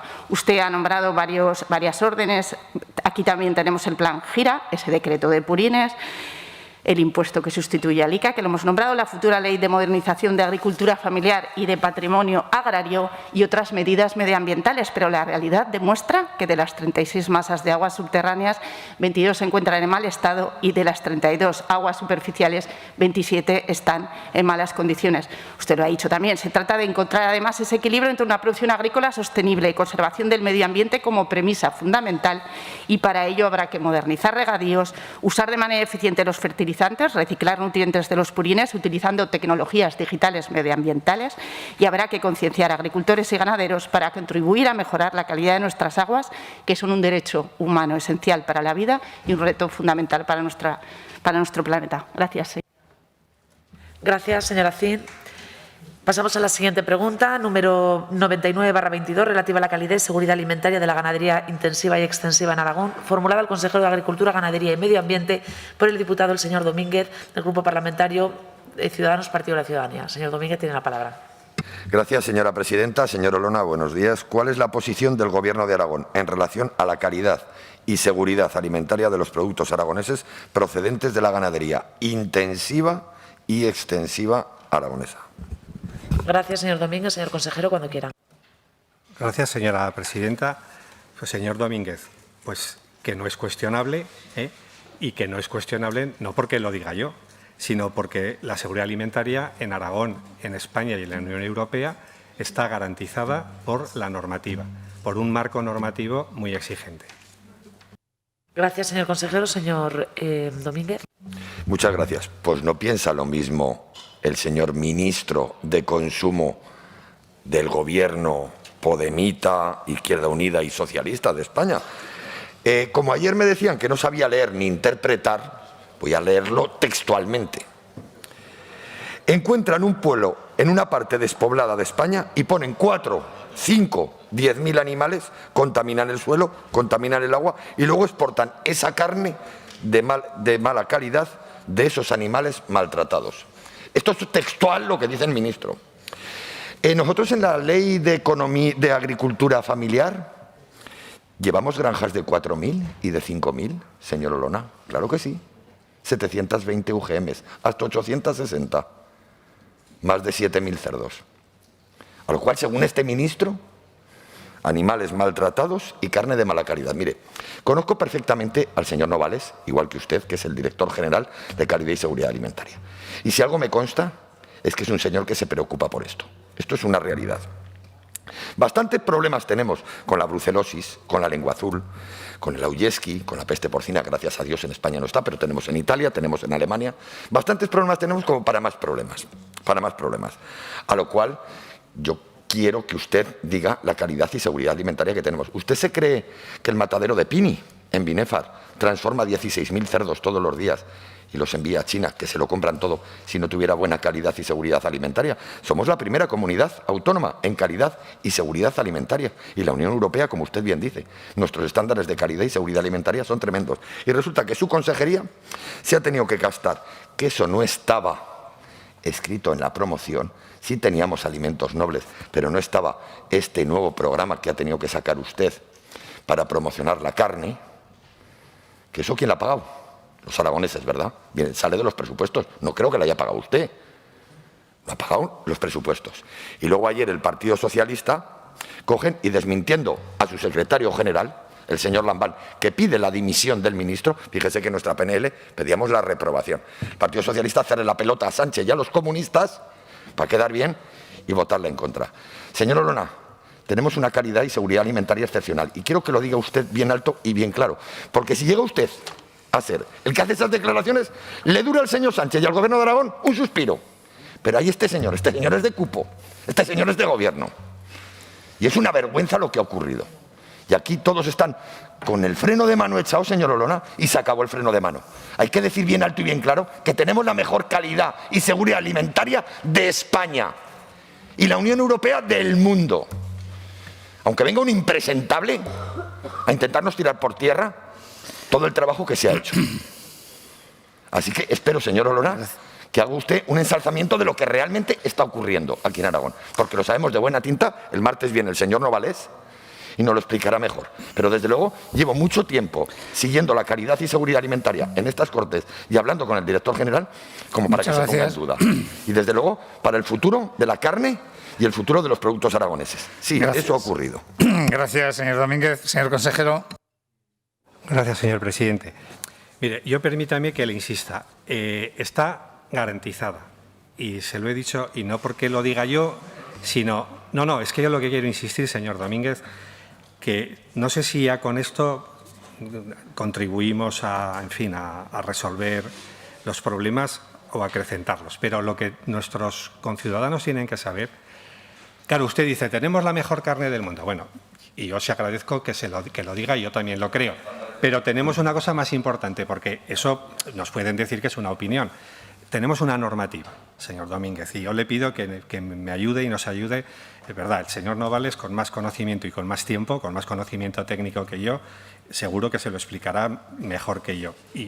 Pero, de verdad, lo que tenemos es una normativa, una normativa que, por cierto, una normativa que sale de los parlamentos, del Parlamento Europeo, del Congreso de los Diputados y también de las Cortes de Aragón. Entonces, es una normativa. Y eso es de lo que tenemos que presumir los aragoneses y los europeos, porque eso está reconocido mundialmente. Entonces, yo creo que no deberíamos perder mucho más tiempo en discutir estas cuestiones. Pero, en fin, entiendo la cuestión, que estamos bien. Pero una cosa, mire, usted ha subrayado la extensiva y la intensiva. Bien, pues mire, es que en los mataderos, en las explotaciones ganaderas, en los mataderos y en la industria cárnica hay una cosa que se llama inspección y control oficial.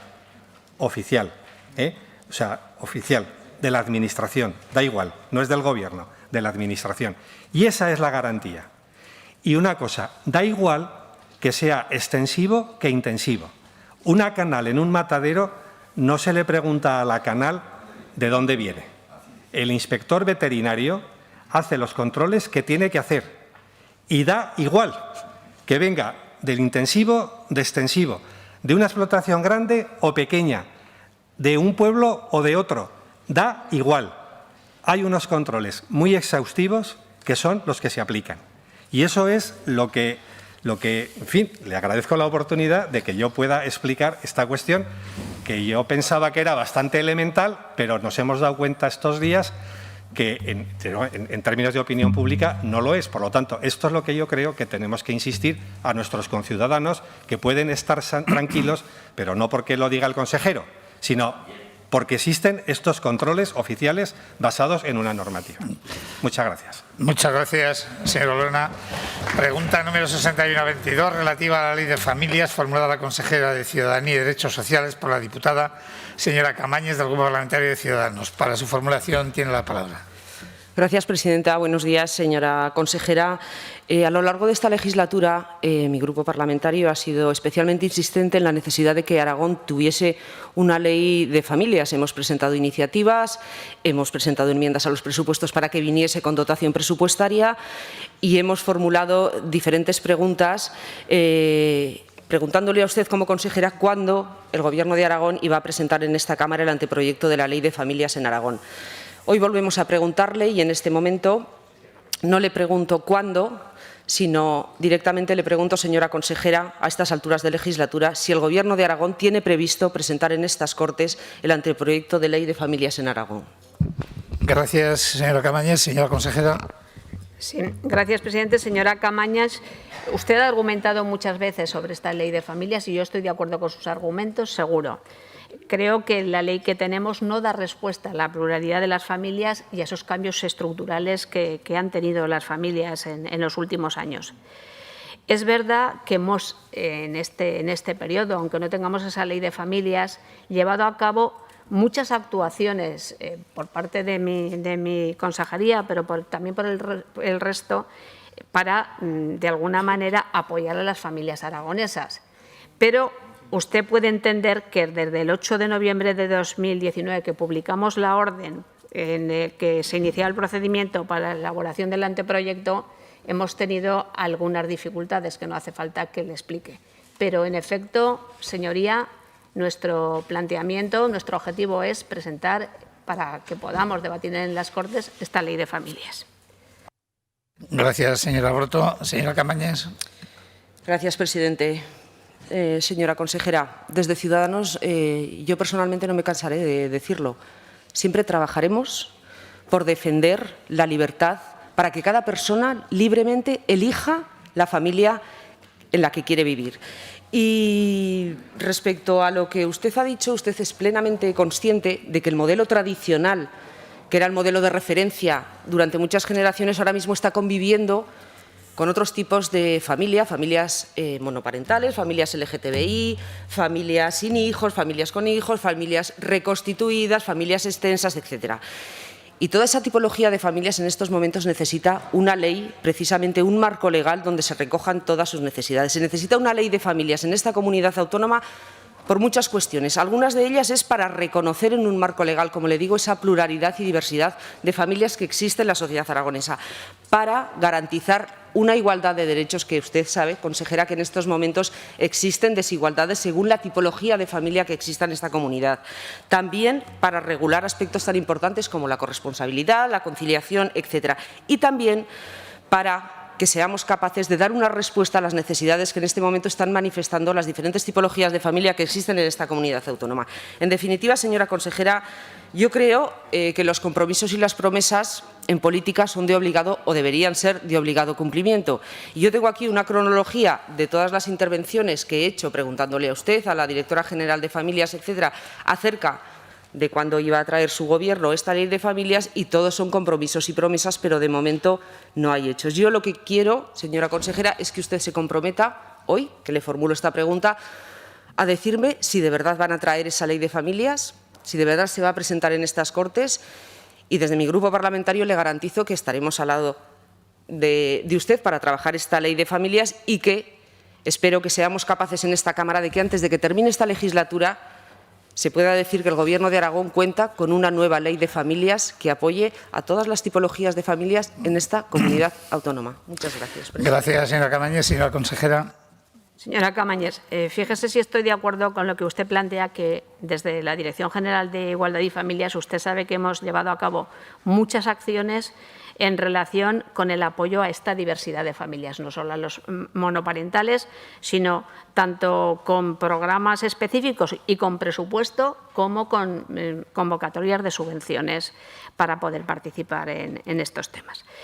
Sabe también que el Plan Corresponsables no es un programa que gestionemos desde nuestra consejería, es un plan que dirige el Instituto de la Mujer, pero que nosotros hemos activamente, precisamente, apoyado para que este plan beneficie a las familias. Sabe usted la importancia que para nosotros tiene todo lo que significa la prestación por hijo a cargo. Sabe que el 23 de diciembre de 2020 se sometió a información pública esta ley y se le emitió a los departamentos para que nos pudieran plantear algunas modificaciones. Se han modificado. En este momento se ha remitido a Hacienda y Administración Pública y vamos a pasarla a los servicios jurídicos para que pueda ser una realidad una propuesta que usted ha hecho continuamente, que la volvió a hacer otra vez en el debate de presupuestos y que me parece que es importante para la comunidad autónoma. Muchas gracias. Gracias, señora Broto. Pregunta número 11522, relativa a la accesibilidad cognitiva de las personas con discapacidad en Aragón, formulada a la consejera de Ciudadanía y Derechos Sociales por la diputada señora García, del Grupo Parlamentario de Ciudadanos. Señora García, tiene la palabra. Gracias, señor presidente. Hola, buenos días, señora consejera. Como usted sabrá, a final de este año se ha aprobado una modificación de la Ley General de Personas con Discapacidad, donde se establece la accesibilidad cognitiva como un ámbito importante de la accesibilidad universal. Esta es una demanda que lleva mucho tiempo reclamándose por parte de distintos colectivos, y la ley concreta que esa accesibilidad cognitiva tiene que extenderse a todos los ámbitos de la vida de las personas para hacer que las personas realmente cumplamos ese compromiso constitucional de ser iguales. La pregunta que yo le formulo es ¿qué medidas ha tomado su departamento para implementar o implantar en todos los ámbitos o en qué ámbitos de la vida de estas personas la accesibilidad cognitiva? Gracias, señora García. Señora Broto. Muchas gracias, señora García.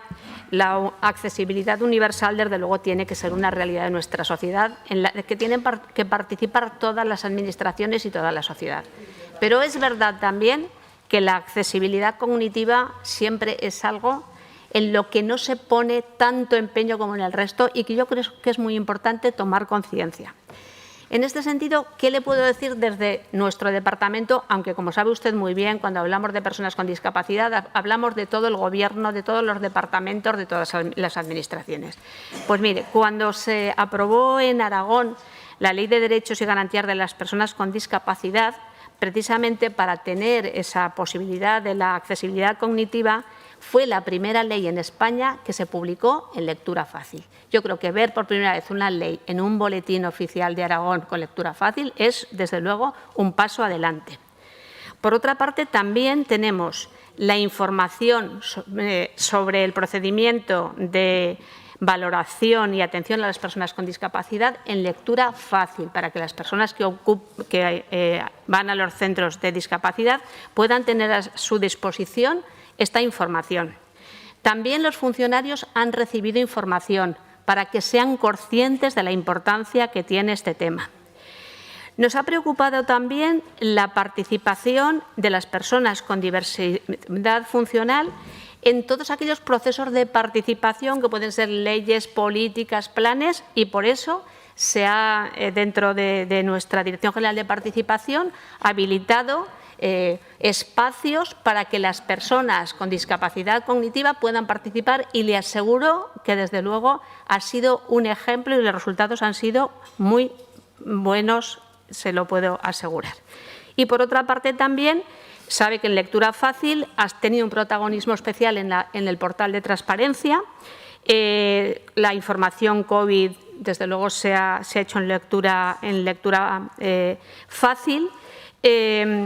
Sabe que algunos de los cuestionarios, por ejemplo, el que se está relacionado con el coronavirus, ha recibido 40.000 visitas, y una de las cuestiones que me pareció importante, que también se publicó en lectura fácil, fue todo el proceso de escolarización. Estamos ahora pendientes de que se publique la Ley de Igualdad entre hombres y mujeres, y me va a permitir que, aunque no sea de mi departamento, sobre lo que tiene que ver con accesibilidad cognitiva, ponga en valor un programa que es referente mundial, como es el programa Arasac. Gracias. Señora consejera. Señora García. Gracias por su respuesta. Efectivamente, su departamento está trabajando en este tema y otros departamentos, porque, como usted bien dice, es un tema muy transversal, porque afecta a la vida diaria de las personas, no solamente a los procesos de incapacidad, a la valoración, etcétera, etcétera. Por eso, precisamente, y yo me voy a referir en concreto a que la ley, la modificación de la ley, habla de todos los ámbitos de la vida, es decir, en aquellos ámbitos en que cualquier persona con dificultades cognitivas pueda relacionarse en igualdad de condiciones. De esta manera se centra la propia ley en hablar de la Administración, de facilitar la lectura fácil, la accesibilidad cognitiva en la Administración general, en la Administración de Justicia, y por eso precisamente nosotros en su momento presentamos una PNL que se aprobó por unanimidad, donde hablábamos de la accesibilidad cognitiva. En concreto, aquí hablábamos de la Administración de Justicia, porque la Administración de Justicia, como usted bien sabe, tiene un convenio con Plena Inclusión donde se facilita la accesibilidad cognitiva. Pero nosotros, a través de una enmienda que presentamos a los presupuestos y que no fue aceptada por su Gobierno, intentábamos que ese convenio se ampliase no solamente a los procedimientos de incapacidad, sino a cualquier tipo de procedimiento.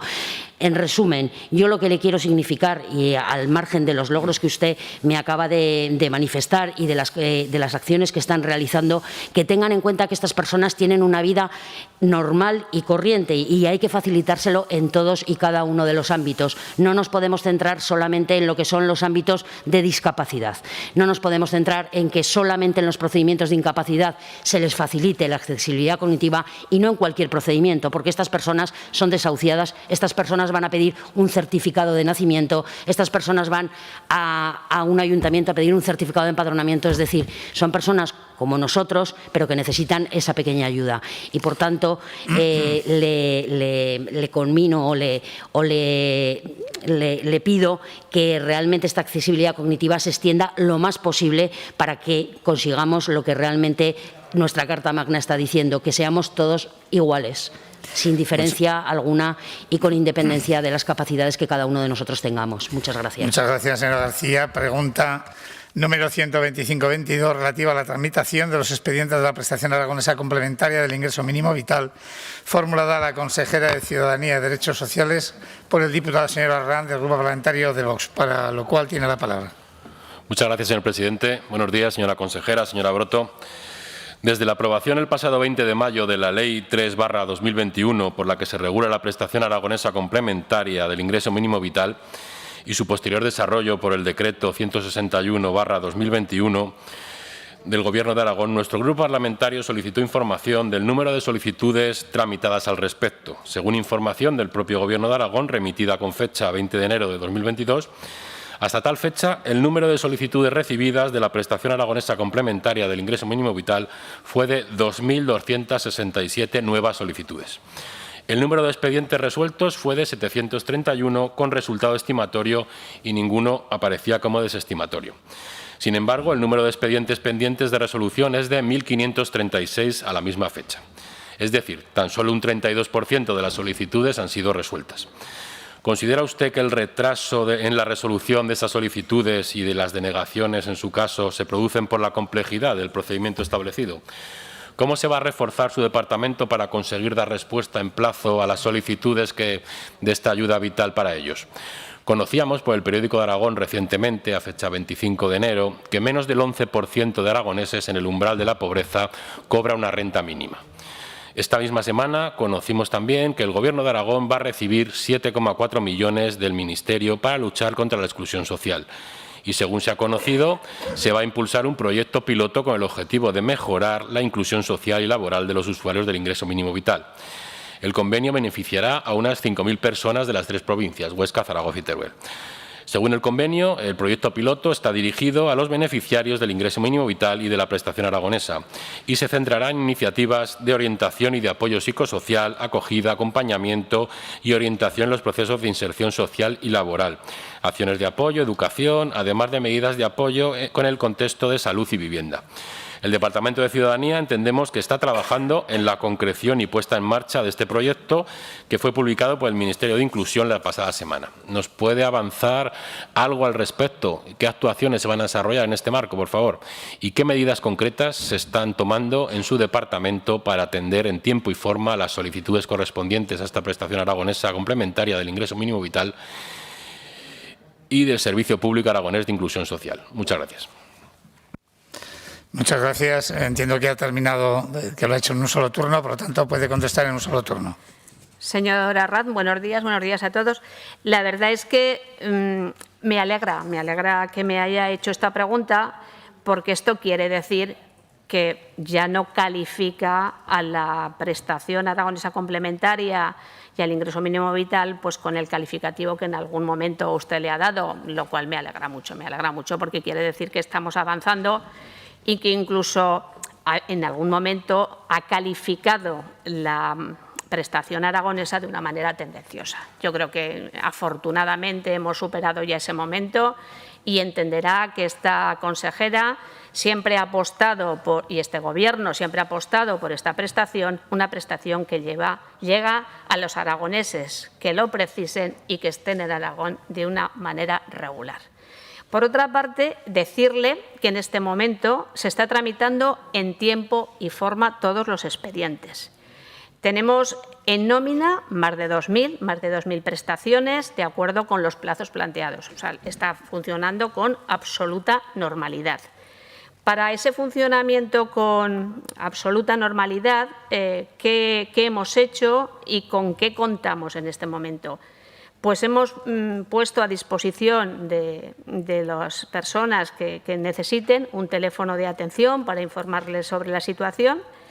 Hemos también planteado una aplicación informática para la presentación telemática y, por otra parte, también contamos con entidades sociales que colaboran en la formación de las personas, en la información a las personas y, lógicamente, es muy importante la colaboración y el trabajo, que para eso nos hemos reunido con ellos y nos volveremos a reunir cuando hablemos del proyecto de inclusión, porque es muy importante el trabajo de los servicios de entrada de cualquier prestación, que son los servicios de orientación, que son los servicios sociales generales de los ayuntamientos y de las comarcas. Y me hace usted también referencia al convenio de inclusión, que, como sabe usted muy bien, firmamos 7 comunidades autónomas, que fue publicado el 16 de diciembre. Este es un convenio piloto, que, gracias al plan de resiliencia, de transformación y resiliencia, hemos podido firmar la comunidad autónoma, y lo que queremos con este convenio es que tengamos una herramienta de inclusión para que cualquier persona sea realmente perceptor del ingreso mínimo vital o persona vulnerable, aunque no reciba ese ingreso, que podamos trabajar con ella para su integración, tanto a nivel laboral como en otros niveles, porque lo que queremos, usted y todos los demás, lo que queremos es que las personas no tengan una renta, la tengan si es necesario, pero sobre todo logren su inclusión. Y por eso vamos a trabajar conjuntamente con entidades y con ayuntamientos para que sea posible la inclusión de estas personas y, desde luego, satisfechas de tener ese presupuesto que nos parece importante como aportación de Europa. Gracias. Muchas gracias, señora Broto. Pregunta número 127-22, relativa a familias numerosas, formulada a la consejera de Ciudadanía y Derechos Sociales por la diputada señora Orós, del Grupo Parlamentario Popular, para lo cual, señora Orós, tiene la palabra. Pues, señora Broto, empezamos y terminamos pleno, usted y yo. Y en este caso vamos a hablar del apoyo real a las familias.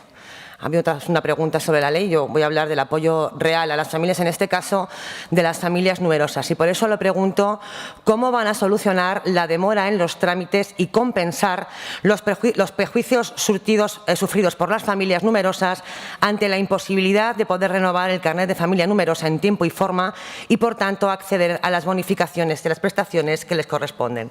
Gracias, señor presidente. Gracias, señora Orós. Señora Broto. Señora Orós, la verdad es que hasta la llegada del COVID sabe usted perfectamente que los carnets de familia numerosas eran gestionados con total agilidad e inmediatez. No había ningún problema. Les reconozco que tenemos y hemos tenido dificultades.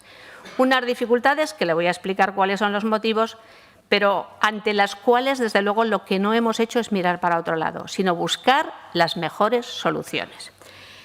¿Por qué se producen estas dificultades? Pues por una parte, porque, dado la situación de estado de alarma, lo que hicimos fue una prórroga de todos los títulos, una prórroga que luego, lógicamente, tuvimos que revisar.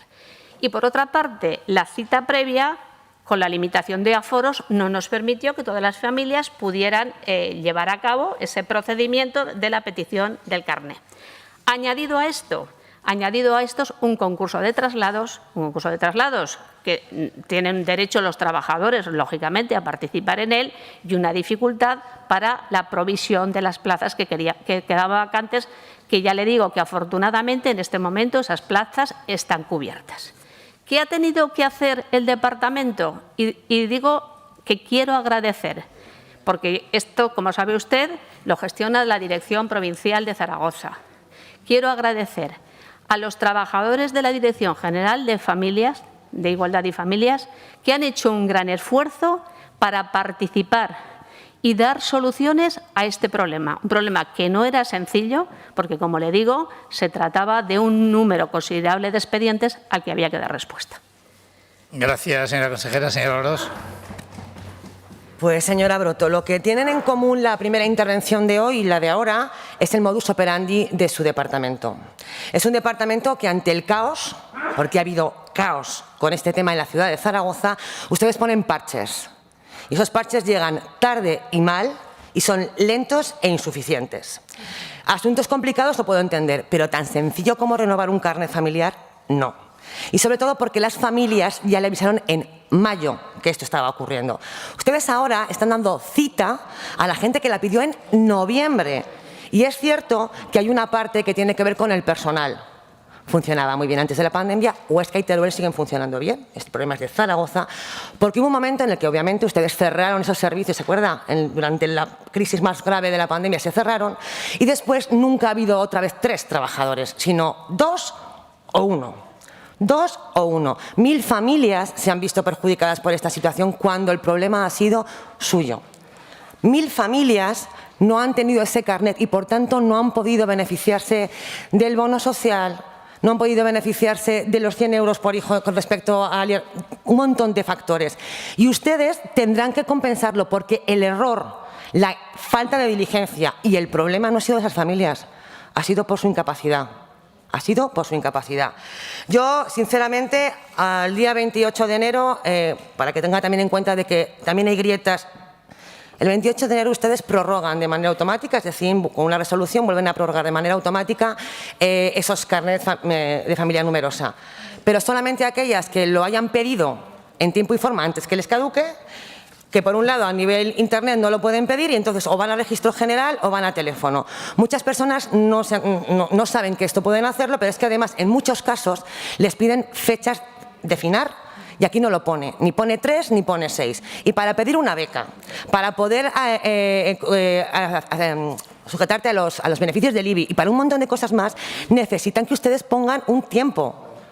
Este papel para muchas familias no sirve. Para muchas familias no sirve. Y por tanto, creo que tendrán que corregir algunas de estas situaciones. Y lo más importante, 7 meses después, que han empezado a poner ustedes algún parche tarde y mal, muchas familias se han quedado sin poder disfrutar de unas prestaciones que tienen derecho a ellas.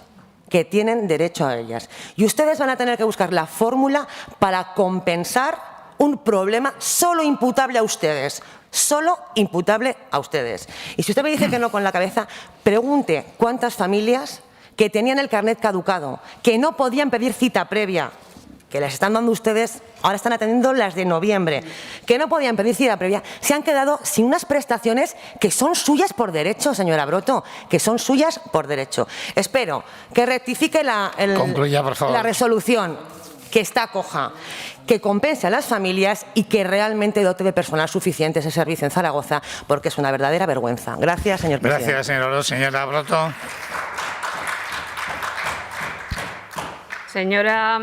Señora Orós, he querido ver un poco, no sé, efecto Azcón. Es en la provincia de Zaragoza. Esto es en la provincia de Zaragoza, no en la ciudad de Zaragoza. No obstante, decirle que, como sabe usted muy bien, el 21 de enero de 2021 lo que se plantea es que la fecha de renovación del título se haga desde cuando se hubiera solicitado. Cuando le decía yo del trabajo que se ha hecho, ¿qué es lo que hemos hecho? Y también le tengo que decir, con una, desde luego, buena disposición por todos los organismos o entidades con los que hemos hablado. Y gracias a eso, los organismos que ofrecen ventajas las han mantenido. Y eso me parece importantísimo y lo quiero poner en valor. A las distribuidoras eléctricas del bono social se ha mantenido. Universidad de Zaragoza también. Ayuntamiento de Zaragoza también.